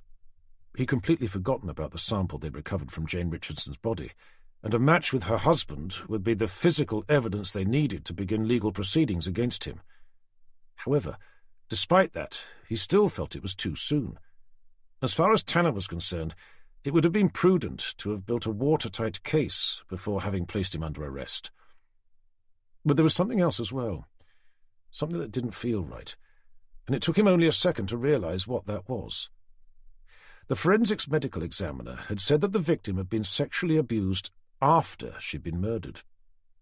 The idea of having sex with someone who was already dead was such a disturbing thing, even by rapist standards, that Tanner couldn't think of any reason for Richardson to have done it. On top of that, he must have known that in doing so, he'd be leaving physical evidence at the scene, which would link him directly to the murder. Keeping that to himself for now, Tanner said, "I still feel it's too soon to arrest him, sir. In my experience, cases like this are rarely so clear-cut." "Well, I think we can count our blessings that in this case it is, especially as more media arrived shortly after you left, followed soon after by a call from head office." "But we've yet to go through her emails and social media accounts. There could easily be another man in her life. And did anyone check the CCTV footage?" "I appreciate your concern, Tanner, but CCTV cameras were checked, and they clearly showed her leaving the Bitton pub at the stated time, with nobody following her." "And what about Richardson's alibi? Has that been thoroughly gone over?" D.I. Burgess phoned them himself. As it turned out, not only wasn't he a member of the golf club, but he hadn't even signed on as a guest, and his name didn't appear in the tournament's results. "What about the hotel he said he was staying at?" "What about it?" "Did Burgess check with them?"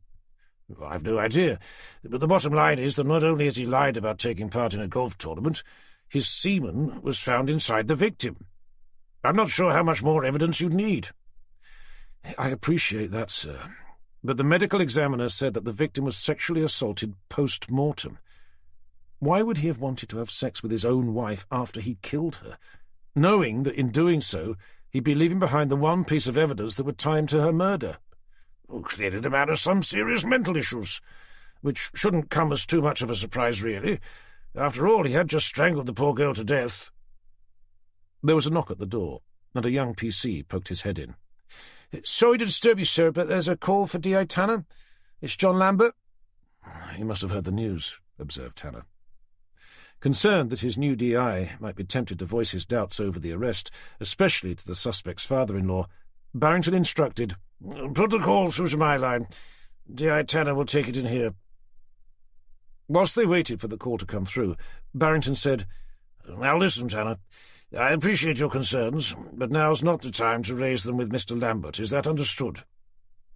As Barrington's desk phone began to ring, Tanner said, "Of course, sir." Barrington paused for a moment before pushing the phone towards him, but before letting go of it, he said, "I'd better put it on speakerphone," and pushed the relevant button. Leaning in towards it, Tanner said, "Detective Inspector Tanner speaking." "It's John Lambert. I just heard the news." Tanner decided that even though he wasn't allowed to voice his doubts over the arrest of the man's son-in-law, he could at least do his best to play it down. So he said, "We've brought Simon Richardson in for questioning, yes." "The news said that you'd arrested him for the murder of my daughter." Seeing Barrington nod over at him, Tanner replied, "I can confirm that we have." "I see," came Lambert's reply. "I must admit that I wasn't expecting that to have happened so soon. Are you sure it's him?" With Barrington glaring over at him, Tanner took a moment to work out his answer. "Evidence has been found that does implicate him directly." He decided to include a caveat. "But I should mention that I'm not the one leading the investigation."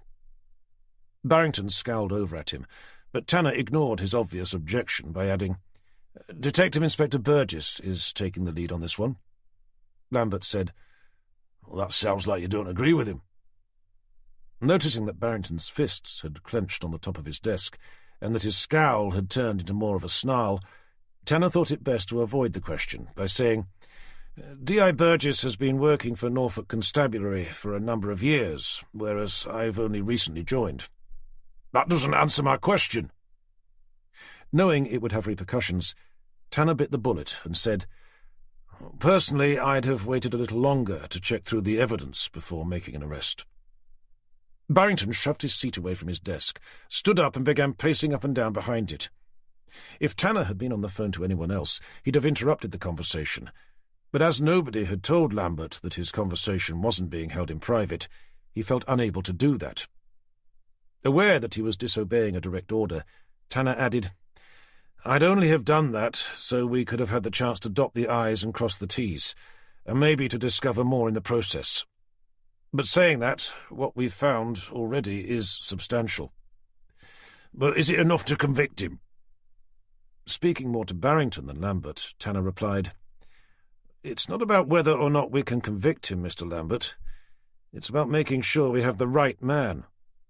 "Of course," conceded Lambert. "And for that reason I sincerely hope you have. Out of respect to my daughter's memory and the health of my wife, I don't want this attracting any more media attention than it already has. And if you've gone and charged the wrong person on behalf of my son-in-law, I'll be filing a lawsuit for both wrongful arrest and character defamation. So for the sake of your Detective Chief Inspector Barrington, I sincerely hope this Burgess character you mentioned has got the right man." Without saying goodbye, Lambert ended the call. In the silence that followed, Barrington slunk over to the window and peered out through the horizontal blinds towards the car park, behind which the journalists seemed to be lying in wait. His rage at Tanner for telling Lambert that they'd acted prematurely had been replaced with the grave concern that he may well be right. When Burgess had told him that not only had Richardson's alibi failed to check out, but also that his DNA matched the semen found inside the victim, Barrington had jumped at the chance for them to make an early arrest.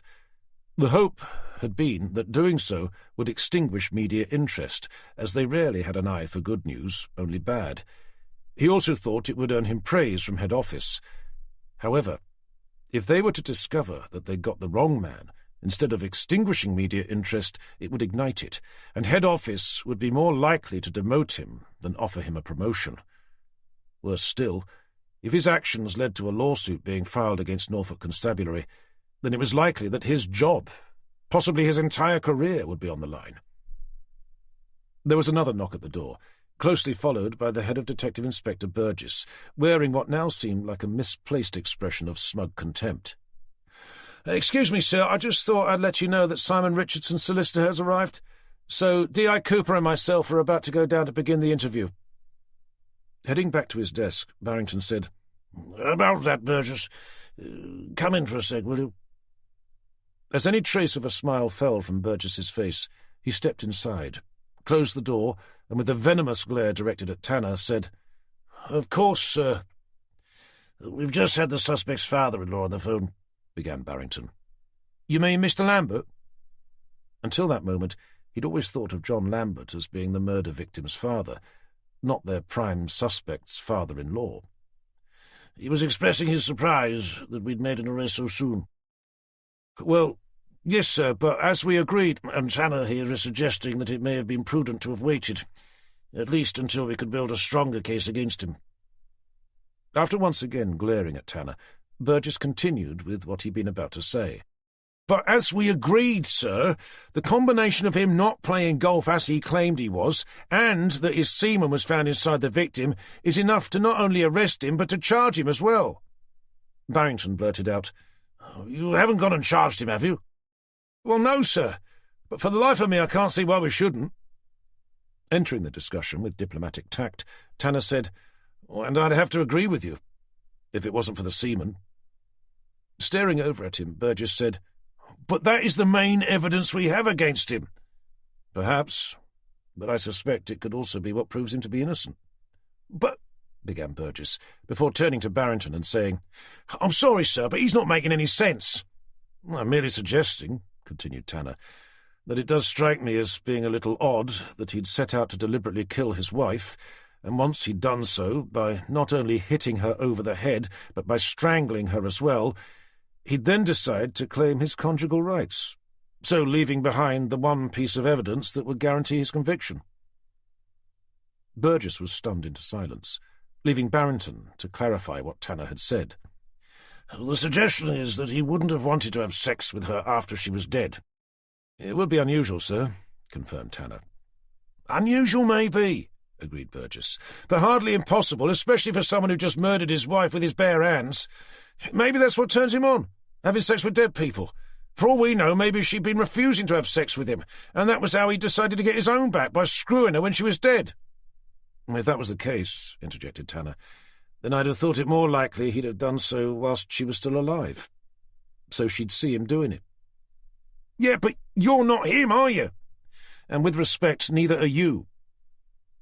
With Burgess looking as if he was about to launch himself at Tanner, and with Tanner seeming to be happy to defend himself against such an attack, Barrington said, "All right, you two, that's enough." But Tanner still had one more thing to say, and turning to Barrington added, "And a jury only needs a seed of doubt to overturn a conviction, sir."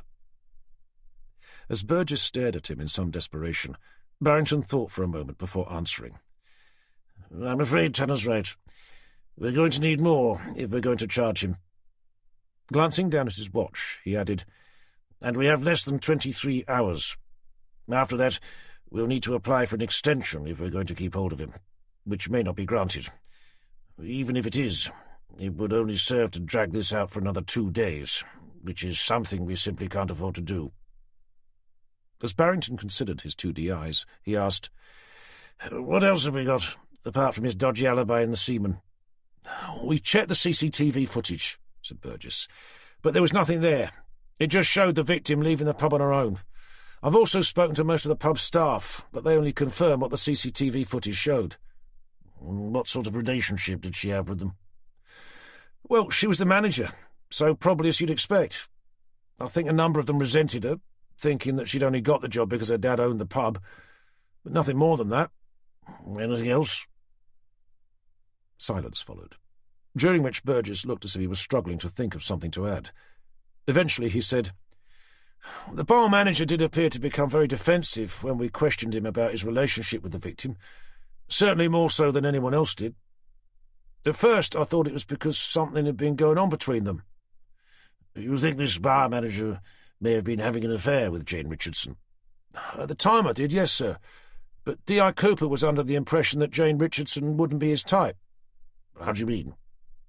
"He thinks the bar manager's gay, sir." "Gay?" repeated Barrington, as if he'd never heard the word spoken out loud before. "Yes, sir. He had a very distinctive haircut, along with a teardrop tattoo, and although I didn't notice it at first, he was also wearing eyeliner." "And that makes him gay, does it?" "When combined with his general demeanour, I'd say it does, yes." "Right. And is any of this relevant?" "Only in that we didn't think he'd have a personal interest in Jane Richardson, despite the way he became defensive when being asked about her." "So not really, then?" "Well—" Before Burgess had a chance to say anything else that Barrington considered to be a complete waste of his time, he interrupted him. "So what's next?" Looking as if he was unsure as to his meaning, Burgess said, "We need to interview the suspect, sir." "I was thinking more along the lines of, what can we do to shore up the case we have against him?" Once again, silence followed. Assuming that Burgess didn't have any more ideas as to how to go about doing that, Tanner re-entered the discussion. "I think it would be a good idea to find out what Mr. Richardson was wearing the night she was killed, sir. Shoes as well. We could then get forensics to check them over for signs of blood or soil from under the railway bridge. I suggest we should also go through the victim's text messages, emails and social media accounts to see if there's any mention in there about them having argued recently. It would then be a good idea to follow that up by speaking to her friends. Maybe she'd told one of them something in confidence. We also need to take a look at her will, sir," he continued, "and to find out how much she was worth. When I spoke to her parents, there was the suggestion that she had a substantial estate that Richardson would be due to inherit." Tanner glanced over at Burgess, who was staring at the wall behind Barrington's desk with tightly pursed lips. For the second time in as many days, Tanner realized he'd probably managed to make his contemporary look as if he didn't have a clue as to what he was doing. But this time around, it hadn't been his intention, and he couldn't help but feel guilty for having done so. From Barrington's perspective, it was becoming increasingly obvious that Burgess simply wasn't up to the task of leading such a high-profile investigation. However, he knew making Tanner the lead now would only serve as humiliation, which would probably force Burgess to put in for a transfer. He had no experience of investigating murder, but he was a good DI nonetheless, and a difficult one to replace. Consequently, Barrington knew they were going to have to continue as they were, with Burgess leading and Tanner supporting. Making a point of glancing down at his watch, Barrington said, "OK, Burgess, I suggest you begin interviewing the suspect. But before you do, get D.S. Gilbert to arrange for forensics to head down to his house. We need his clothes and shoes." "It may be useful for them to have a look for the murder weapon as well, sir," suggested Tanner. "He's most likely to have ditched it," said Barrington. "But it's worth a look, I suppose. Maybe you and Jenny could join forensics and have a look for yourselves." "I was hoping she would be able to start going through Jane Richardson's personal data, sir." "OK, well, fair enough." "And I was hoping to be able to sit in on the interview with Mr. Richardson." Glancing over at Burgess, Barrington asked, "Any objection?" Seeing the look on Burgess's face, Tanner added, "I'd only be looking to sit in." Still staring at the wall, without any outward sign of emotion, Burgess said, "Whatever you think best, sir." Realizing Burgess had resorted to sulking like a 5-year-old, Barrington let out a heavy sigh. "It probably is for the best, yes, Burgess. If the two of you can annoy him as much as you seem to be able to annoy me, you'll probably have him signing a written confession within the first 5 minutes. "What about D.S. Cooper, sir?" asked Burgess, still hoping he wouldn't have to have Tanner joining him for the interview. "You can send him down to the house to supervise forensics. Make sure he looks for anything that could have caused that injury to the victim's head. And after D.S. Gilbert's arranged for forensics to go down there, get her to start digging into Jane's finances. If she is worth a small fortune, we need to know." Seeing Burgess nod his understanding, Barrington ended the meeting. "Right, that will do. Let me know how you get on with our Mr. Richardson. If you tell him what we've already got on him, hopefully he'll own up to it. And that will be that." Chapter 31. The interview room at Wroxham Police Station was like most, small, nondescript and windowless. Its furniture consisted of nothing more than 4 chairs and a table pushed up against a wall. On the table sat a square black box, which was the station's relatively new digital recorder, a time-saving device that allowed interview recordings to be accessed remotely through Norfolk Constabulary's intranet. Simon Richardson was seated at the far side of the table, deep in conversation with a wiry, bald-headed man who stood up to introduce himself as the 2 detectives entered. "I'm Clive Percival. I've been appointed to represent Mr. Simon Richardson." "Thank you," said Burgess, and gestured for him to resume his seat, making a note of his name on the case file he'd brought with him. In the silence that followed, Burgess reached over the table and pressed a small red button on the front of the recording device, underneath the letters REC. Taking the chair closest to the recorder, Burgess leaned in towards the machine. Referring to his notes, he said, "We're here to interview Mr. Simon Richardson of 1 Riverview Lane, Wroxham, in connection with the murder of Mrs. Jane Richardson of the same address." Checking the display on the front of the digital recorder, he continued, "The time is 13:22 on Tuesday the 16th of April. Present in the room are Mr. Simon Richardson, his legal representative Mr. Clive Percival, Detective Inspector Paul Burgess and Detective Inspector John Tanner." Without looking up from his file, he added, "Mr. Richardson, you have been arrested on suspicion of the murder of your wife, Mrs. Jane Richardson." "This is insane," muttered Richardson under his breath, clenching his hands together on the table in front of him so tightly that his knuckles had turned white. Ignoring him, Burgess read out his rights. "You do not have to say anything, but it may harm your defence if you do not mention when questioned something which you later rely on in court. Anything you do say may be given in evidence." Looking up first at the solicitor, then at his client, Burgess asked, "Do you understand why you have been arrested, and the allegations that have been made against you?" "What, that I murdered my wife?" "You don't have to admit it, Mr. Richardson," said Burgess with a malevolent smile, "unless, of course, you want to." Looking back at him with defiant disdain, Richardson said, "Yes, I understand that for some moronic reason you seem to be under the impression that I murdered my wife, despite the fact that I didn't, obviously." "And you understand your rights under caution?" "I do." Pleased to have the legal formalities out of the way, Burgess asked, "May I ask for the record where you were on the night of Saturday the 13th of April between the hours of 10 and 11 o'clock? I've already told you this, he replied, before pointing at Tanner and adding, Well, I've already told him. For my benefit? Requested Burgess. I was away for the weekend. Picking up his pen, Burgess said, And where was that again? It's called the Manor Resort. That's right. And you said that you were playing golf there, is that correct? His eyes flicked between Burgess and Tanner, but he said nothing. Sorry? But was that a yes or a no? I was there, if that's what you mean, he eventually said. Playing golf? Shifting uncomfortably in his chair, he eventually answered, I'd intended to.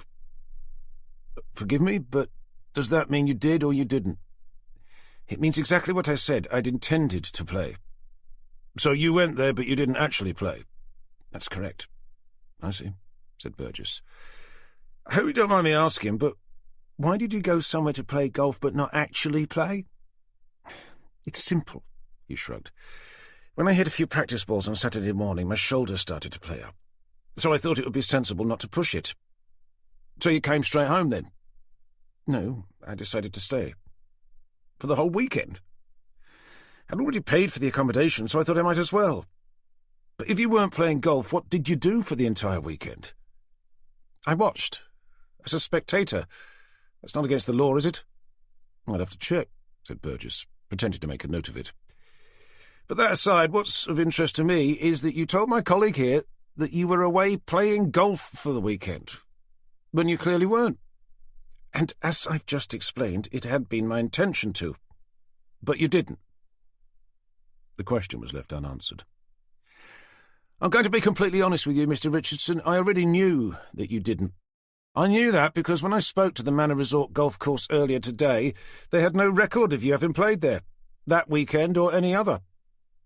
Richardson shrugged again. As I said, I didn't play. I never had. Not there, no. But I did stay there, though. You can check with the hotel if you like. We will, thank you. Allowing the room to fall into an oppressive silence, Burgess took a moment to check through his notes before asking, I assume you're aware of who your wife's father is? Let me guess. Santa Claus? It may as well be, judging by how much money you're likely to inherit now that your wife, his daughter, is dead. I wasn't aware she was worth anything. Really? Muttered Burgess disingenuously. I wasn't. I mean, I assumed she would be when her parents were dead. Passed away, he corrected. But not before then. Burgess returned to reading through his notes. After about a minute of nobody speaking, Richardson asked, How long is all this going to take? Well, we've only got a couple more questions, Mr. Richardson. Well, would you mind hurrying up, then? Unlike you, it would seem, I do have things I need to be getting on with. Still perusing his notes, Burgess asked, When was the last time you had sexual relations with your wife, Mr. Richardson? I beg your pardon? Looking up, Burgess said, Sorry, didn't you hear the question? I heard the question, all right. So, when was the last time you had sex with your wife? Staring over at his solicitor, Richardson asked, Do I have to answer that? I assume the question has some bearing on the accusation being made against my client? Queried the solicitor. It does, replied Burgess. Leaning in towards Richardson, the solicitor said, You don't have to answer, no, but as it's already been explained to you, it could harm your defence if you— It's not that, interrupted Simon. It's just that it's got nothing to do with them. Then it's entirely up to you. He thought for a moment, then said, I'm sorry, but I'm not prepared to answer that. Was it on Saturday night, by any chance? What do you mean, was it on Saturday night? Of course it wasn't on Saturday night. I've already told you I was nowhere near the place on Saturday night. I see. So you know where she was murdered, then? What? You just said you were nowhere near the place where she was murdered, so I'm forced to assume that you know where that was. I didn't mean that. I meant that I was nowhere near here, as in the Broads. So you didn't know she was murdered under Wroxham Railway Bridge, which I understand is just down the road from where you live? Richardson seemed momentarily stunned, and it took him a moment or two to reply, which he did with quiet reserve. I didn't know that, no. Going back to the last time you had sex with your wife, continued Burgess. "When was that again?" To be honest, I can't remember. "So not recently?" "As I said, I can't remember." "But you do know that it definitely wasn't on Saturday night?" Stepping in, the solicitor said, "May I remind you, Detective Inspector, that asking the same question over and over again is a well-documented oppressive interview technique used by police the world over. It may well work in other countries, but here in the United Kingdom, any evidence obtained by using it will be deemed inadmissible in court. Consequently, if you continue to question my client along the same lines, it won't make any difference whether he answers you or not." "Forgive me," said Burgess. "I was just curious to know how it was possible for your client's semen to have been found inside the murder victim, his wife, after she'd been dragged out of the River Thurn on Monday. If the last time he'd had sex with her was so long ago he couldn't remember." As Richardson stared at Burgess, his solicitor couldn't help but to lower his head to stare down at the table. "But I didn't." "Kill her, or have sex with her afterwards." "Afterwards? What do you mean, afterwards?" "Afterwards. As in after she was beaten over the head, strangled until dead, and then raped." "But that's utterly disgusting, and only something a seriously deranged individual would do. I'd have to agree with you on that one. So you're saying that you didn't, then?" "Of course I didn't." "Even though your semen was found inside her?" Exchanging desperate glances between his solicitor and the detective inspector, he blurted out, "Look, I've no idea how my got there, but it wasn't me. I didn't put it there." "And of course, there's the fact that she was murdered just down the road from where you live, and not forgetting that you're in line to inherit what we've been led to believe is a substantial sum of money." "As I've already explained, I was nowhere near the place. I was not playing golf. Yes, so you said." "But I—" With a victorious grin aimed squarely over at the solicitor, Burgess said, "I think we can call that lunch, don't you?" Before the solicitor or anyone else had the chance to say anything, Burgess leaned over toward the digital recorder and said, "The interview is suspended for 1 hour. The time now is exactly 13:37. As Burgess and Tanner got to their feet, Tanner couldn't help but be impressed. Burgess may not have been up to the task of leading a murder investigation, but what he lacked in that department, he certainly made up for in his ability to interrogate a suspect. Chapter 32. Immediately after the interview, Burgess and Tanner met briefly with Barrington again, when it was agreed that Burgess should remain at the station, ready to resume the interview with Simon Richardson, hopefully whilst being fed information as it came in. Tanner was to head up to the Manor Resort to confirm Richardson's new alibi, that he had been there but hadn't taken part in the golf tournament.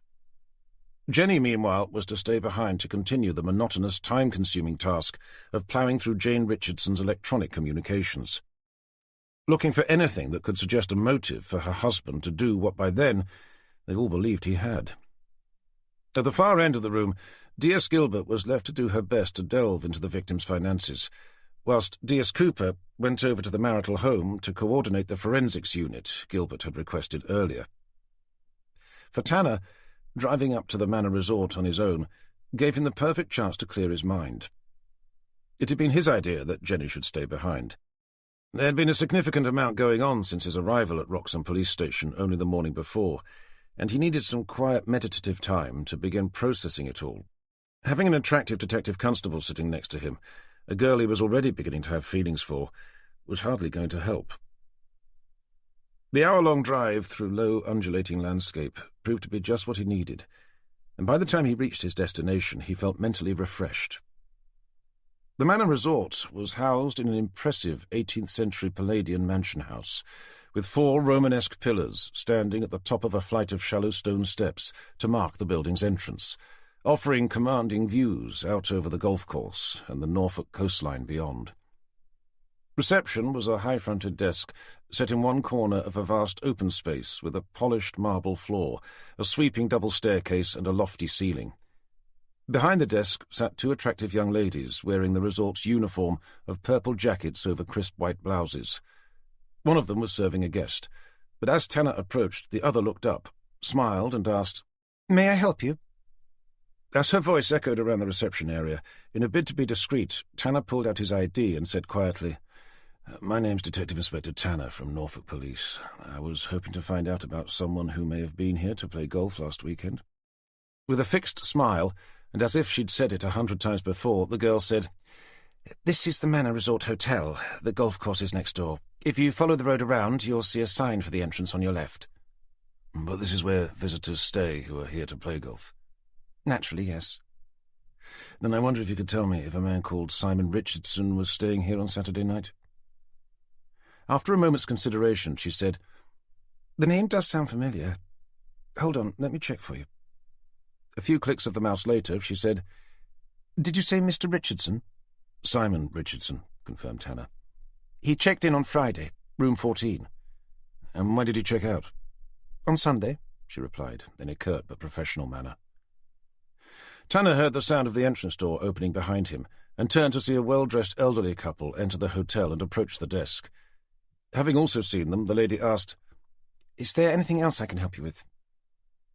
All he'd so far discovered was that someone called Simon Richardson had checked in on Friday and checked out again on Sunday, something he could have found out by simply phoning them up. "I don't suppose you can remember what he did when he was here?"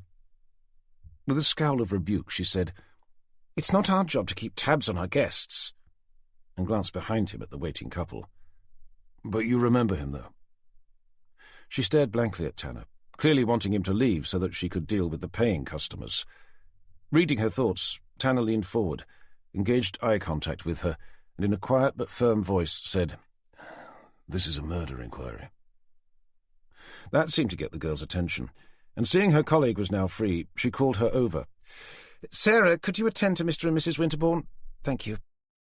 As the old couple smiled and stepped over to the other side of the reception desk, the girl was now free to focus on the questions being asked of her by the detective inspector. "He came in carrying all his golf clubs, if that helps." "Do you know if he left at all on Saturday?" "From what I remember, he spent pretty much the entire time in his room and only came down for dinner." "You sure?" "I can't be 100% certain, no." "But you were on duty at the time?" "I do afternoons and evenings, yes. Guests are free to come and go as they please, obviously. But I did have the impression that he'd be the type who'd be looking to spend the weekend in his room."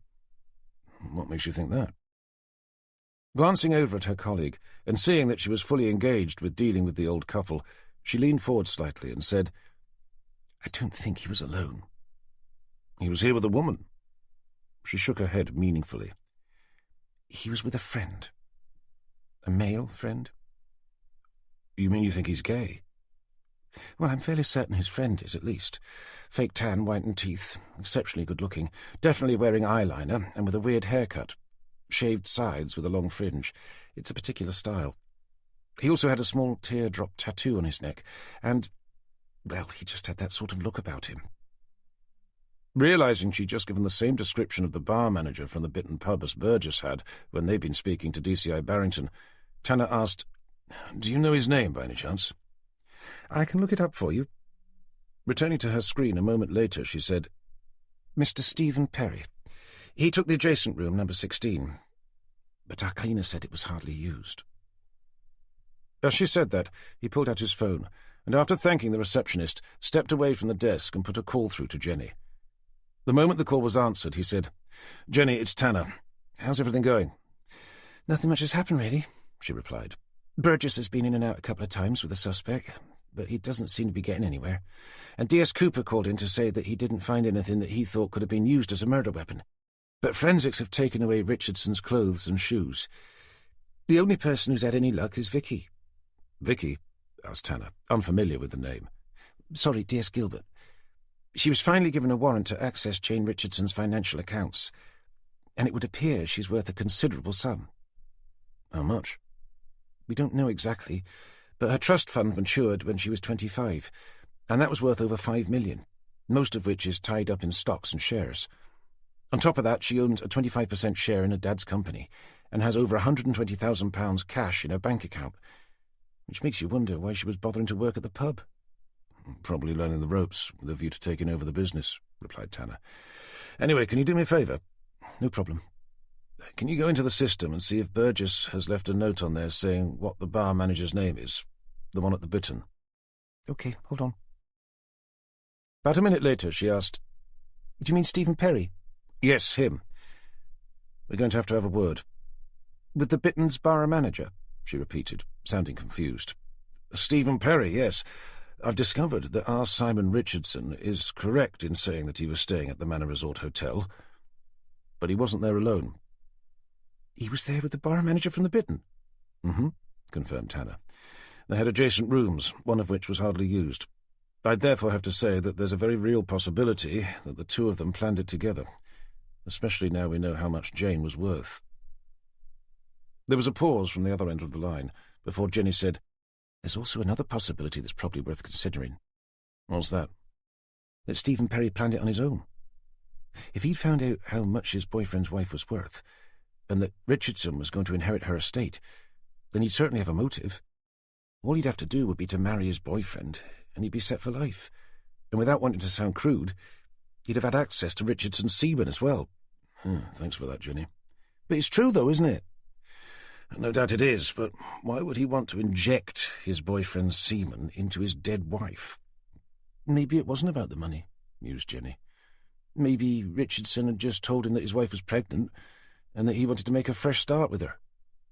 Meaning that they were going to have to stop seeing each other. So Perry decided to frame him for his wife's murder.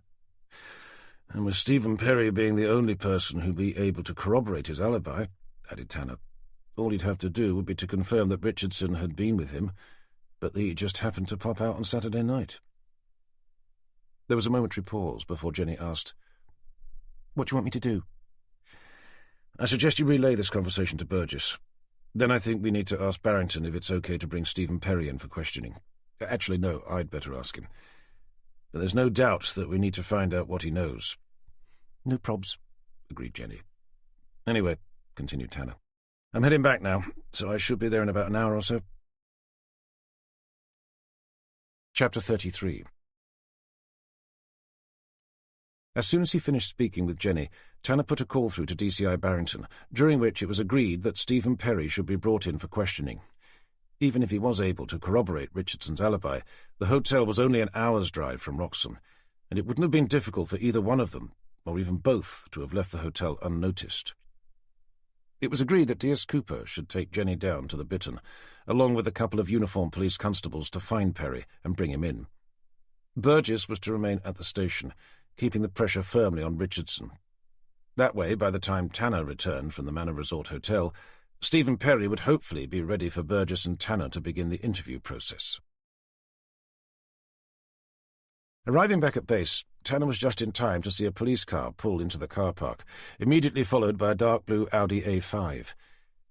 He paused to watch, as amidst a storm of flash photography, a tall, tanned young man with a long fringe, wearing skinny-fit black jeans and a black military-style jacket, was helped out of the back of the police car and escorted inside the station, smiling and nodding over at the journalists. Seeing Jenny emerge from the Audi along with D.S. Cooper, ignoring the journalists' shouted questions, Tanner headed over to join them. "So that's the barman from the Bittern?" "Mm-hmm," she replied. "And he didn't exactly come quietly either. He refused to cooperate, so we had no choice but to arrest him, only for him to begin accusing us of police brutality, gay-bashing, and unlawful arrest." "He doesn't seem to be too upset now, though," observed Tanner. They looked over at him.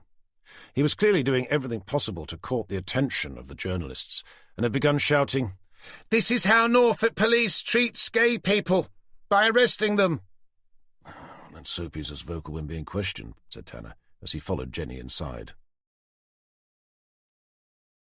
Once in the reception area, Perry was handed over to the duty sergeant for formal processing, during which time he was advised to take legal counsel, and that if he didn't have a solicitor, one could be provided free of charge. But he declined, saying that he'd nothing to hide. Eventually he was led into the station's second interview room, where he was soon joined by Burgess and Tanner. With the digital recorder on and the legal formalities complete, Burgess began the interview. "You do know you're allowed to have a solicitor present, don't you?" "As I told the other guy," Perry said, flicking his fringe out of his eyes. "I've got nothing to hide." "As long as you understand your rights, that's fine by me. So, where shall we start?" "How about by explaining to me what I'm doing here? Other than you've got a thing against gay men, of course. Ignoring the question, Burgess asked, "Where were you on Saturday night between the hours of 10 and 11? I was in bed with Simon Richardson. I see. And where was that? At the Manor Resort Hotel. Burgess paused for a moment before asking, "Where did you two first meet?" At the Bittern. He'd come in occasionally at lunchtime when Jane first started working there. He'd tell everyone that he'd come to see her, but he told me later that he only showed up to see me. How long ago was that? About a year, give or take. And where did you start seeing each other? It was a few months later, I suppose. He was making it very obvious that he fancied me, so I asked him out, and it went from there. Burgess paused, thought for a moment, and then asked, "How often did you go off together for the weekend?" Only about once a month. We would have gone away more, but he said that he was too busy. That and his wife would become suspicious. Stopping to refer to his notes, Burgess deliberately allowed the room to fall into silence. After about a minute or so, he looked up and said, "When we first spoke, you said you knew that Jane Richardson's father owned the pub. Did you also know that he was the founder and CEO of the Lambert Oak pub chain?" We all did. He came in and told us when Jane started working there. So you know John Lambert, then? Most people around here do, don't they? And when did you find out how much Jane Richardson was worth? Was that before or after you asked her husband out on a date? Oh, I see what you're getting at now. You think that because I'm gay, I therefore must be mentally ill. Consequently, I wouldn't think twice before murdering my boyfriend's wife just because her dad's rich. I wasn't talking about her dad. I was talking about Jane Richardson. Did you know she was worth over £5 million? I do now. Did you before? Surprisingly, it didn't come up in conversation, no. I see. So you're honestly trying to tell me that of all the men living in the Broads, you just happened to fall for the one married to a woman who's worth over £5 million? Unfortunately, all the men who live in the Broads aren't gay, which does narrow the field down. Most men who live here are homophobic retards, like you. With that, he gave Burgess a self-amused smirk. So you're not bothered who you go out with, as long as they're gay? Well, it does help. And rich, of course. Or, in this instance, married to a woman who is. Especially after you realised that were his wife to die, your boyfriend would get the lot. You then only have to marry him, and you become an overnight multimillionaire. I think you've been watching a little too much TV, Detective. Burgess took a moment to collect his thoughts and review his notes. As he did, Tanner picked up a pen that was on the desk, and leaning over towards Burgess, he encircled a word he'd seen on the report. Understanding what Tanner meant, without looking up, Burgess asked almost casually, "Did you know Jane Richardson was pregnant?" Perry froze, then looked first at Burgess, then at Tanner. Glancing up from his notes, Burgess asked, "May I take that as a no?" "You're lying," said Perry, as he studied Burgess's face. Looking down again, Burgess turned over a page before adding, "Between 14 to 27 weeks, according to the post-mortem report." "I'm afraid I don't believe you, Detective. Simon would have told me if she was." "But he did tell you, didn't he?" "I just said that he didn't." "Just before he told you that he decided to make a fresh start with his wife." "Oh, this is stupid." "And therefore he wouldn't be able to see you anymore." "As I said, I didn't know." "And that's when you realised two things. That if his wife was pregnant, Simon must have been screwing her behind your back. And secondly, that you were about to lose not only him, but all his wife's money as well. And that's when you decided to take revenge by killing her and making it look like your boyfriend did it." "And how would I make it look like Simon did it? I suppose I bashed her over the head with one of his stupid golf clubs." "Actually, no. We found traces of your boyfriend's semen inside his wife. Apparently it had been inserted there after she'd been killed, and as, according to your testimony at least, he was at the Manor Resort at the time of her death, it only stands to reason that it was you who got hold of a sample of his semen. How you did that, I don't wish to know. Drugged him, drove back down to Wroxham, killed his wife, injected his sperm into her, and headed back to the hotel just in time to give him another blowjob." Perry sat back in his chair, and as he folded his arms, he grinned at Burgess and said, "This is great. I should have brought popcorn." "So you're denying it, then?" Well, I'd love to own up to it, of course. I mean, who wouldn't? But the problem is, as I mentioned at the beginning, I was with Simon all night. And as he wasn't drugged, but was wide awake at the time you're referring to, he'll be able to vouch for me. Ah, but will he, though? Especially when he's given a choice of either owning up to having murdered his own wife or saying that he mysteriously fell asleep at 9 o'clock on the Saturday night, just after you'd sucked him off, and didn't wake up till the following morning. But I didn't do it. So it was your boyfriend, then? It wasn't him, either. Well, it must have been one of you. Unfortunately, there's no other way his semen could have ended up inside his wife after she'd been murdered unless one of you deliberately placed it there. And knowing that it would directly incriminate him if he'd been the one to do so, then it must have been you. Well, it wasn't. So, you planned it together, then? So providing yourselves with the perfect alibi? Of course not. And I can prove it. You can prove it, repeated Burgess. Excellent. Now I'm the one who should have brought popcorn. It's on my phone. The one you took off me when you dragged me in here. And what's on your phone that can prove your innocence? About 100-odd photos and videos. And they'll all be date and time stamped. If you look at them, I think you'll find they'll prove that Simon and I were at the Manor Resort Hotel on Saturday night, and that neither of us left. Chapter 34. About half an hour later, after Stephen Perry's phone had been checked for the images and videos mentioned, Tanner and Burgess were standing in front of DCI Barrington's desk again. Having just explained to him that both their prime suspects had an alibi supported by material evidence, which would be virtually impossible to fabricate, and even more challenging to disprove in court, and that their only part in the whole thing had been that Simon Richardson was a closet homosexual who had been having a clandestine affair with the bar manager from the Bittern pub, they were bracing themselves for Barrington's response. At first, Barrington neither said nor did anything except to glare at them, as his face slowly filled up with blood. Eventually, with a calm but menacing voice, he said, "Is this some sort of joke?" Not daring to look at him directly, but staring at the back wall instead, Burgess said, "I'm afraid not, sir."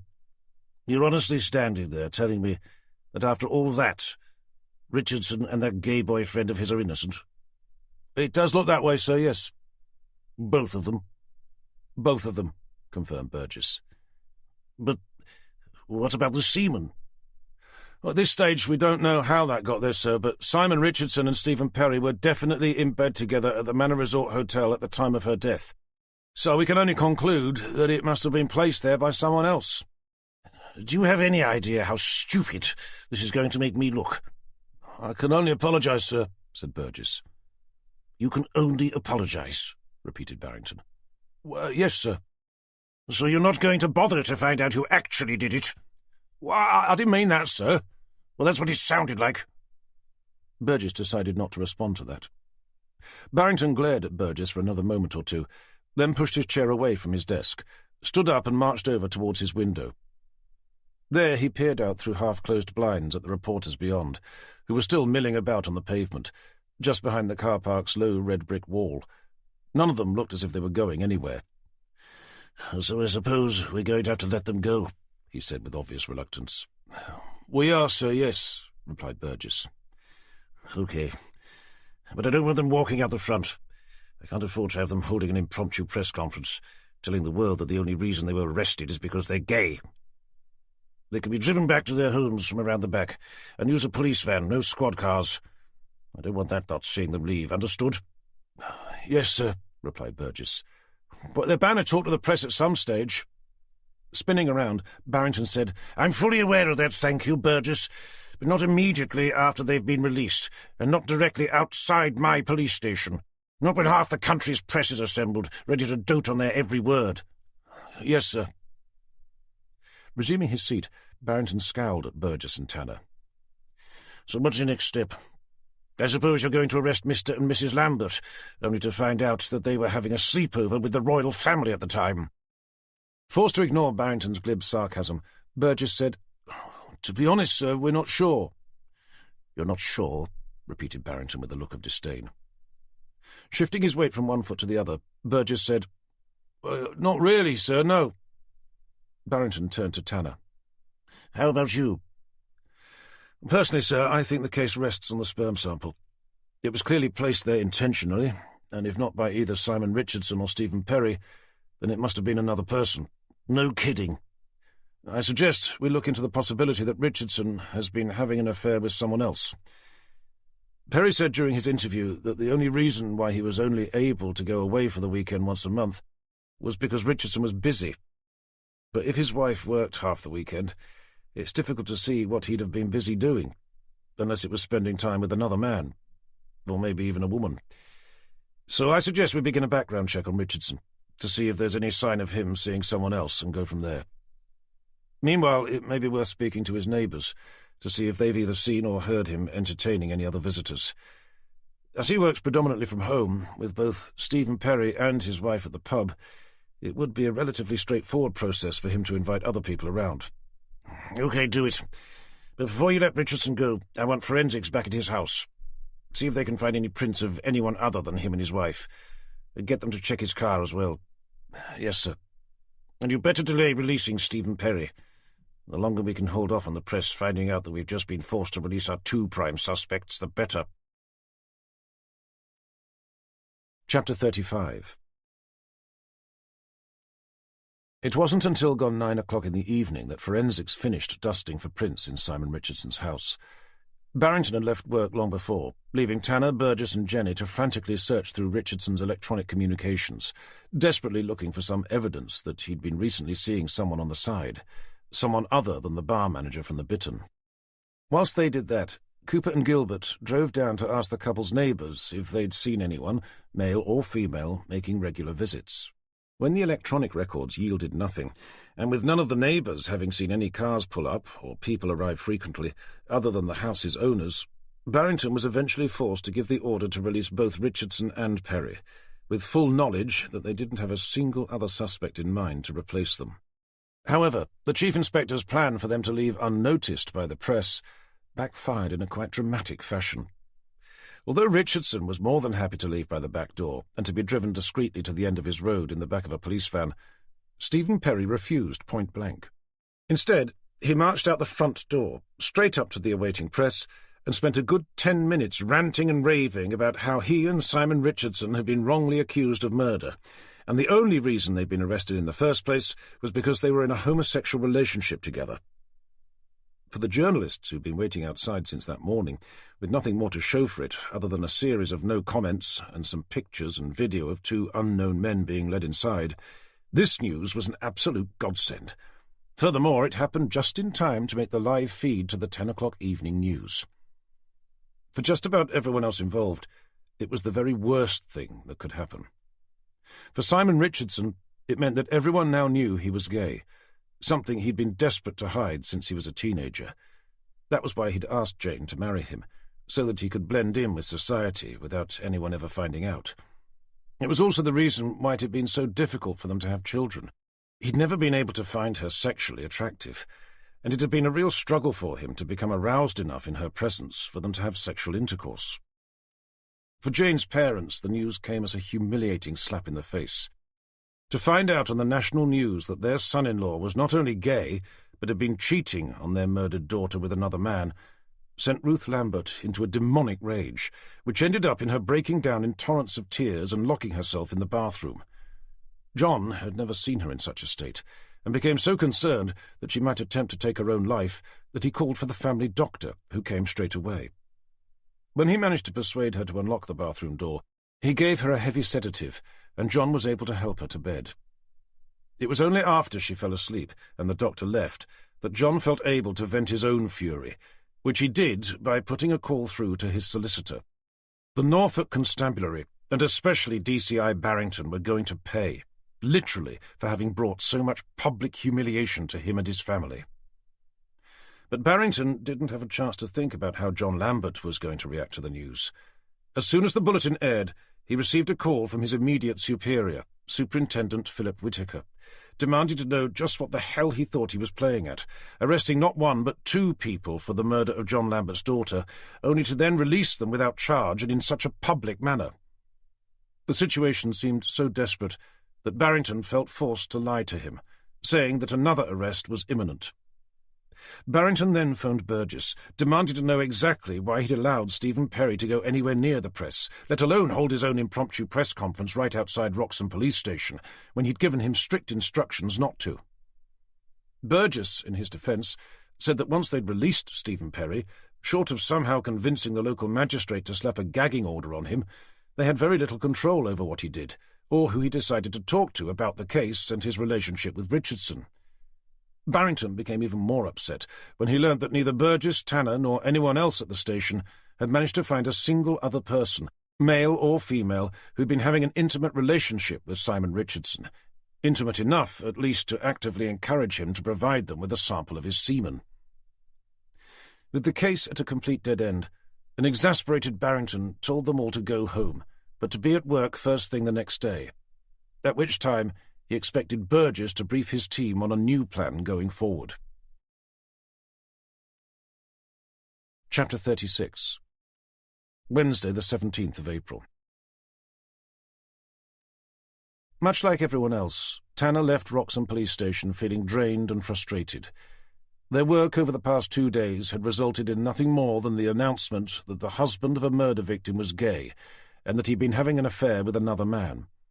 As far as the investigation was concerned, they were right back where they'd started, with the body of an attractive young woman about halfway through her pregnancy, who'd been beaten over the head, strangled, raped, and then dumped into the river. And the only clue as to who'd been responsible led to 2 people who had a rock-solid alibi. At the start of the day, Tanner had been hoping to ask Jenny out for a meal again, maybe somewhere different, but not now. It was clear, leaving work, that neither of them had an appetite for doing so. All they wanted to do was to go home and get some rest. And after dining alone at the Malsters pub, that was exactly what Tanner did, making sure he'd set his phone to go off 20 minutes earlier than usual before falling into another deep, dreamless sleep. It wasn't his alarm that woke him up. It was a phone call about 5 minutes before it was due to go off, from the very person he'd woken up thinking about. "Tanner, it's Jenny. Are you awake?" He blinked the web of sleep from his eyes. "Just about." "Burgess just called me," she said. "Another body's been found." Disturbing images of his daughter crowded Tanner's mind. "You still there?" "Sorry, yes," he replied, fighting to shake off the memories. As his brain cleared and feeling more awake, he asked, "Whereabouts?" "A car park in Erstead. It's at the northern end of the Broads." "Does it look like it's connected?" "All Burgess told me was that it's another woman, to call you and to head up there. I know where it is. Do you want me to pick you up?" "That would be useful, thanks." With the early roads devoid of traffic, it wasn't long before the Golf's headlights were illuminating the fluorescent yellow jacket of a uniformed police constable, stomping his feet in a bid to keep warm, with his collar zipped all the way up to his nose. Recognizing first her car, and then Jenny behind the steering wheel, he stood to one side to direct her into a small public car park. Through tendrils of mist illuminated by the car's headlights, they could see that the entire far section of the car park had been cordoned off with a line of blue and white police tape. Before that, an ambulance waited, with 2 police cars and 3 other vehicles, one of which Tanner recognized as belonging to D.I. Burgess. After Jenny had parked, they made their way over towards another yellow-jacketed PC. He held up the police tape for them, and as they ducked underneath, he nodded over towards the river, saying, "The body's on the slipway."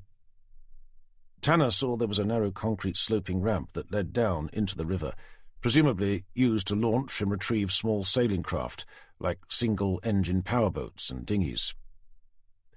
Standing on the edge of the slipway, facing down the slope with his hands buried deep in his pockets, the figure of D.I. Burgess was silhouetted against the surrounding mist. Hearing someone approach, he glanced around. When he saw Tanner and Jenny, he looked surprisingly pleased. "What have we got?" asked Tanner as he approached, although by that time he could already see. At the base of the slipway, half submerged in the river, lay the crumpled body of a blood-soaked young woman, her pale white face staring up at them as if pleading for help. Kneeling down beside her was someone who was now familiar to him. "We're not sure," replied Burgess, looking down at the body. "Dr. Johnston's just finishing."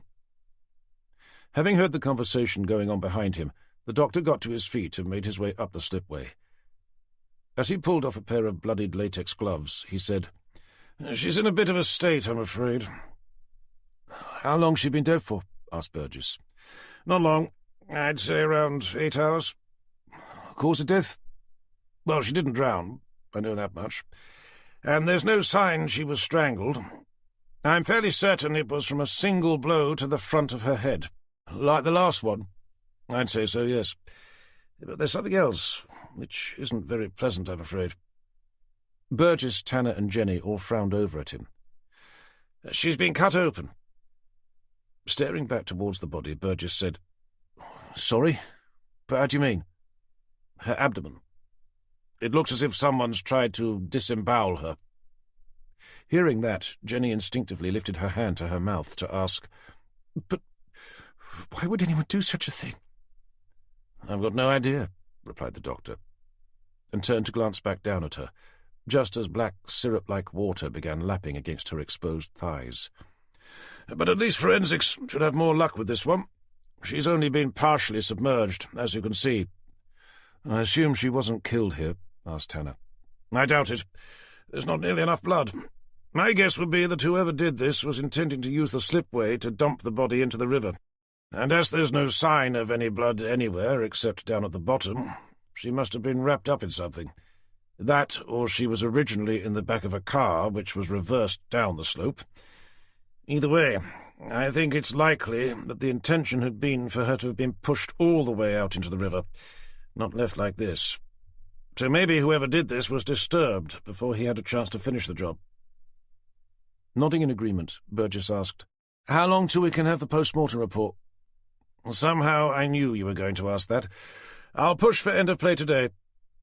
Catching his eye, Tanner asked, "Would it be possible to have an interim report before then? Maybe by late morning?" "I'll do the best I can." The doctor was about to leave when he turned to say, "Oh, I nearly forgot," and reached inside his forensics overalls to pull out a series of clear plastic evidence bags. Handing them over to Burgess, he said, "I didn't find a handbag or anything, but I found a mobile phone in her coat pocket. The others are her items of jewellery. All I could get off her, at least. Anyway, assuming the phone belongs to her, identifying this one should at least be considerably more straightforward than the last." Chapter 37. There was a buzz in the air at Wroxham Police Station as the news spread that the body of another woman had been found in the early hours of the morning, with similar injuries to Jane Richardson. The good news was that the mobile phone gave them the means to make a formal identification. As they waited for an interim report to come through from the medical examiner, Burgess and Tanner went over the details with Barrington in his office, whilst deciding how best to proceed. Just before 10 o'clock, Dr. Johnston emailed the report through. 10 minutes after that, Barrington led Burgess and Tanner out into the main office to begin a station-wide briefing. "If I could have everyone's attention," he called out, as the three of them reached the whiteboard at the far end of the office, now covered in a series of headshots, scrawled marker pen notes and references. He waited for everyone to settle down. "As I'm sure you all know by now, on Monday we discovered the body of a young woman who we identified as being Jane Richardson, the manager of the Bitton pub, and who was brutally murdered on her way back from work at around 10:30 on Saturday night. On Tuesday, we arrested 2 people in connection with the murder: the victim's husband, Simon Richardson, and the man who we later discovered he'd been having an affair with, Mr. Stephen Perry. However, despite substantial evidence against them, both suspects were eventually able to produce an alibi that was supported by both video and photographic material, giving us no choice but to release them. As of 7 o'clock this morning, we have another victim. The full post-mortem has yet to come through, but what we've learnt so far gives us reason to believe that this woman has also been murdered, and most likely by the same person. Before I hand you over to D.I. Burgess, I just want to remind you of the serious nature of these crimes and what it means if they are linked. So I expect you all to give Burgess your continued commitment and support. And I hope it goes without saying that with the media interest in serial killers being as it is, we'll be under the spotlight even more now. Over to you, Burgess." Taking a step forward, Burgess stared around at everyone in the room. "As Stacey I. Barrington has said," he began, It looks like we have a double murder on our hands." Allowing the room to fall silent, he turned to face the whiteboard behind him. From a plastic folder he removed a photograph which he posted adjacent to that of Jane Richardson. The new photograph was of a girl in her late 20s or early 30s, with dark brown hair, smiling at the camera. In her hand was a glass of red wine, and surrounding her was a group of girls, all of whom looked to be having a great time. The incongruity of that image, given the circumstances, wasn't lost on any of them. "We've yet to formally identify the body, but at this stage we believe the second victim is Mrs. Emily Harris from Great Yarmouth. She was reported missing by her husband this morning. According to him, she went to visit her mother after work yesterday evening but never returned." He looked over at the picture again. Emily was 32 years old, co-founder and director of Powell Harris Estate Agents, located just down the road from where she lives. She was killed by a single blow to her frontal lobe. The wound is almost identical to that noted on Jane Richardson's head. She was also raped post-mortem. And there's something else as well. He hesitated. It looks like someone attempted to disembowel her. A stunned silence fell over the office. We don't know if Jane Richardson suffered the same fate. As you know, she was pulled into the propeller of a reversing boat, so it was impossible to tell. But I don't think we should rule it out. Emily's body was found at the base of a slipway in the small village of Ersted. It's believed that she was murdered around 8 or 9 hours earlier. That gives us an approximate time of death of between 10 and 11 o'clock last night. However, we don't believe she was killed where she was found, so the body must have been left on the slipway sometime afterwards. We think the intention was to push her body out into the River Ant, but for some reason that didn't happen, possibly because whoever did this was interrupted. If that is the case, then there's a strong chance that we may have ourselves a witness." D.S. Cooper raised his hand. "Are there any CCTV cameras in the area?" "We couldn't see any, no, but it would be worth checking, both in the car park where the slipway is and on any approaching roads. Have a look and let me know. And whilst you're there, start going door to door to ask if anyone saw anything unusual last night. Take a couple of uniforms down to help." He turned his attention back to the wider group, now listening in grim-faced silence. "As you've been told, both victims were raped post-mortem. In the case of Jane Richardson, semen was found inside her, which belonged to her husband, Simon Richardson. That was one of the main reasons why we arrested him. Semen has also been found inside the second victim. It, too, belongs to Simon Richardson." News of this sent whispered discussions flying around the room. Raising his hands to placate those in attendance, Burgess called out, "I know what you're all thinking, especially as he was released only a couple of hours before this happened, and we're not ruling him out, which is why we still have him up on the board as a suspect. We're also keeping his boyfriend, Stephen Perry, up there as well. However, at this stage we think it's more likely that someone else is doing this, deliberately trying to incriminate Richardson, someone who knows him and is holding some sort of a grudge. Due to his sexual orientation, and that both victims were raped, we believe this is most likely to be a man who is gay or at least bisexual, someone who at some point has had sexual relations with Richardson. It's very possible that whoever did this may have been planning it for some considerable time, so much so that they froze a sample of his sperm. If that was the case, that means that the person responsible could have done so months, if not years, before. So our first priority is to look into his past relationships. We need to find out about anyone he's had a relationship with. Tanner and Jenny, I'll leave that with you." After seeing them nod their agreement, Burgess looked over at Vicky Gilbert. "We also need to look into Emily Harris. Vicky, if you could begin that process, see if there's anything that connects her with either Simon or Jane Richardson. Friends, work, school, anything. DCI Barrington and myself are about to issue a statement to the press outside. Nothing fancy, just enough to give them the facts as they stand. Hopefully that will stop them from going away and writing up something about how Simon Richardson was released only to murder again. Obviously, we won't be releasing the name of the second victim, not until we've told the husband, and he's been able to formally identify the body. I've chosen the short straw for that, and I'll be heading over to meet with him immediately after we've issued the statement. It looks like we have a particularly nasty individual out there, roaming the Broads. Someone who not only seems happy enough to take the lives of innocent young women, but also feels it necessary to rape and mutilate them afterwards. It goes without saying that we need to work fast. Does everyone understand what they're doing? All those in the room nodded their agreement, and as nobody seemed to have any questions, Burgess concluded the briefing. As soon as you get anything, let me know. That's it for now. Chapter 38. The moment the briefing finished, Barrington and Burgess headed outside to issue a formal statement to the press, leaving the rest of the team to focus on their various tasks. Working together, it didn't take long for Tanner and Jenny to discover that before Richardson was married, he'd had a series of clandestine relationships with other men, all the way back to university, even though he'd been working hard to give the outward impression of being every bit the heterosexual male that society seemed more ready to accept.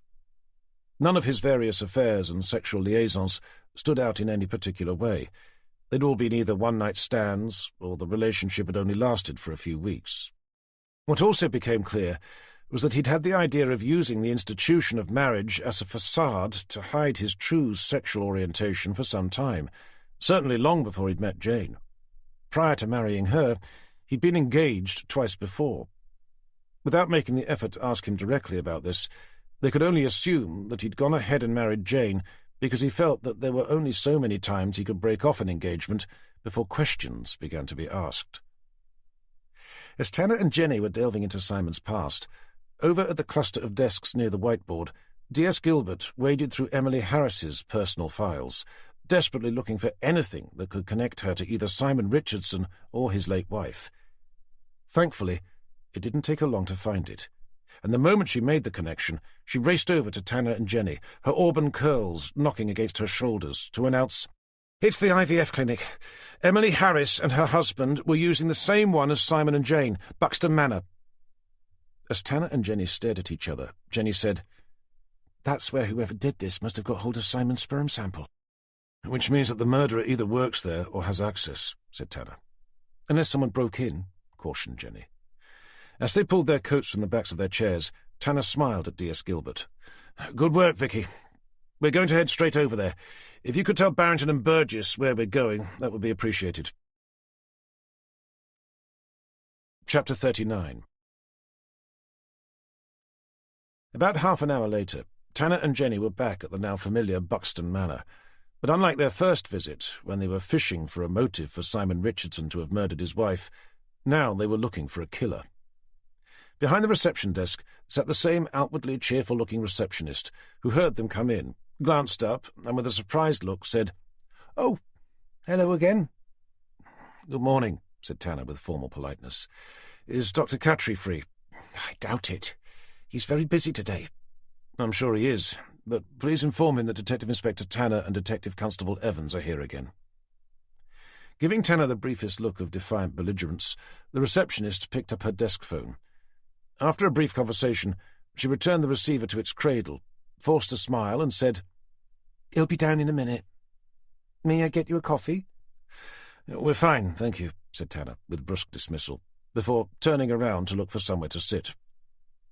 Directly behind him sat two young couples, at opposite ends of a row of 8 chairs, all nervously leafing through some of the lifestyle magazines that had been arranged with neat precision over a low mahogany coffee table.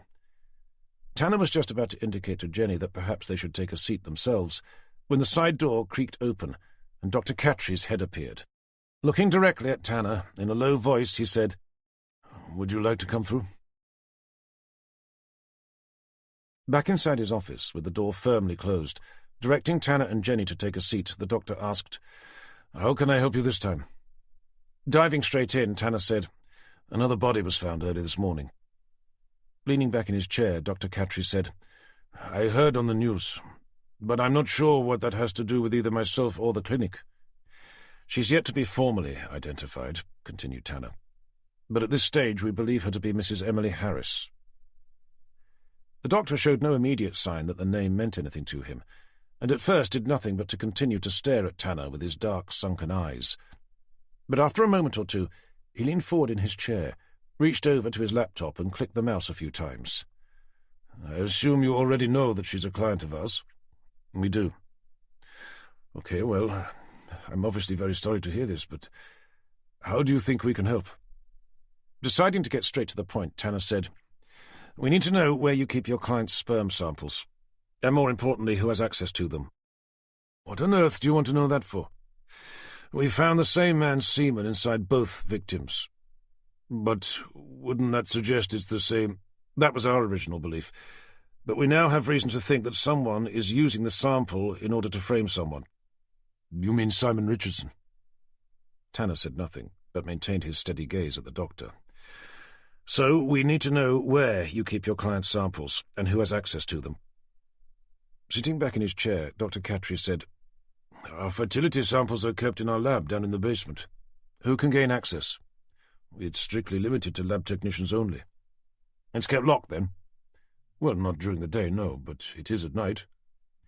"So you're saying that anyone can go in there during the day and help themselves to whatever they like?" "It's not as easy as that. There's always someone in there, from 9 to 5 at least, and we all have to wear identity tags." He glanced down to take hold of his own, which hung loosely around his neck, and held it up for them to see. "Furthermore," he continued, "if someone was to go in there with the intention of stealing a sperm sample, they'd have to know what they were looking for, and how to find it. Even more so if it was a particular individual's." "So who would such people be?" "Only our lab technicians, really." "What about you?" "Well, yes, me as well, I suppose." "Just for the record, may I ask what you were doing last Saturday night, between 10 and 11 o'clock? As his eyes widened with horror, he said, "You can't possibly think it was me." "I'm not suggesting anything, Doctor. I'm simply asking where you were last Saturday night." With his professional demeanour beginning to show signs of cracking, he said, "I was at home. I'm sure I was." "On your own?" "Our children have moved out, but my wife would have been there." "Nobody else?" "Who else do you think would have been?" "I've no idea. It's just that wives don't make great collaborative witnesses, at least not in a court of law." "You're not serious." Instead of answering, Tanner moved the conversation along. "Has anyone noticed any samples going missing?" "Not that anyone's told me." "How about break-ins?" "Again, not that I know of. The building is fitted with a privately managed security system, so I'm sure we'd have known about it if there had been any breaches." "Going back to Emily Harris, how long has she been a client of yours?" The doctor checked the file he'd opened on his laptop. "The Harrises first came to see us back in November of last year." "Do you know if they knew the Richardsons?" Continuing to look at the screen, the doctor said, "If you mean did one refer the other, then I'm afraid I couldn't say." Tanner hadn't meant that, but it had given him another idea. "Could you tell us who did refer them?" "As I just said, I can't, no." "May I remind you that this is a murder inquiry?" "So you've said, but under absolutely no circumstances am I allowed to start going around telling people who referred who. It would completely undermine the service we offer." "I can come back with a warrant." "Then I suggest you do that." Deciding that it was probably best to change tack, Tanner asked, "Do your clients ever meet up together socially?" "I have no idea what goes on beyond these walls, but I'd have thought that would be unlikely. The vast majority of them come here for privacy and discretion. Fertility problems are hardly something people like their friends to know about." "But maybe if they happen to bump into each other in reception." "Well, of course it's possible, I suppose, but it would have nothing whatsoever to do with the clinic." Tanner knew he was clutching at straws, and decided to call it a day. "Okay, that will do for now. Thank you for your time, Dr. Cattry. But before we leave, we're going to need the names and contact details for everyone who has worked here, going back to when Mr. and Mrs. Harris first became clients." Pushing himself up from his desk, he said, "If you speak to Susan on reception, I'll ask her to sort that out for you. Now, if you'll excuse me, I have clients whom I've already kept waiting for quite long enough." Chapter 40 Back out in reception, there was only one couple left waiting, there to see Dr. Cattry. As soon as the receptionist saw Tanner and Jenny emerge, she asked them to go straight through.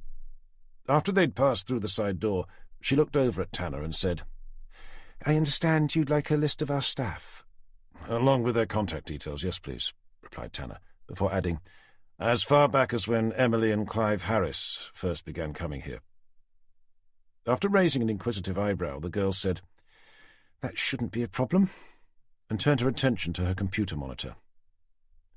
As Tanner waited, he strolled over to take a look out of the lead-lined window into the car park, leaving Jenny leaning up against the reception desk. Pretending to take an interest in some of the leaflets out on display, in a conversational tone, Jenny asked the receptionist, "So how long have you been working here? Susan, isn't it?" "Who, me?" the girl replied, glancing momentarily up from her computer screen. "Gosh, it's been so long I'm not sure I can remember. I suppose you must get to know the clients quite well." Refocusing her mind back to the task in hand, somewhat absently she replied, "Most of them, I suppose. At least the regulars. I can't say I like them very much, though. Too stuck up for my taste. I take it you knew Simon and Jane Richardson?" Abandoning her database search, she stared up at Jenny, and in a half-whisper said, "Of course. And for Mr. Richardson to have been accused of murdering his own wife, that must have been just awful for him. Do you know if any of your clients would know each other socially, outside the clinic?" Returning to her search, Susan shrugged. "I'd say most of our clients are referred here by their friends. They tend to stick together, that lot. We also offer a 10% reduction in our fees whenever someone does, which I doubt most of them can turn down. I don't suppose you take a note of who referred who?" "Yeah, of course. We have to. Do you know if anyone referred the Richardsons?" "Hold on. Let me just print this out and I'll take a look for you. But don't tell anyone I did it. I'm really not supposed to." As the electrical hum of a laser printer began whirring under the desk, it wasn't long before Susan said, "It was Mrs. Ruth Lambert, Jane Richardson's mother. Apparently she's been coming here for years for other reasons, long before I started working here." "And what about Clive and Emily Harris? Did anyone refer them?" A moment later the girl said, "It was Ruth Lambert again. Do you think that's important?" Jenny wasn't sure, but one thing she did know was that she didn't want the receptionist to think that it was, so she dismissed the idea. "I doubt it. From what I hear, Mrs. Lambert knows just about everyone." With a knowing smile of conspiratorial agreement, Susan abandoned her computer screen and reached down to retrieve 2 pieces of A4 paper which the printer had churned out. Placing them on top of the high desk, she called over to Tanner, possibly a little too loudly. "I've printed that list out for you." Returning to the desk, Tanner picked up the pages and began glancing through the list, making sure that each name had a phone number and contact address beside it. "And this is everyone who's worked here since the Harrises had their first consultation?" "It goes back 6 months, which is about when the Harrises first came." "Okay, well, thank you for your help. We'd better be on our way." Chapter 41. As soon as they were out in the car park, crunching back over the gravel towards the XJS, Jenny took out her notebook and said to Tanner, "Did you hear that Ruth Lambert referred both her daughter and Emily Harris?" "I did, yes. But I suspect you were right when you said that she just probably knows a lot of people." "The right people, at least," agreed Jenny. Approaching the car, she went on. "Speaking of knowing people, I can't help but think I recognize her from somewhere." "Who?" "The receptionist, Susan Follett." "I can't say the name rings a bell." "Me neither, but her face does. I just can't remember where from." Tanner stopped beside the driver's side door and turned back to look over at Buxton Manor, pulling out his phone as he did. Taking it off mute, he checked his messages. "I've had a missed call from Burgess," he said. "I better phone him, else he'll have a go at me for not bothering to stay in touch." He pressed the dial button. "Hi, it's Tanner. You tried to call?" "That was half an hour ago." "Sorry, we've been at Buxton Manor where the IVF clinic is." "Yeah, I heard. How'd you get on?" "We managed to speak to the lead IVF consultant again. Their sperm samples are kept on site, and although they're secured at night, from what I could make out, just about anyone could have access to them during the day. He's provided us with the names and contact details of everyone who's worked there since Emily Harris first came in. What about break-ins? He doesn't think it's likely. They've got a privately managed security system, and he'd have been told of any breaches. I think our focus should be on the staff working there, so I suggest we start having a chat with those on the list of names. OK, makes sense. I'll let Barrington know. Whilst you've been away, D.S. Cooper managed to dig up a witness from the Ersted public car park. Apparently, some guy saw a car reverse down the slipway at around 11 o'clock last night, dump something out the back and drive off. I don't suppose he saw who was driving it. Only that he thought it was a man wearing a hat of some description, either a baseball cap or one of those trendy flat cap things. Nothing else. He was large, but not tall. So short and fat, then. Something like that. Not much to go on, observed Tanner. Did he at least see what type of car it was? He reckons it was a Ford Focus. Well, they're common enough, said Tanner, glancing around at the cars in the Manor's car park. There's 2 of them here for a start. He gave Jenny a nudge and pointed over at them. What colour are they? Asked Burgess. One's red, the other's light blue. Well, this one's supposed to be black, which should narrow things down. Vicky started doing a search for registered owners of black Ford Focuses living in the Broads area. Hopefully there aren't too many. Thinking that there probably were, Tanner didn't reply, leaving Burgess to say, Anyway, if you could get yourselves back here, you can start going through that list of names you got. No problem, agreed Tanner. But it may be worthwhile asking Simon Richardson if he recognises any of them first. If someone working here is trying to pin the murders on him, then it stands to reason that he must know them. OK, fair enough. Whilst you're down there, you can see how he's getting on with the press. We had a call from one of his neighbours this morning. The road outside his house has been swamped with reporters. They must have piled down there after we issued our statement. Apparently they've been making a bit of a nuisance of themselves. Barrington was forced to send a unit down to keep an eye on them. We'll get over there now. As the call ended, Jenny asked, What's the plan? Apparently the Richardsons' neighbours have been complaining about the reporters hanging around. We can run this list of names past him, and make sure they're being kept under control while we're there. But before we go, I'd like to take a very quick look at that Ford Focus over there. What, the red one? Cooper managed to dig up an eyewitness at Ersted. The man says he saw a black Ford Focus dumping something at the bottom of the slipway. Following him, Jenny said in some confusion, But that's a red one. When he didn't answer, she persisted. You do know that black isn't very much like red, given that it's a completely different colour. I also know that under a fluorescent streetlight, a red car will often look black. Jenny raised an eyebrow. She'd never thought about it before, but Tanner was probably right. The car itself was an older model, and looked as if it hadn't been cleaned in a while. Cupping their hands over their eyes, they began peering inside, when they heard a shrill voice calling out behind them. May I help you? Spinning around, they saw the receptionist, Susan, standing just outside the entrance, scowling. She had one hand folded over her waist, whilst the other held a smouldering cigarette. I don't suppose you know whose car this is?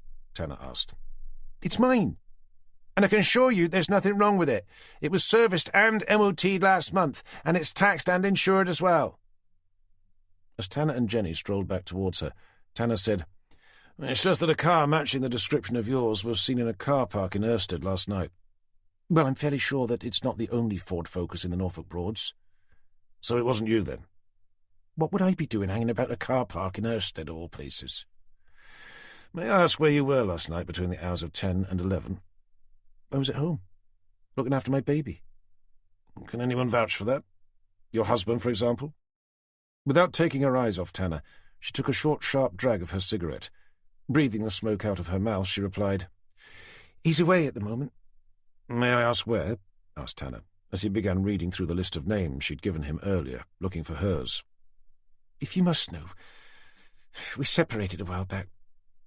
I don't keep tabs on his whereabouts. Turning onto the second page, he asked, So you don't know where he is? That's what I just said, isn't it? Your name's Susan Follett, isn't it? That's right, why?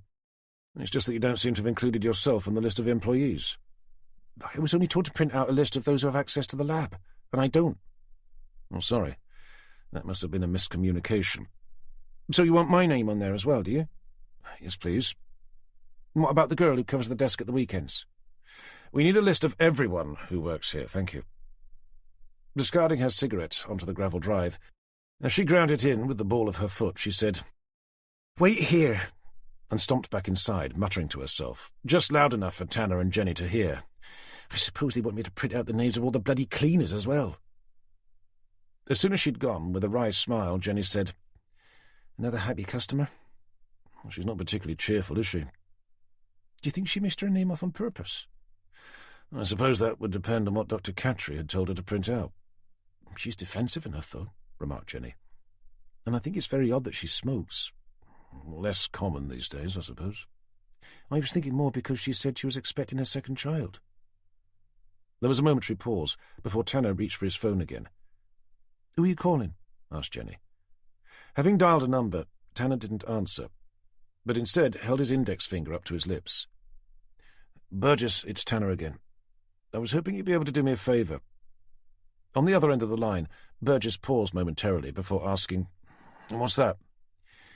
"Can you get someone to do a very quick background check on a Mrs. Susan Follett? She's the receptionist here at Buxton Manor." "Any particular reason why?" "She owns a Ford Focus." "A black one?" "Close enough," said Tanner, unwilling to tell Burgess that it was actually bright red. "There's something about her that just doesn't feel right. She gave us the impression that she was happily married with one child and another on the way, but we've just found out her husband's left her and she doesn't seem to even know where he is. Jenny also pointed out that she was openly smoking, which, given where she works and the fact that she said she was pregnant, does seem a little odd." "OK, I'll get Vicky to look into it. I'll call you back if we find out anything." Ending the call, Tanner looked over at Jenny. "I don't suppose you can remember where you've seen her before?" "I can't, no." "Well, I suggest we ask Simon Richardson about her when we see him. Maybe he knows her from somewhere." Hearing Susan Follett return, Tanner whispered, "And make sure you make a note of her number plate before we leave." Chapter 42. Driving down Riverview Lane towards the Richardsons' house, the view at the end was in stark contrast to when they'd first been there. Instead of a quiet road leading towards the peaceful serenity of the majestic River Bure, there were now at least 4 news vans and a dozen or so other vehicles parked along the road as near to the end as possible, wherever they could find a space. "Someone's popular," remarked Jenny. "Yes, but I doubt Simon's the type who wants to be. At least not for being a rampant homosexual who everyone thinks murdered 2 women in nearly as many days, one of which was his wife." "I suppose Barrington's news conference didn't have quite the effect he was hoping for." "Well, no. But in fairness, I'm not sure how it could have. As soon as that lot found out that 3 hours after Simon was released for the murder of his wife, another woman was killed, they'd have been down here like a shot, no matter what anyone had said." As Tanner reversed onto the grass verge behind another car, more than 100 feet from Simon's house, he added, "Frankly, I've got no idea what the press think they're going to achieve by doing this." Knowing that they were about to step into the glare of the media spotlight, Tanner used the rearview mirror to make sure his hair was straight, or at least not sticking up anywhere it shouldn't be. As Jenny did something similar using the passenger's pull-down mirror, she said, "Maybe they think they're going to catch him in the act of popping out to kill someone else. Or maybe they think he's going to hold his own press conference and confess to both crimes, whilst relaying to the world exactly why he did it." With a wry smile, Tanner said, "Who knows?" He pushed open the XJS's 30-year-old driver's door and heaved himself out. As he checked his tie and buttoned his single-breasted dark grey suit jacket, he stared down the road towards the awaiting press. "At least he's going to be in." "You never know. He may have given them the slip," Jenny suggested. "Well, that lot? Not very likely, is it?" "Not very likely, no." Tanner paused for a moment before eventually saying, "Shall we go?" As they hadn't moved since they'd stepped out of the car, it was clear that neither of them particularly wanted to, not when half the national press was waiting for them at the end. "Maybe we should have phoned him up instead," suggested Jenny. "Maybe they'll just think we're Jehovah's Witnesses and leave us alone." Ignoring her unimpressed look, he led the way down the last stretch of Riverview Lane. As soon as they were spotted marching down the road, the press pack began to sit up and take notice. Tanner and Jenny might not be the police officers leading the investigation, but someone must have recognized them as being connected with the case, as cameras soon began to flash. On the pavement outside Richardson's driveway stood 2 uniformed policemen, both of whom Tanner recognized. "Everything all right here?" he asked as they approached. "Just the normal, sir," replied the nearest. "When we arrived, we found a few journalists peering through the windows and trying to get in round the back, but we soon put a stop to that." Tanner took a moment to stare up at the house. Noticing all the blinds had been pulled down, he asked, "Is anyone even at home?" "We've not seen anyone, sir, no, but the press seem to think he is." "OK. We need to ask him some questions." Glancing over his shoulder, he added, "Whilst we do, any chance you could keep that lot under control?" "We'll do the best we can, sir." Tanner and Jenny stepped past them to weave their way between Simon's red Audi TT and his late wife's silver Porsche 911, heading for the front door. As they did, questions began to be shouted out, none of which Tanner had any intention of answering. Keeping their backs to the press, Tanner rang the doorbell and waited. There was no answer. "He probably thinks we're reporters," said Jenny. "Probably," agreed Tanner, and stooped down, poked his fingers through the letterbox, and peered through the gap. Unable to see or hear anyone, he called out, "Mr. Richardson, it's Detective Inspector Tanner from Norfolk Police. It's nothing serious. I just need to ask you a couple of questions." Still nothing. "Are you there, Mr. Richardson? Can you hear me?" But only silence followed. "Maybe he did slip out of the back," suggested Jenny. "Or maybe he's done something stupid," said Tanner with quiet concern. He stood back to study the outside of the house again, looking to see if there were any windows open, but he couldn't see any. There was a side gate, though, and gesturing towards it, he said, "We'd better take a look." "But are we allowed to do that? Isn't that his private property?" "If there's a chance he may have taken his own life, then frankly I don't care if we're allowed to or not." Returning to the front door, Tanner pushed his fingers through the letterbox again and called out, "Mr. Richardson! If you don't open up, we'll have to force our way in." Still nothing. "I don't like this," he muttered. "Come on."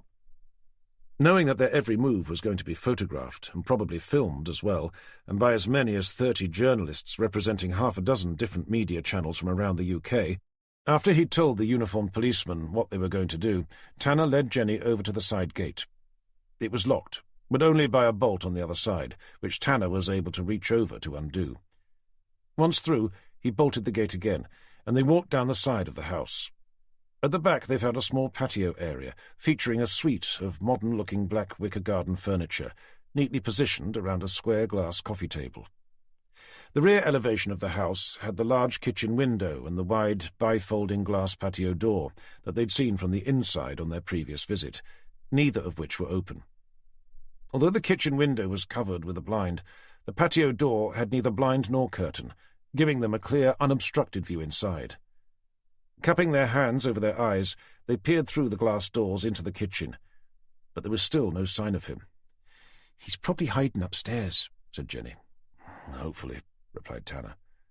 Retrieving his phone from his inside pocket, he asked, "Do you have his phone number?" After she'd fished it out from her notebook, Tanner dialed and stood on the patio, listening to the phone ring inside the house with a hollow, muted echo.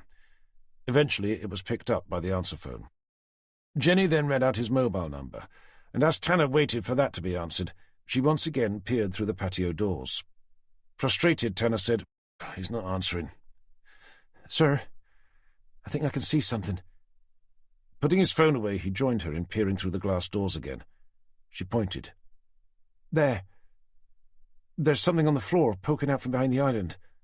"I can't see anything." It just moved, look." "Shit," said Tanner. Standing back from the doors, he said, "Call an ambulance.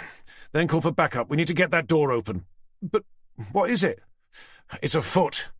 It's someone's foot." Chapter 43. Tanner stood staring down at the body of the person he believed was Simon Richardson, but from what was left of his face it was difficult to tell. What remained of his nose was nothing more than 2 fractured pieces of bone, jutting awkwardly out through discoloured broken skin. His mouth bore a closer resemblance to a butchered slab of meat, out from which oozed blackened, half-congealed blood.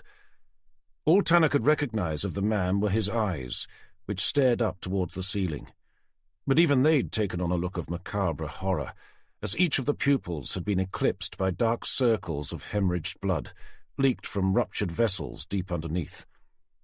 From the time they'd first seen the body behind the kitchen island, it had taken them over 10 minutes to gain entry to the property. Initially, Tanner had attempted to smash the double glazing of the patio doors, then the kitchen window, but had failed to crack either. By the time they'd been able to gain entry by breaking in through the front door and had surged through the house to the kitchen, any signs of life the body had displayed earlier had long since ebbed away. But from the moment they looked down at what was left of the body, one thing was certain. It was no suicide. "Jesus Christ!" exclaimed Tanner, as he tore his gaze away from what was left of Simon's face. Jenny, however, found herself transfixed by the sight of what lay before them. "Who could have done such a thing?" "I've no idea. But whoever it was, he must have let them in through the front door. I can't see any other way they could have gained entry. And it must have happened before the press turned up this morning. There's no way they'd have missed someone walking out the front door after having just done this." "Maybe they had a key and came in through the patio." Turning to look over at it, Tanner said, "The key's still in the lock. They wouldn't have been able to lock it from the outside. No, whoever did this walked straight in through the front." The sound of an approaching siren brought Tanner's mind to more urgent practical matters. Glancing over at the 2 uniformed police constables who'd helped break down the door, both of whom were now staring breathlessly down into what was left of Simon's face, he said, "Assuming he's dead, and for his sake I almost hope he is, this is now a murder scene. I need the 2 of you out of here and the place cordoned off beyond the driveway, all the way round the boundary fence at the back. The press need to be kept as far back as possible, and make sure the road outside is kept clear of traffic. When you've done that, we need witness statements from the neighbours. Did any of them see anyone coming in or out last night? And if they did, we need a description. And if that's an ambulance approaching, send them round the back. I don't want any more people than necessary traipsing their way through the house." Despite having received their instructions, neither one of the 2 constables moved. They just continued to stare down at the man's shattered face. "Sometime today, if you please," said Tanner, almost shouting. Apologizing, they began stumbling out. As they did, he saw one of them grab hold of the kitchen door. "And don't touch anything, for Christ's sake!" His phone began to ring. "It's Burgess," he said. "I'd better take it." Before doing so, he said, "Could you get that patio door open, and then make sure everyone comes in through the back, not the front, and then get a forensics team down here?" Pleased to see her pulling on a pair of latex disposable gloves before doing so, he answered the phone. "Tanner, it's Burgess. What's going on?" "We found Simon Richardson," he said, glancing back down at the body and muttering, "At least I think we have." "Was he dead?" "I'd say so." Seeing Jenny open the patio door just in time to usher in a couple of paramedics, Tanner stepped to one side to allow them through. "We've begun cordoning off the area and are in the process of asking the neighbours for statements. Some paramedics have arrived, and DC Evans is putting a call in for forensics." "So you think he was murdered, then?" "Well, that's a definite yes, I'm afraid." There was a long silence from the other end of the line before Burgess asked, "Any ideas?" Tanner stopped for a moment. Burgess had never asked for his advice before. He hadn't even asked for his opinion. It was clear to Tanner that this was a sign that the DI was beginning to struggle, although that should hardly be a surprise. This was only Burgess's first murder investigation, and it had so far produced 3 victims, all of which were connected in some way, the most recent of whom having been, only the day before, the prime suspect. "I think this one is going to come down to motive," replied Tanner. "Maybe he found out something that someone didn't want him to know. Although, judging by the injuries he sustained, it may have been a revenge attack, possibly by someone who thought he'd murdered one of the victims." "Just a sec," said Burgess. "I've got Vicky waving something at me. Hang on." "Okay, no problem." While he waited, he looked over at Jenny, who was just coming off the phone out on the patio. Stepping back inside, she asked, "What's happening?" Tanner shrugged back a reply, just as Burgess came back on the line. "You still there?" "Yes, still here." "Right, we got some news on that receptionist you asked us about, Susan Follett." Raising an eyebrow over at Jenny, Tanner said, "Go on." "You said she's a married mother with 1 child?" "Mm-hmm." "Well, she's neither. She's never been married, and there's no record of her having any children." "She's been lying to us, then." "And there's something else as well. continued Burgess. "Vicky's just found out that about 5 years ago she and Simon Richardson used to be engaged." "Really?" questioned Tanner with genuine surprise. "Looks like it. He was the one to call it off, and at the very last minute as well. Sounds like we'd better go down and have another chat with her." "I think you need to bring her in for questioning," said Burgess, "especially in light of what's just happened to her ex-fiancé. And if she doesn't agree, then you'll have to arrest her. Without any evidence. There's enough." "I'm sorry, Burgess, but there's nothing. I'm happy to go down and have another chat with her, but I'm damned if I'm going to arrest her. Not until we have some actual physical evidence, something that can connect her with at least one of the murders." With Burgess's voice tightening with anger, he said, "I suggest we see what Barrington has to say about that. Well, then I suggest you go and ask him." With that, Tanner ended the call and glared over at Jenny. "Twat," he said. "What was all that about?" "It looks like that receptionist over at Buxton Manor hasn't exactly been truthful with us. She's not married, and she doesn't have any children." "Then what were those pictures of? The ones she was going to show us?" "Probably someone else's," he replied. "There's something else as well. Vicky's just found out that she used to be engaged to our late friend over there." "Oh, Simon?" "Mm-hmm." As Jenny stared off into space, she paused for a moment before saying, "You know, I think I've remembered where I've seen her before. There were pictures of her with Simon on his Facebook page from ages ago, but she was a hell of a lot thinner back then." She looked over at his body. "So you think she's been trying to frame Simon for the murders by using his semen?" "It's beginning to look that way." "And when she realized he wasn't going to be charged, she came over here and..." We'll be back with more in just a moment. "What's that expression? Hell hath no fury like a woman scorned?" "Well, if that was her," said Jenny, "then she certainly rained hell down on him last night." Replacing his phone, Tanner said, "We'd better be off. Burgess seems to think she's our new prime suspect, and he wants us to bring her in for questioning." "You don't sound so convinced." "It's not a question of what I think. At the moment, we don't have a single shred of evidence to connect her to any of this, and I'd prefer to wait until we do. We've already seen what can happen when you start arresting people for murder without having established a chain of evidence." There was a lull in the conversation before Jenny asked, "So what are we going to do?" "We're going to have another chat with her. I'll be very interested to hear what she says when we tell her that we know she lied to us about marriage and children, and the fact that she was engaged to Simon, the very man who she must have seen walk into Buxton Manor with another girl on his arm, one who he did marry." Chapter 44. Turning into Buxton Manor car park, it was immediately obvious that something was missing. "Her car's gone," stated Jenny. Seeing that it was after 5:30, Tanner said, "Well, she's probably finished for the day. I'll pop inside and see if anyone knows where she is. You may as well wait here." Once inside, it was clear something wasn't right. There was nobody behind the reception desk. The phone was ringing without being answered, and there were no less than 3 couples occupying the waiting area, some looking as if they'd been there for some time, and their patience was wearing thin. Glancing over the top of the reception desk, Tanner saw a nearly full cup of coffee beside the keyboard, one with a single mark of lipstick. Reaching over, he placed his hand around the cup. It was stone cold. Just then a voice called out from over to his left. "Mr. and Mrs. Jackson?" As one of the 3 waiting couples began gathering up their belongings, the man mumbled, "About bloody time, too." Looking over to see who'd called their names, and seeing a middle-aged woman with greying blonde hair standing beside the side door, Tanner asked, "Excuse me, but I'm looking for Susan Follett." "Aren't we all?" exclaimed the lady. "She's not here, then?" "She is not, no. She walked out about 2 hours ago, and without even bothering to tell anyone." Thanking her for her time, Tanner raced back out into the car park and sprinted over to his car. Opening the door, he said, "She's gone." "What? Gone?" "She walked out just after we left. You did make a note of her number plate, didn't you?" "I did." "OK, give Burgess a call. Tell him what's happened and ask him to put out a radio call for her, or her car. Then ask him for her address. If she's about to do a runner, hopefully she'll stop by her house first."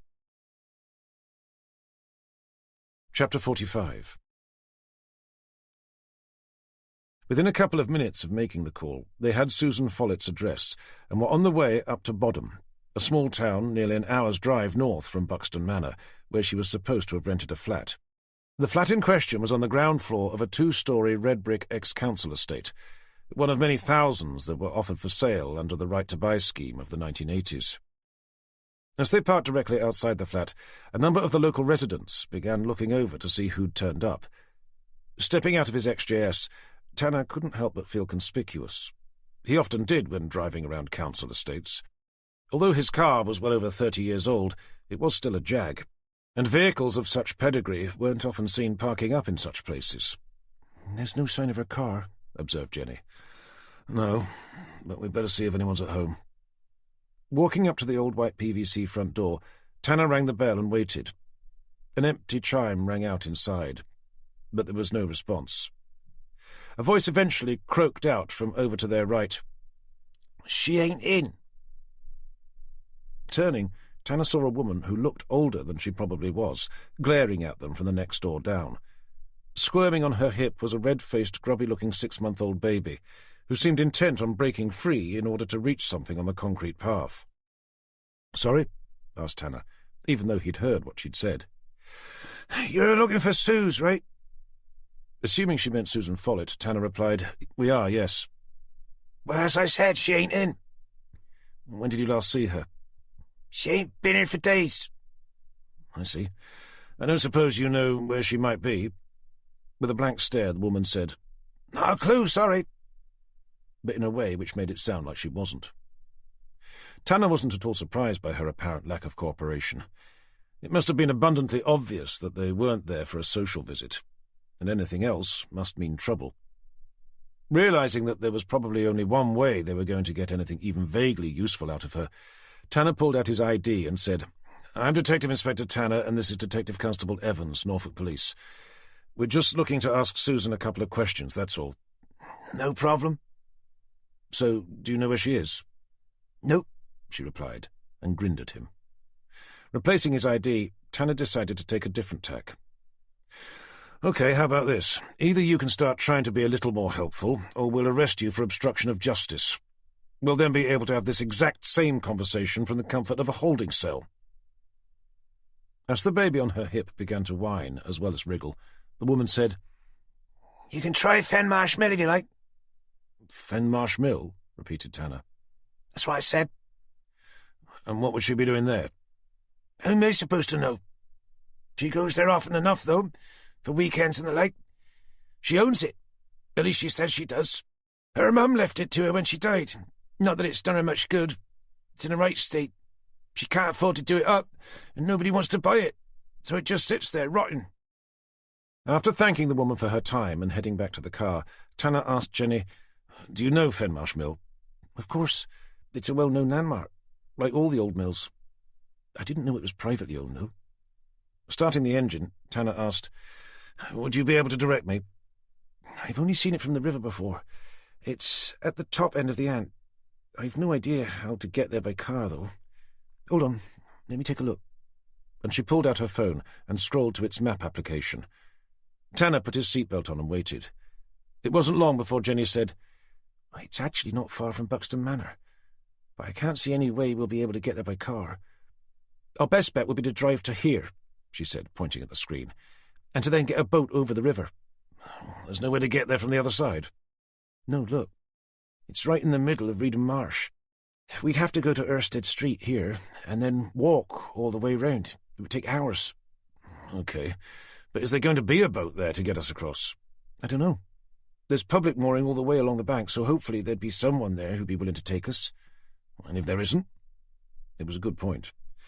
"I'd better request a patrol boat to meet us there." "And I'd better give Burgess a call to let him know what we're up to."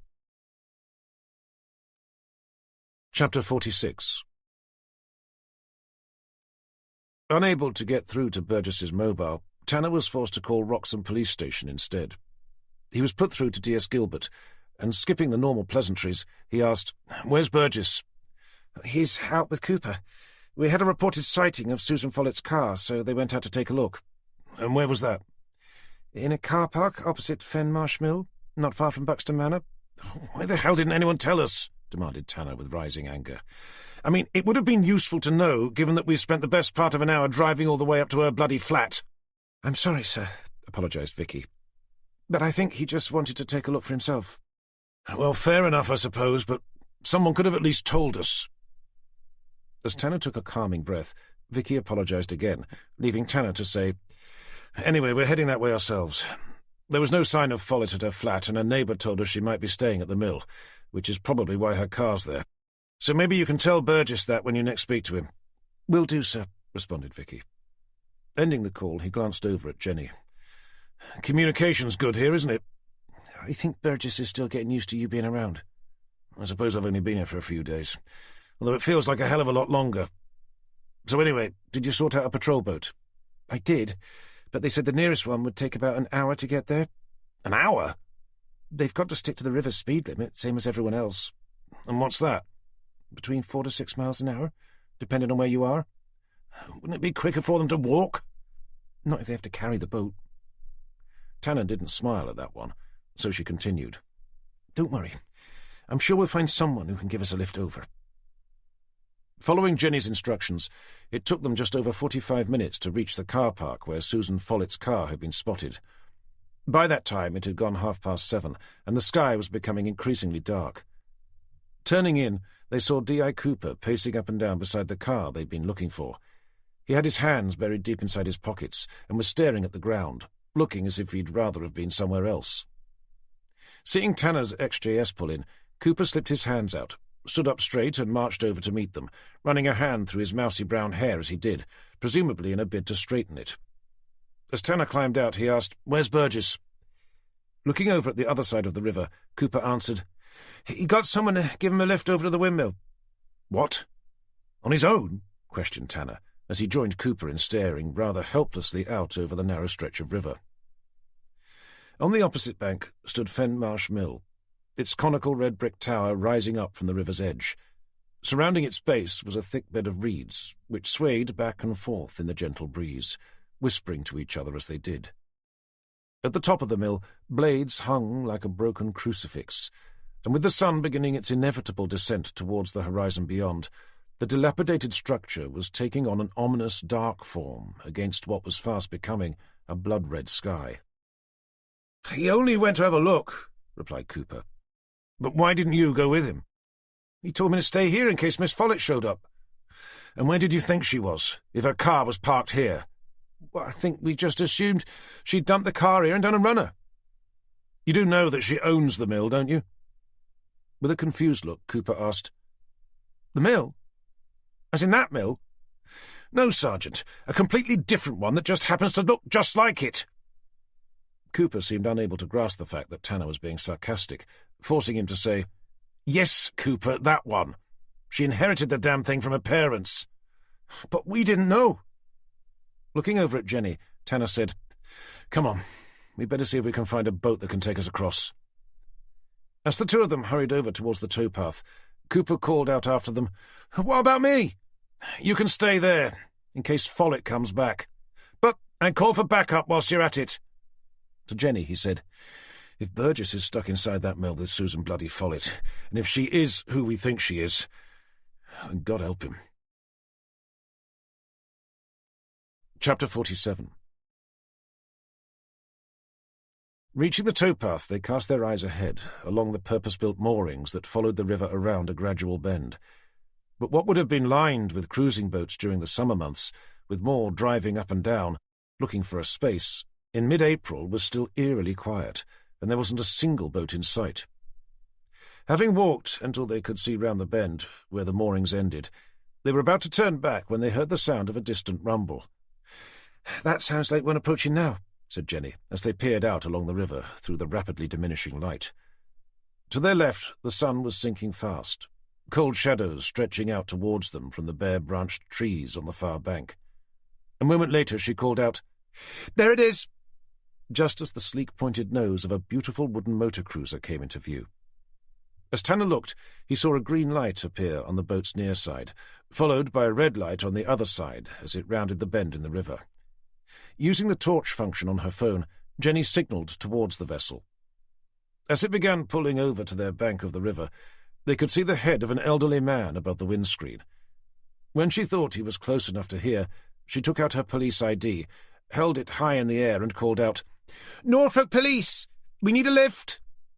The head nodded in understanding, and a moment later a voice with a thick Norfolk accent drifted over to them, saying, "I'll bring her up alongside."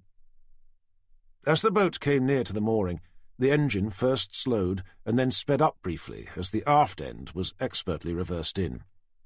When it was close enough, without waiting for it to stop, Jenny reached out, grabbed hold of the handrail which ran the length of the high wooden coach roof, and, resting a foot on the varnished gunwale, pulled herself on board with practised ease.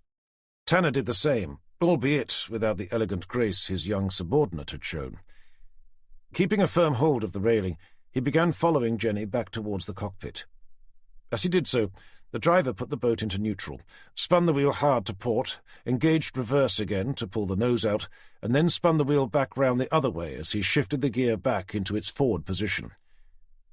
Over the gentle hum of the engine, he called out, "Where are you heading?" "Can you take us over to Fenmarsh Mill?" asked Jenny. "All right," he replied, as a trusting pair of blue eyes sparkled out from underneath a worn tweed cloth cap. "How about you?" she asked in return. "Where are you off to?" "Heading for him," he replied. "But it's later than I thought." "I take it this is your boat?" she asked, out of professional curiosity. Hired boats weren't allowed out on the Broads at night, and although it wasn't dark yet, it most definitely would have been by the time he'd reached Horning. "Oi," replied the man. Giving the steering wheel a loving pat, as if it were a trusted Labrador, he added, "I've had this one for over 20 years now." Jenny wasn't too surprised to hear that. It had become a rare sight indeed to see hired wooden motorboats out cruising the Broads, at least none in such cherished condition. As they began rounding the bend in the river, Jenny saw D.I. Cooper still standing beside Susan Follett's car. As they motored around a little more, the tall dark blades of Fenmarsh Mill began to loom into view. Spying an old wooden jetty at its base, Jenny leaned over towards the driver. "Could you drop us off there?" With a nod, he began steering the Broad's motor cruiser over towards the far starboard side of the river, whilst easing back on the throttle. Jenny and Tanner made their way around the front of the coach roof to the side, where they crouched down and waited. When the bow of the boat was about a foot away from the jetty, the driver shifted the throttle into neutral, spun the wheel hard to starboard, and then placed the throttle into reverse, expertly sucking the rear end of the boat in so that it nudged gently up against the mooring. Stepping off the boat with practised ease, down onto a low wooden jetty that creaked in protest as she did, Jenny turned to thank the boat's owner. As Tanner jumped off to join her, the old man asked, "You want me to moor up?" "You're okay," replied Jenny. "We've got a patrol boat coming up from Ludham. They'll be able to give us a lift back when they get here." "Right you are, miss." He rotated the wheel hard to port and pulled the throttle back to begin reversing out. Watching him motor away, with Fenmarsh Mill looming up behind them, now just a black silhouette against an ever-darkening red sky, Tanner said, "Maybe we should have asked him to stay." As the boat's engine burbled into the distance, leaving nothing but the sound of the forever whispering reeds that seemed to be closing in around them, Jenny was beginning to think the same thing, but she didn't say so. Instead, she waved to Cooper, still standing on the other side of the river, and called out, "We're going to have a look around. Keep an eye out for a patrol boat. It should be here any time now." At his nod of acknowledgement, she turned to take in her surroundings. She'd only ever seen the mill from the river, never up this close, and it was far larger than she'd expected. Hearing something move in the reeds to his left, Tanner whipped his head around to see the outline of what looked to be a rowing boat, moored up at the very far end of the jetty they were standing on, but in such a way that it would be hidden by the reeds from anyone trying to see it from the river. Pointing at it, in a low voice, he asked, "Do you think that's what she used to get over here?" Jenny picked her way carefully over the long-neglected jetty, which creaked and rocked under her feet. Kneeling down to take a closer look, she noted that although the rope that had been used to tie it to the jetty looked as old as the boat, the knot had been tied recently. Also, the oars, which rested inside the boat, with the handles nestled in their pivoting rowlocks, were still wet. Over her shoulder she said, "I suspect so, yeah. And it's been used very recently as well. She must be here." As Tanner glanced around at Fenmarsh Mill behind them, which was now nothing more than a vast black shadow, in the same quiet tone he asked, "If she is, then where the hell is Burgess?" Chapter 48. Leaving the rowing boat where it was, Jenny crept back over the jetty to join Tanner, who by then had found more shore footing on solid ground.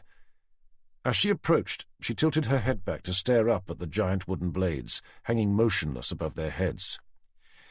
"There should be an entrance here somewhere," she said, and began leading the way around the base of the mill. About a quarter of the way around, she found a small wooden door covered in layer upon layer of flaking white paint. "Here, sir." By then, Tanner was having serious misgivings about going inside. After all, they were contemplating the idea of entering the property of a suspected serial killer unarmed, without even having taken the precaution of wearing stab vests. "How long until you think that patrol boat will get here?" he asked. "Maybe 10 minutes. "Okay, then I think we're going to have to wait for them." "But what about Burgess?" "What about him?" "What if he's stuck inside with her?" "All the more reason to wait." Seeing Jenny's hand still resting on the door handle, he whispered, "Look, Jen, it's just too risky. She could be waiting for us behind the door, armed with God knows what. Let's get back to the jetty and see if there's any sign of that patrol boat." Jenny was about to do as Tanner had suggested, when she heard a sound coming from inside the mill. "Hold on," she said. "Did you hear that?" Tanner didn't reply. He may have heard something, but he couldn't be sure. Remaining motionless, they listened again, but the air was still. Even the breeze that had been blowing through the reeds had fallen away. From over to the west came the distant sound of a bittern, a rarely heard Broad's wading bird, its booming call carrying over the wet, reeded landscape towards them. But that wasn't what Jenny had heard. After a moment or two's silence, Tanner eventually asked, "What am I supposed to be listening for?" "I thought I heard someone calling from inside the mill." "Are you sure?" Then the sound came again, but it was much louder this time. It was a distinct call for help. "It's Burgess," declared Jenny. "Oh, shit," said Tanner. She was right. It had sounded like Burgess, which meant that they had no choice, or at least he didn't. Having made the decision, he said, "Okay, I'm going in, but you're waiting out here." "Sorry, boss, but that ain't gonna happen." Seeing the look of firm resolve stamped over her face, Tanner capitulated. "Fair enough," he began. "But I'm going in first, and you must stay close." Nodding in agreement, Jenny stood to one side to allow Tanner to take her place beside the door. He turned the handle and eased the door open, just enough to look through the gap. Inside the mill it was pitch black. The air was cold and damp, and clinging to it was a thick, pungent smell, which Tanner instantly recognized. It was the raw stench of decomposing flesh. Tanner pulled out his phone and turned on its torch app. With Jenny doing the same, he pushed the door open and checked behind it. There was nobody there. Realizing he'd been holding his breath, he let it out with relief. Following the beam of light, he stared around. From what he could see, it looked as if the mill had been converted into a home at some point.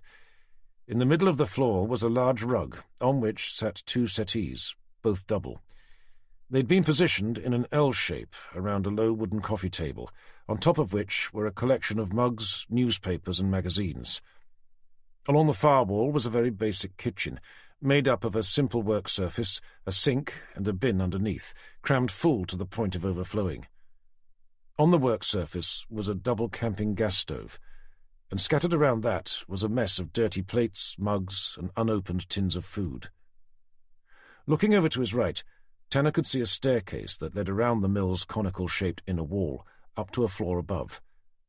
But there was neither sight nor sound of anyone. No Burgess, no Susan Follett.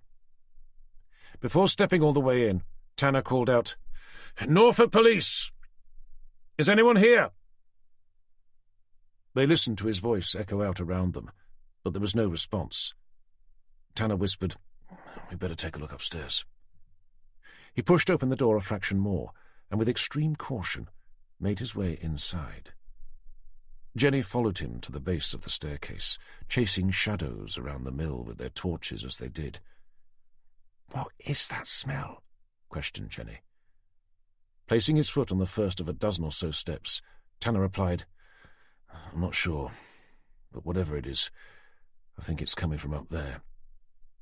He shone his torch up at a large rectangular hole that had been cut in the ceiling, to which the staircase led.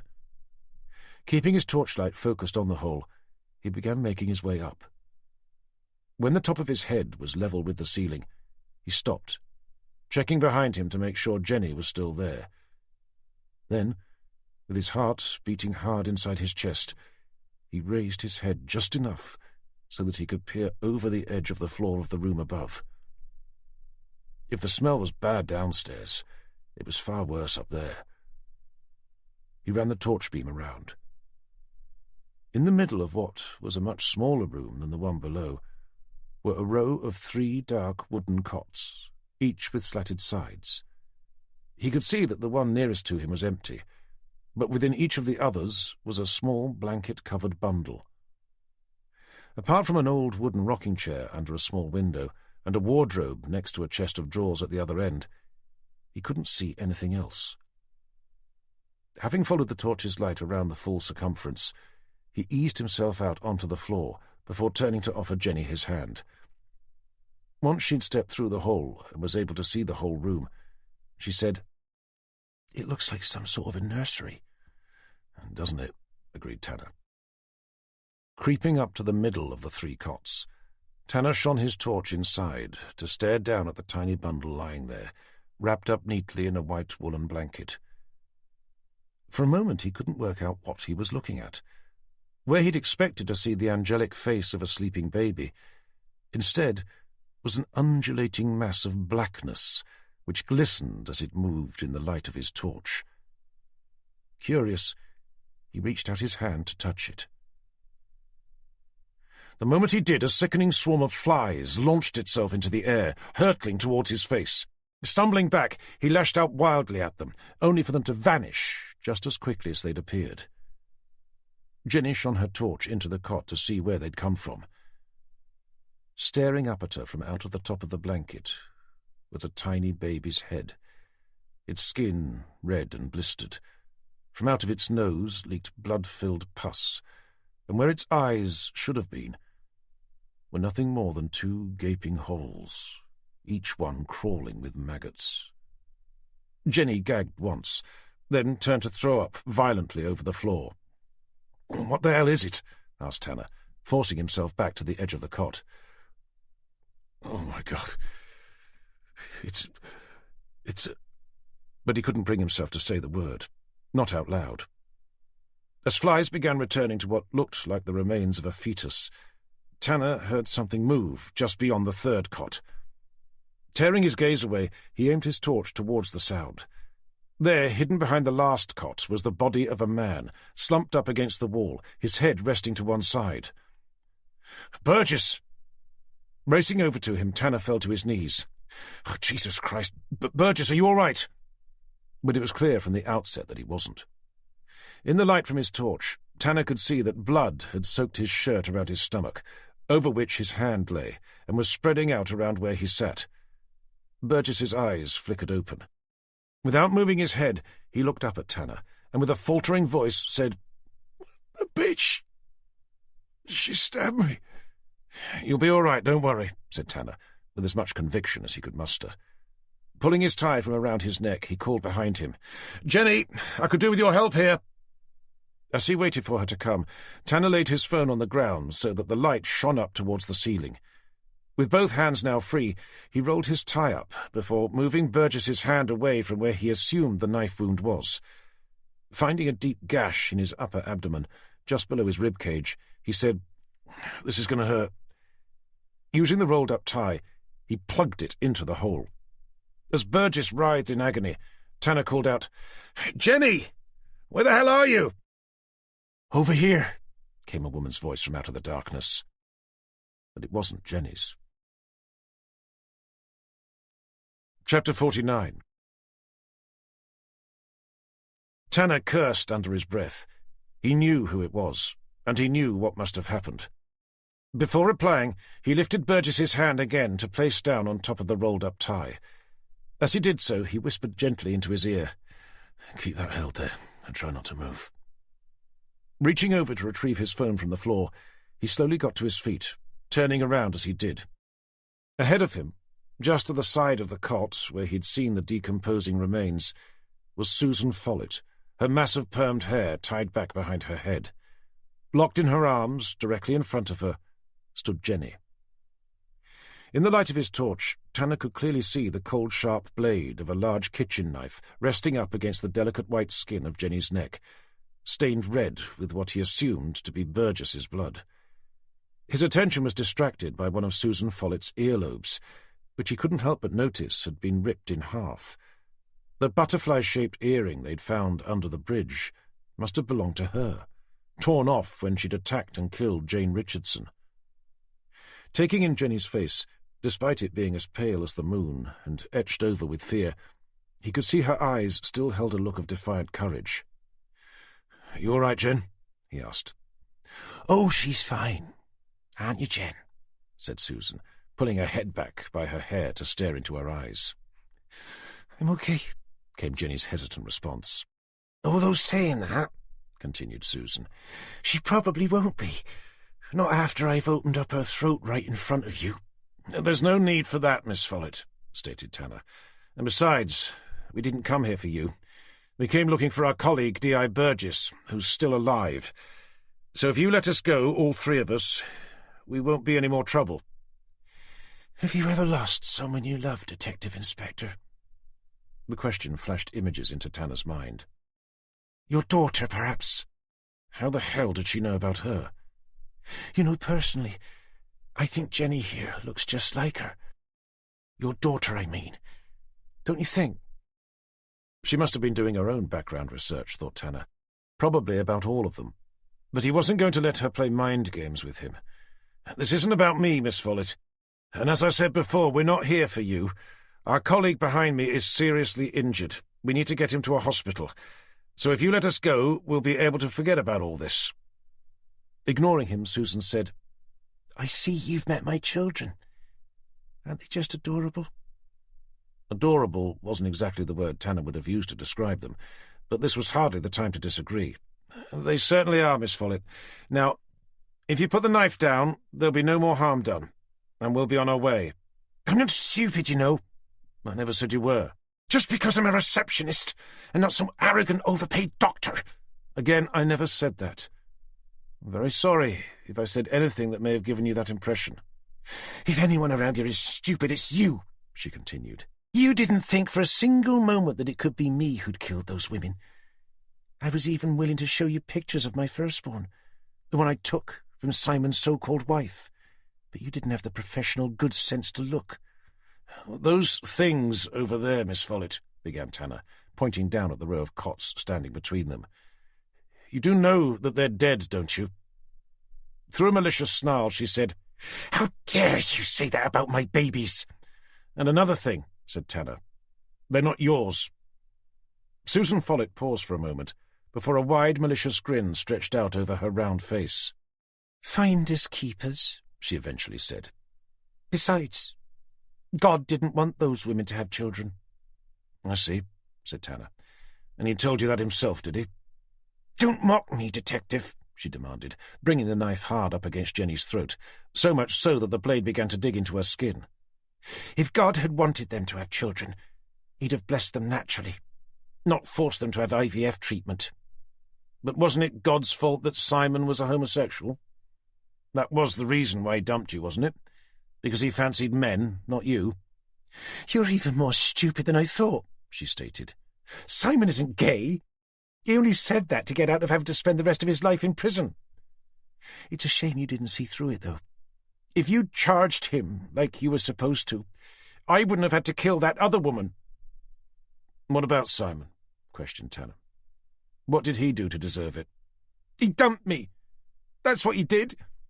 And just 2 days before we were going to get married.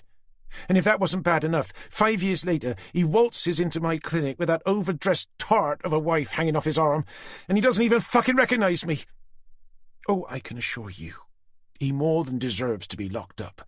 As far as I'm concerned, they can throw away the key." That's as maybe, Miss Follett, but did he really deserve to die? Tanner watched as a cloud of confusion descended over Susan's face.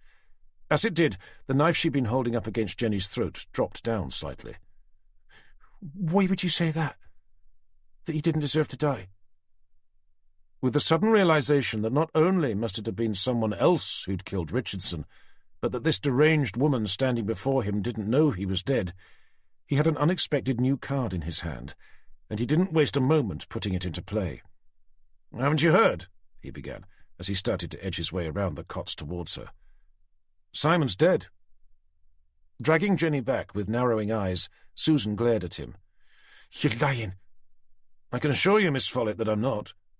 Jenny and I found his body this afternoon, lying in a pool of blood in his kitchen, just after we left you at Buxton Manor." "I'm sorry, Detective, but I don't believe you." "It's true, Miss Follett. Someone beat him over the head to such an extent that by the time we found him, there was nothing left of his face but an unrecognizable mess of blood and bone. It's all over the news." "But why would anyone want to hurt Simon?" "Probably because you made the entire population think that he was a psycho nutjob, who'd not only killed his wife, but Emily Harris as well." "I only killed that bitch of a wife of his to make him pay for what he'd done to me. And that other one would have been fine if you'd locked him up like you were supposed to." "Either way, Miss Follett, Simon is dead. And he is because of what you started." As it began to sink in that someone had killed her ex-fiancé, a man she was evidently still desperately in love with, tears began to fill up her eyes. "No, Detective Inspector. His blood is on your hands, not mine." With Jenny's eyes widening with fear, Susan gripped the knife so hard that her knuckles turned white. As she yanked Jenny's head back again, with a demonic grin, she whispered, "And now I'm going to make you pay." Chapter 50. Sensing what she was about to do, Tanner launched himself at her with a primal yell. Time seemed to expand into a never-ending single moment. He watched as Jenny's cheeks flushed. Her eyelids closed as she blinked, the tears behind them spilling out onto her cheeks. The deranged receptionist had begun to draw the blade over her throat. Seeing Tanner approach, Susan took an instinctive step away from him, but there was nothing for her to step onto. As they'd been talking, Tanner had been steadily steering her towards the gaping black hole in the floor. Losing her balance, she let go of the knife, trying to grab hold of Jenny instead, but Tanner got to her first. Taking hold of an outstretched arm, he heaved her back from the brink, leaving Susan to fall through the hole, tumbling onto the top of the stairs before going over the side to land hard on the floor, some 10 feet below. Realizing she was safe, Jenny began to sob, openly and unashamedly. With one hand on her shoulder, Tanner stared deep into her eyes. A look of anxious torment stretched out over his face. Seeing his concern, she tried to reassure him by saying, I'm okay. But Tanner wasn't looking at her face anymore. He was staring just below it. With all that had happened, Jenny hadn't felt the razor-sharp blade of Susan's knife as it was drawn over her neck, opening up her jugular vein, out of which blood as black as the night was now cascading. Seeing where he was looking, she placed her hand where Susan's knife had been. Feeling the sticky warmth of her blood pouring over her hand, with the smell of iron thick in her mouth, she lifted it up to stare. As realization hit her, her legs buckled, snapping Tanner out of his hypnotic state. He dropped his phone, the torchlight went out, and the mill was plunged into darkness, all but for the delicate light of a rising moon, glancing in through the mill's narrow upstairs window.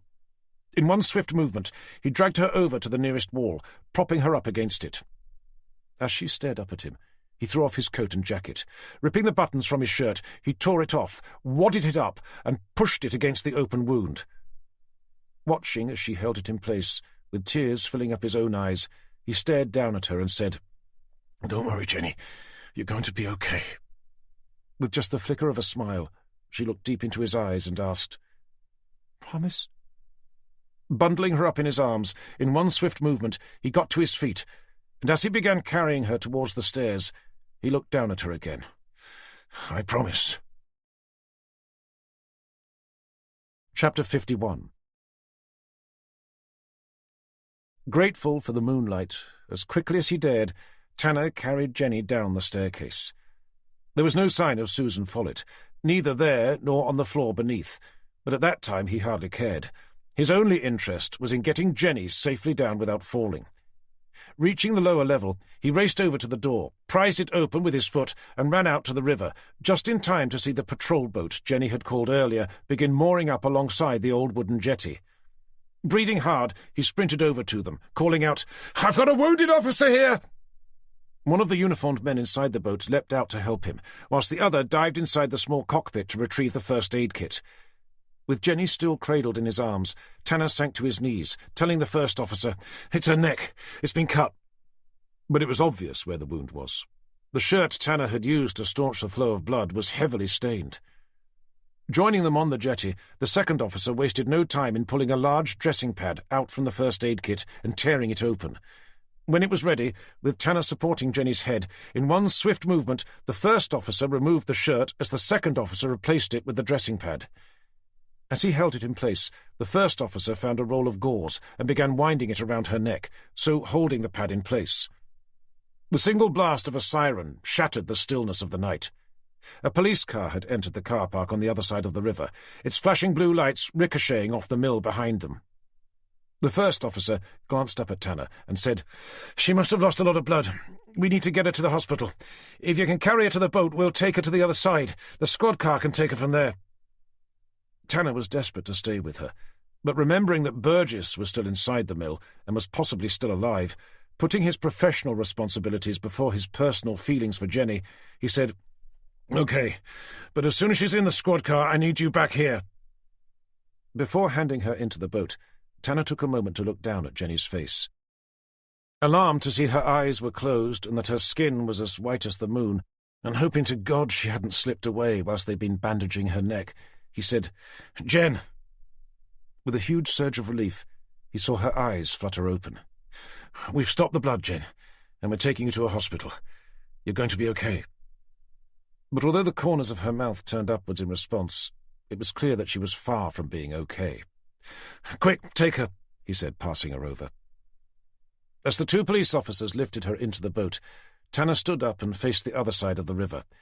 Seeing Cooper standing there with the two police officers who'd just arrived in the car, he called out, "Jenny's coming over in the patrol boat.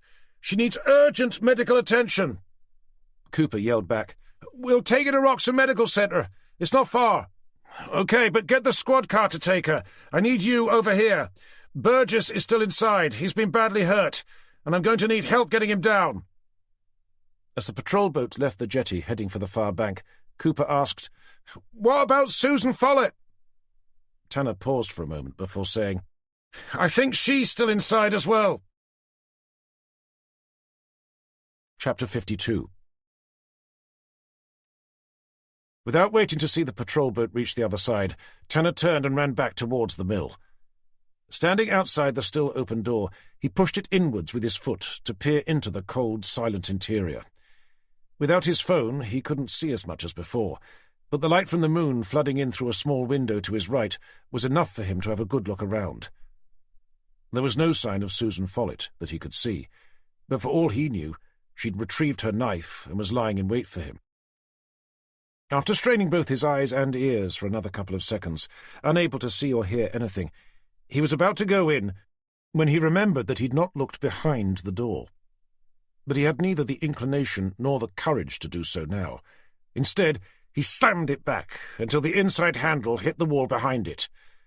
There wasn't room for anyone to hide there, certainly not Susan Follett. Without wasting another moment, he launched himself inside, bounded up the stairs, past the cots with their putrid remains, and over to where he'd left his fallen colleague. Dropping to his knees, he looked down at where Burgess sat. His head had rolled forward, and his eyes were staring vacantly down at his lap. With one hand, Tanner lifted his head up, using 2 fingers of the other to push up against the side of his neck. His skin felt cold and loose. There was no sign of a pulse. "Burgess!"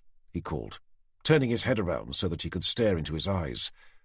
But although open, there was nobody inside looking back at him. Tanner stared down at where he'd been stabbed. Burgess's hand wasn't resting over the wound anymore. Instead it lay upturned in a dark pool of blood on the floor beside him. Held loosely in the palm of the hand was Tanner's rolled-up, blood-soaked tie. Tanner placed his index finger against his wrist. Nothing. From downstairs he heard Cooper calling out, "Hello, Tanner! Are you in here?" "I'm upstairs," he shouted, but his voice lacked the urgency of before. Although he'd need to wait for a medical expert to confirm it, by that time Tanner knew that Burgess was dead. Chapter 53. The sound of Cooper's footsteps clattering up the windmill's wooden stairs was soon followed by more. Glancing over his shoulder, Tanner saw Cooper had been followed by the two uniformed policemen from the patrol boat. As the three of them picked their way past the macabre cots, using their torches to stare briefly into each as they passed, Tanner stood up to take a step away from Burgess's crumpled body. Cooper shone his phone's torch down at Burgess, propped up against the wall, still staring at his own outstretched legs. "Is he—" Cooper began, but didn't finish. He didn't have to. They all knew what he'd been about to ask. Before answering, Tanner hesitated. Although every fibre of his being declared that Burgess was dead, he didn't want to say so, not out loud. Doing so would only make it seem more real. There were also more practical matters to consider if he was, that this had become yet another murder scene, and any attempts made to help him would only serve to contaminate the physical evidence. Tanner knew who'd done it, there was no question about that, but he hadn't witnessed her do so. Consequently, a jury would need as much physical evidence as possible to secure a conviction of first-degree murder. Hearing the distant wail of an ambulance approach, searching for words, Tanner eventually said, I don't know. He was stabbed. I plugged the wound as best I could, but..." The uniformed policeman knelt down beside Burgess's body. Without touching him, he leant over, and using his torch, shone the light directly into Burgess's eyes. After withdrawing the beam, he waited, just a moment, before shining it back. "There's no pupil dilation," he said. Using the torch again, he looked first at the wound, then at the upturned hand, still loosely holding Tanner's rolled-up tie. "I'd say it's probably best we wait for the ambulance," he eventually said. "The external bleeding looks as if it's stopped, but with a stab wound the internal bleeding will be significant. If we were to move him, it would probably only make it worse." After shining his torch once more into Burgess's face, he looked up at Tanner and said, "But if I was to be honest with you, I'd say we're too late." Chapter 54. By the time Tanner retrieved his jacket and his phone and emerged from the mill, a number of vehicles had arrived on the other side of the river, including 2 squad cars and an ambulance.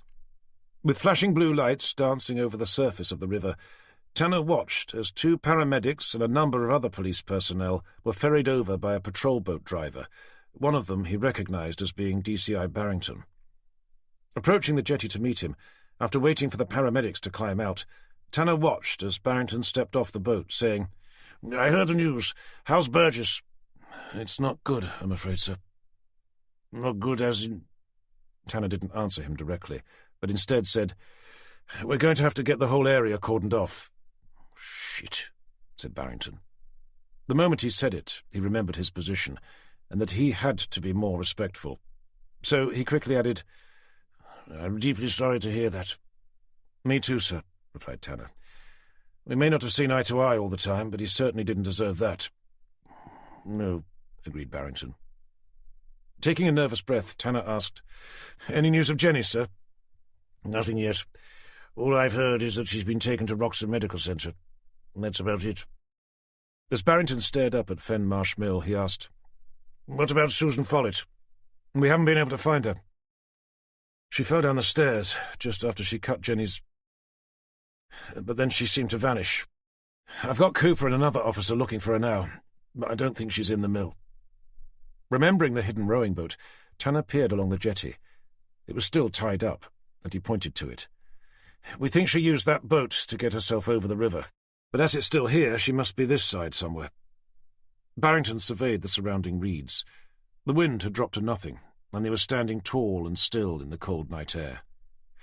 "There's something else as well, sir," continued Tanner. "Inside the mill." "What's that?" "Cots, sir. 3 of them. And inside 2 of them are—" Tanner stopped as he searched for the most appropriate words to describe them. "I believe they are the unborn children of Jane Richardson and Emily Harris. Follett must have surgically removed them. She had them wrapped up in blankets, as if they were newborn babies." "Jesus Christ," said Barrington with a look of absolute horror. "She admitted to killing Jane and Emily, but I don't think she killed Simon. When I asked her about it, she didn't even seem to know he was dead." "She didn't kill him," stated Barrington.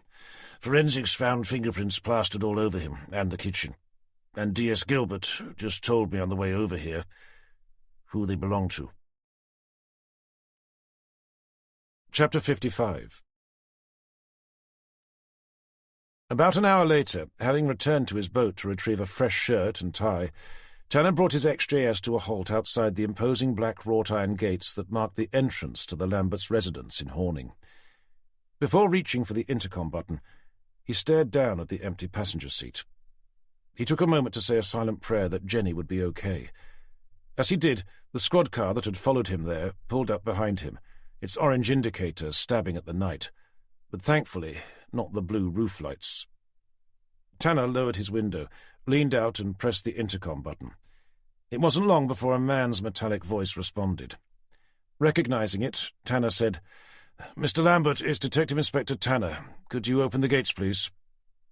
There was a pause before John Lambert replied, "It's very late, Detective. Can't you come back another time?" "I'm afraid it can't wait." "Well, I'm sorry, Detective, but I think it's going to have to." "You need to let us in, Mr. Lambert, and you need to do so now. If you don't, you could be facing a charge of obstruction of justice." The intercom fell silent, before Tanner heard a familiar clunking sound and the gates started to whir open. As Tanner began driving in, motion sensor lights sprang on, lighting up both the drive and the entire front section of the house. There, the same 2 cars were parked as before, the Aston Martin Vanquish and the Range Rover Vogue, looking even more glamorous in the incandescent brightness of the now spotlit drive. With the squad car following, Tanner continued all the way around until he'd reached the front of the house. As he climbed out of the car, the front door opened, and John Lambert emerged, folding his arms over his chest with resolute firmness. "What do you want?" he called out, as the squad car pulled up behind Tanner's. With the 2 uniformed officers stepping out, Tanner said, "We need to speak to your wife, Mr. Lambert." "Well, she's not in, I'm afraid." Gesturing over at the 2 gleaming black cars, Tanner said, "I assume one of those is hers?" "Just because a car's here doesn't mean she is." "Then you won't mind telling us where she's gone?" "I've really no idea. Now, if you don't get the fuck off my property, I'll be suing you for trespass, harassment, intimidation, and anything else my lawyer can think of." "Mr. Lambert, we know what your wife has done. I suspect you probably do as well. As much as I'm sure you'd like to, unfortunately you won't be able to stop us from arresting her. If you're not prepared to ask her to come to the door, we do have the authority to gain entry to your property to conduct a thorough search, by force if necessary." With a look of increasing desperation, John blurted out, "But as I said, she's not in." As Tanner gestured over his shoulder for the 2 police officers to come forward, Ruth Lambert appeared from behind the door, her face pale, her eyes red. Resting a steadying hand on her husband's shoulder, she looked at him and said, "It's okay, John. You don't have to do this." "But—" Standing beside her husband, Ruth gazed over at Tanner and said, "I'm ready to come with you, Detective," and took a step forward. Taking a firm hold of her arm, John tried pulling her back. As he did, he glared over at Tanner, saying, "No, you can't have her. I've already lost my daughter. I'm damned if I'm going to lose my wife as well." Resting her hand on his, Ruth turned to study her husband's face.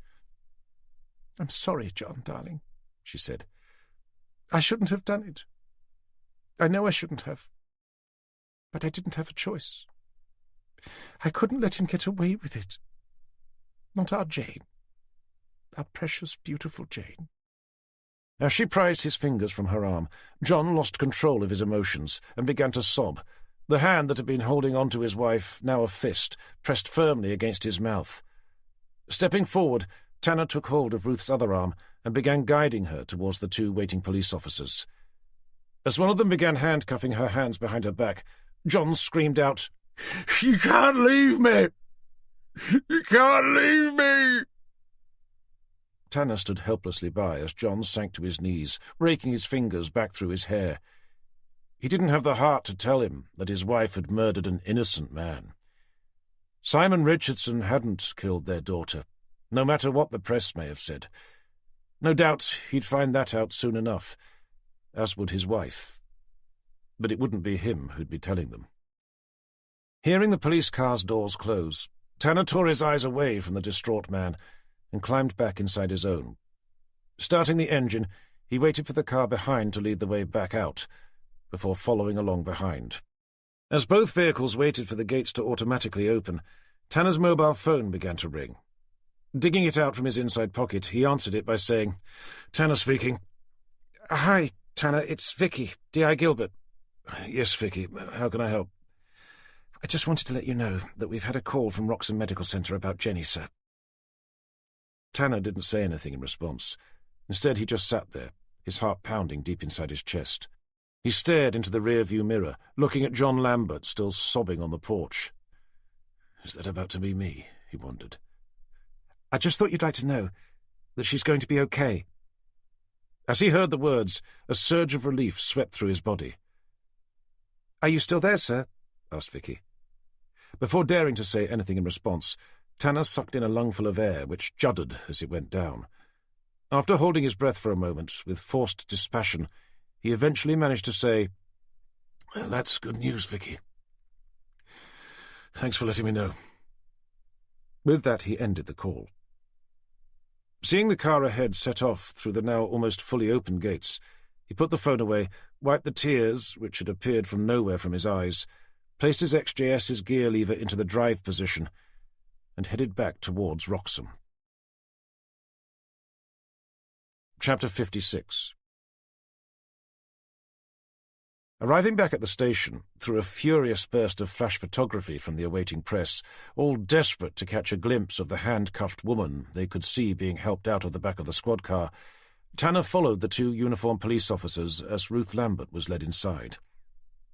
It was only after he'd watched her being handed over to the desk sergeant and had completed his arrest report that he was finally able to make his way back to his Norfolk cabin cruising yacht on Malthouse Broad. Driving out of Wroxham, over the low bridge, now devoid of traffic, he glanced briefly down at the moonlit River Bure as it slipped gently past. As he did, he found himself thinking about Jenny, wondering when he'd be able to see her, and how long it would be before she was back on her feet. Would she still be interested in pursuing a career within the police? After all that had happened, he wouldn't be surprised if she decided to call it a day. Half of him hoped that she would, and find herself an office job instead. At least that way she'd be safe. But the other half of him knew that he'd miss her if she did, and doubted she'd still be interested in him were she to decide to leave. Forcing himself to stop thinking about her, instead he thought about the wooden yacht that was waiting for him, and was surprised to find himself actually looking forward to being back on board. Despite its insanely cramped accommodation and total lack of even the most basic amenities, he was beginning to think of it as a safe haven, one that was far removed from society's seemingly endless storm of dangerous obsessions and cruel machinations, and one which was increasingly beginning to feel like being his new home. Epilogue. Saturday the 20th of April. Over the next couple of days, leading up to the busy Easter weekend, Tanner kept close tabs on the situation with Jenny by occasionally asking DS Vicky Gilbert how she was doing. He'd tried to make such inquiries seem as casual as possible, by finding excuses to pass by Vicky's desk, or by deciding to make a coffee whenever she happened to be doing the same. But by the time Good Friday rolled along, it had become fairly obvious, to Vicky at least, that his interest in his colleague's well-being was beyond just professional. During such inquiries, he'd learnt that her condition had initially been very much touch and go. The knife wound to her neck had sliced open her main jugular vein. Subsequently, she'd lost a huge amount of blood, so much that she'd fallen into hypovolemic shock just before reaching Wroxham Medical Centre. Fortunately, D.S. Cooper had had the foresight to call ahead to let them know of the incoming medical emergency, and that warning had probably saved her life. Despite knowing that she was okay and that she had started to receive visitors, Tanner decided to wait until Saturday before going to see her himself. He delayed his visit for a couple of reasons. For a start, he didn't want to be seen doing anything that could give people the impression that his feelings towards her were anything other than professional. But he also wanted to wait until he could find some suitable gifts to bring with him, one of which proved just a little difficult to track down, and he'd had to buy it from eBay. With a nervous knock, he poked his head around the door to her private room. Pleased to see there was nobody else there, he crept inside. She was asleep, or at least her eyes were closed. The bed she was lying in was angled in such a way that she could sit up, but she must have drifted off. In the silence, he looked around at the various cards and flowers that surrounded her. After a moment or two, he realized he'd better make some sort of noise to alert her to his presence, just in case she woke up to find an uninvited man in her room gawping at her. So he cleared his throat rather loudly and said, "Hello, Jenny.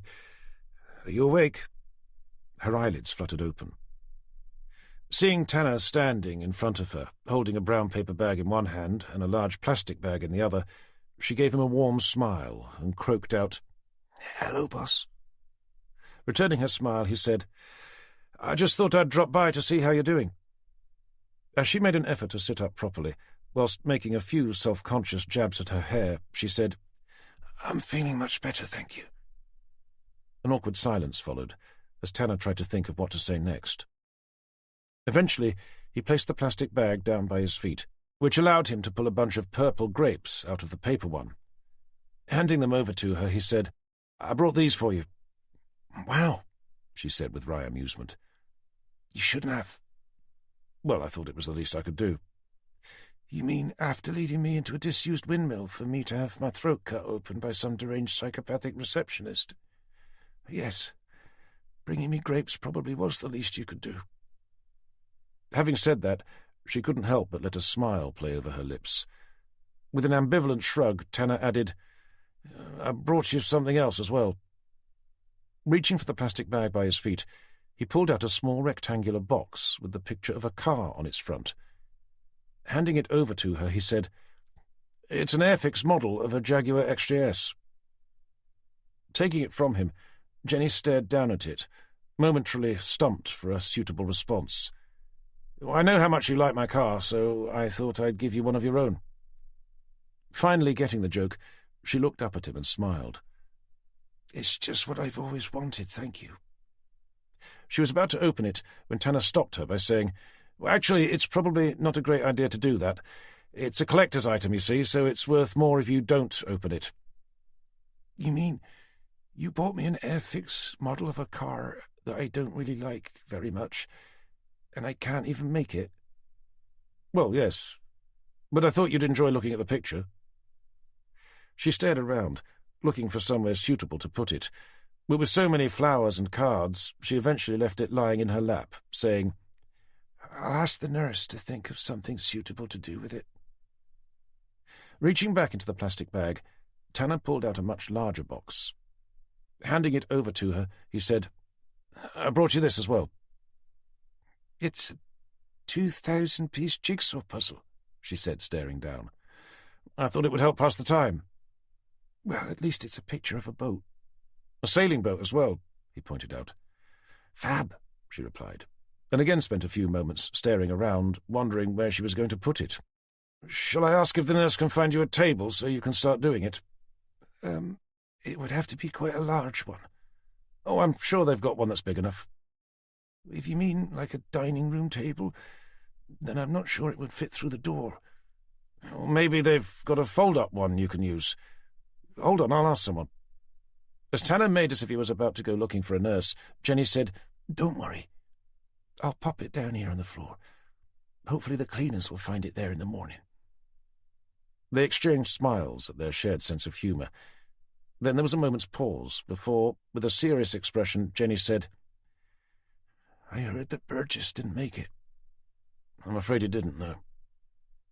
Silence followed as they both paid their quiet respects to their fallen colleague. After a while, Tanner said, "There's a rumour that Barrington might not either." "How do you mean?" "I suspect that the powers that be are looking for a scapegoat for what happened to Burgess, and that Barrington is going to be it." There was another lull in the conversation. "I've not heard anything about a funeral," said Jenny, deciding to leave the discussion about Barrington till another time. "There's going to have to be an inquest first." "Of course. How about Susan Follett? Was there any news?" "Didn't anyone tell you? She was picked up last night, trying to sneak into her flat." "That was stupid of her. Why did she go back there?" "I've no idea. But if it wasn't for Vicky having had the good sense to arrange for a patrol car to keep an eye on the place, she'd probably have found some way to leave the country by now." "Has she been charged yet?" asked Jenny, enjoying the opportunity to talk about work again. "She has, although she denies knowing anything about what she's been charged with.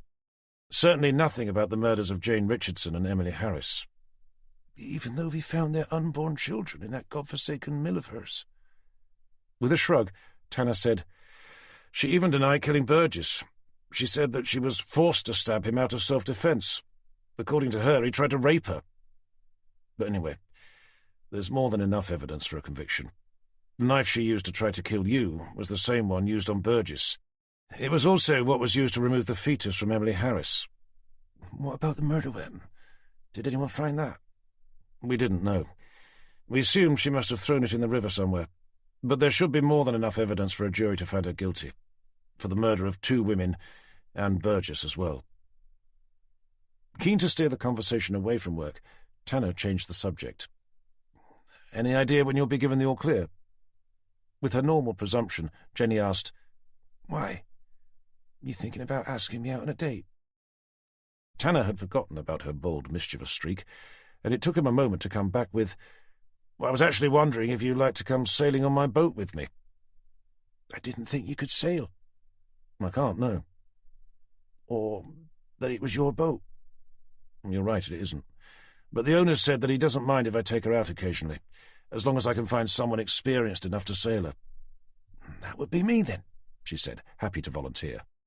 "That will be you, then, yes," agreed Tanner. With a warm, appreciative smile, Jenny said, "I'd like that very much. Thank you. The doctor said that I should be able to leave here tomorrow, although I doubt I'll be up for doing much for a while." "No, of course." "How about next weekend? I'm sure I'll be back on my feet by then. Certainly enough to sail some old detective inspector from London around for a few hours, even if he doesn't know the difference between a quant and a rondhook." Admittedly, Tanner didn't know what either was, but standing there, staring deep into Jenny's eyes, he was already looking forward to finding out. The end. You've been listening to Broadland by David Blake, narrated by Jonathan Keeble, published by Whole Story Quest Audiobooks, an imprint of W.F. Howes Limited. This work is copyrighted 2019 David Blake. This recording is copyrighted 2019 W.F. Howes Limited.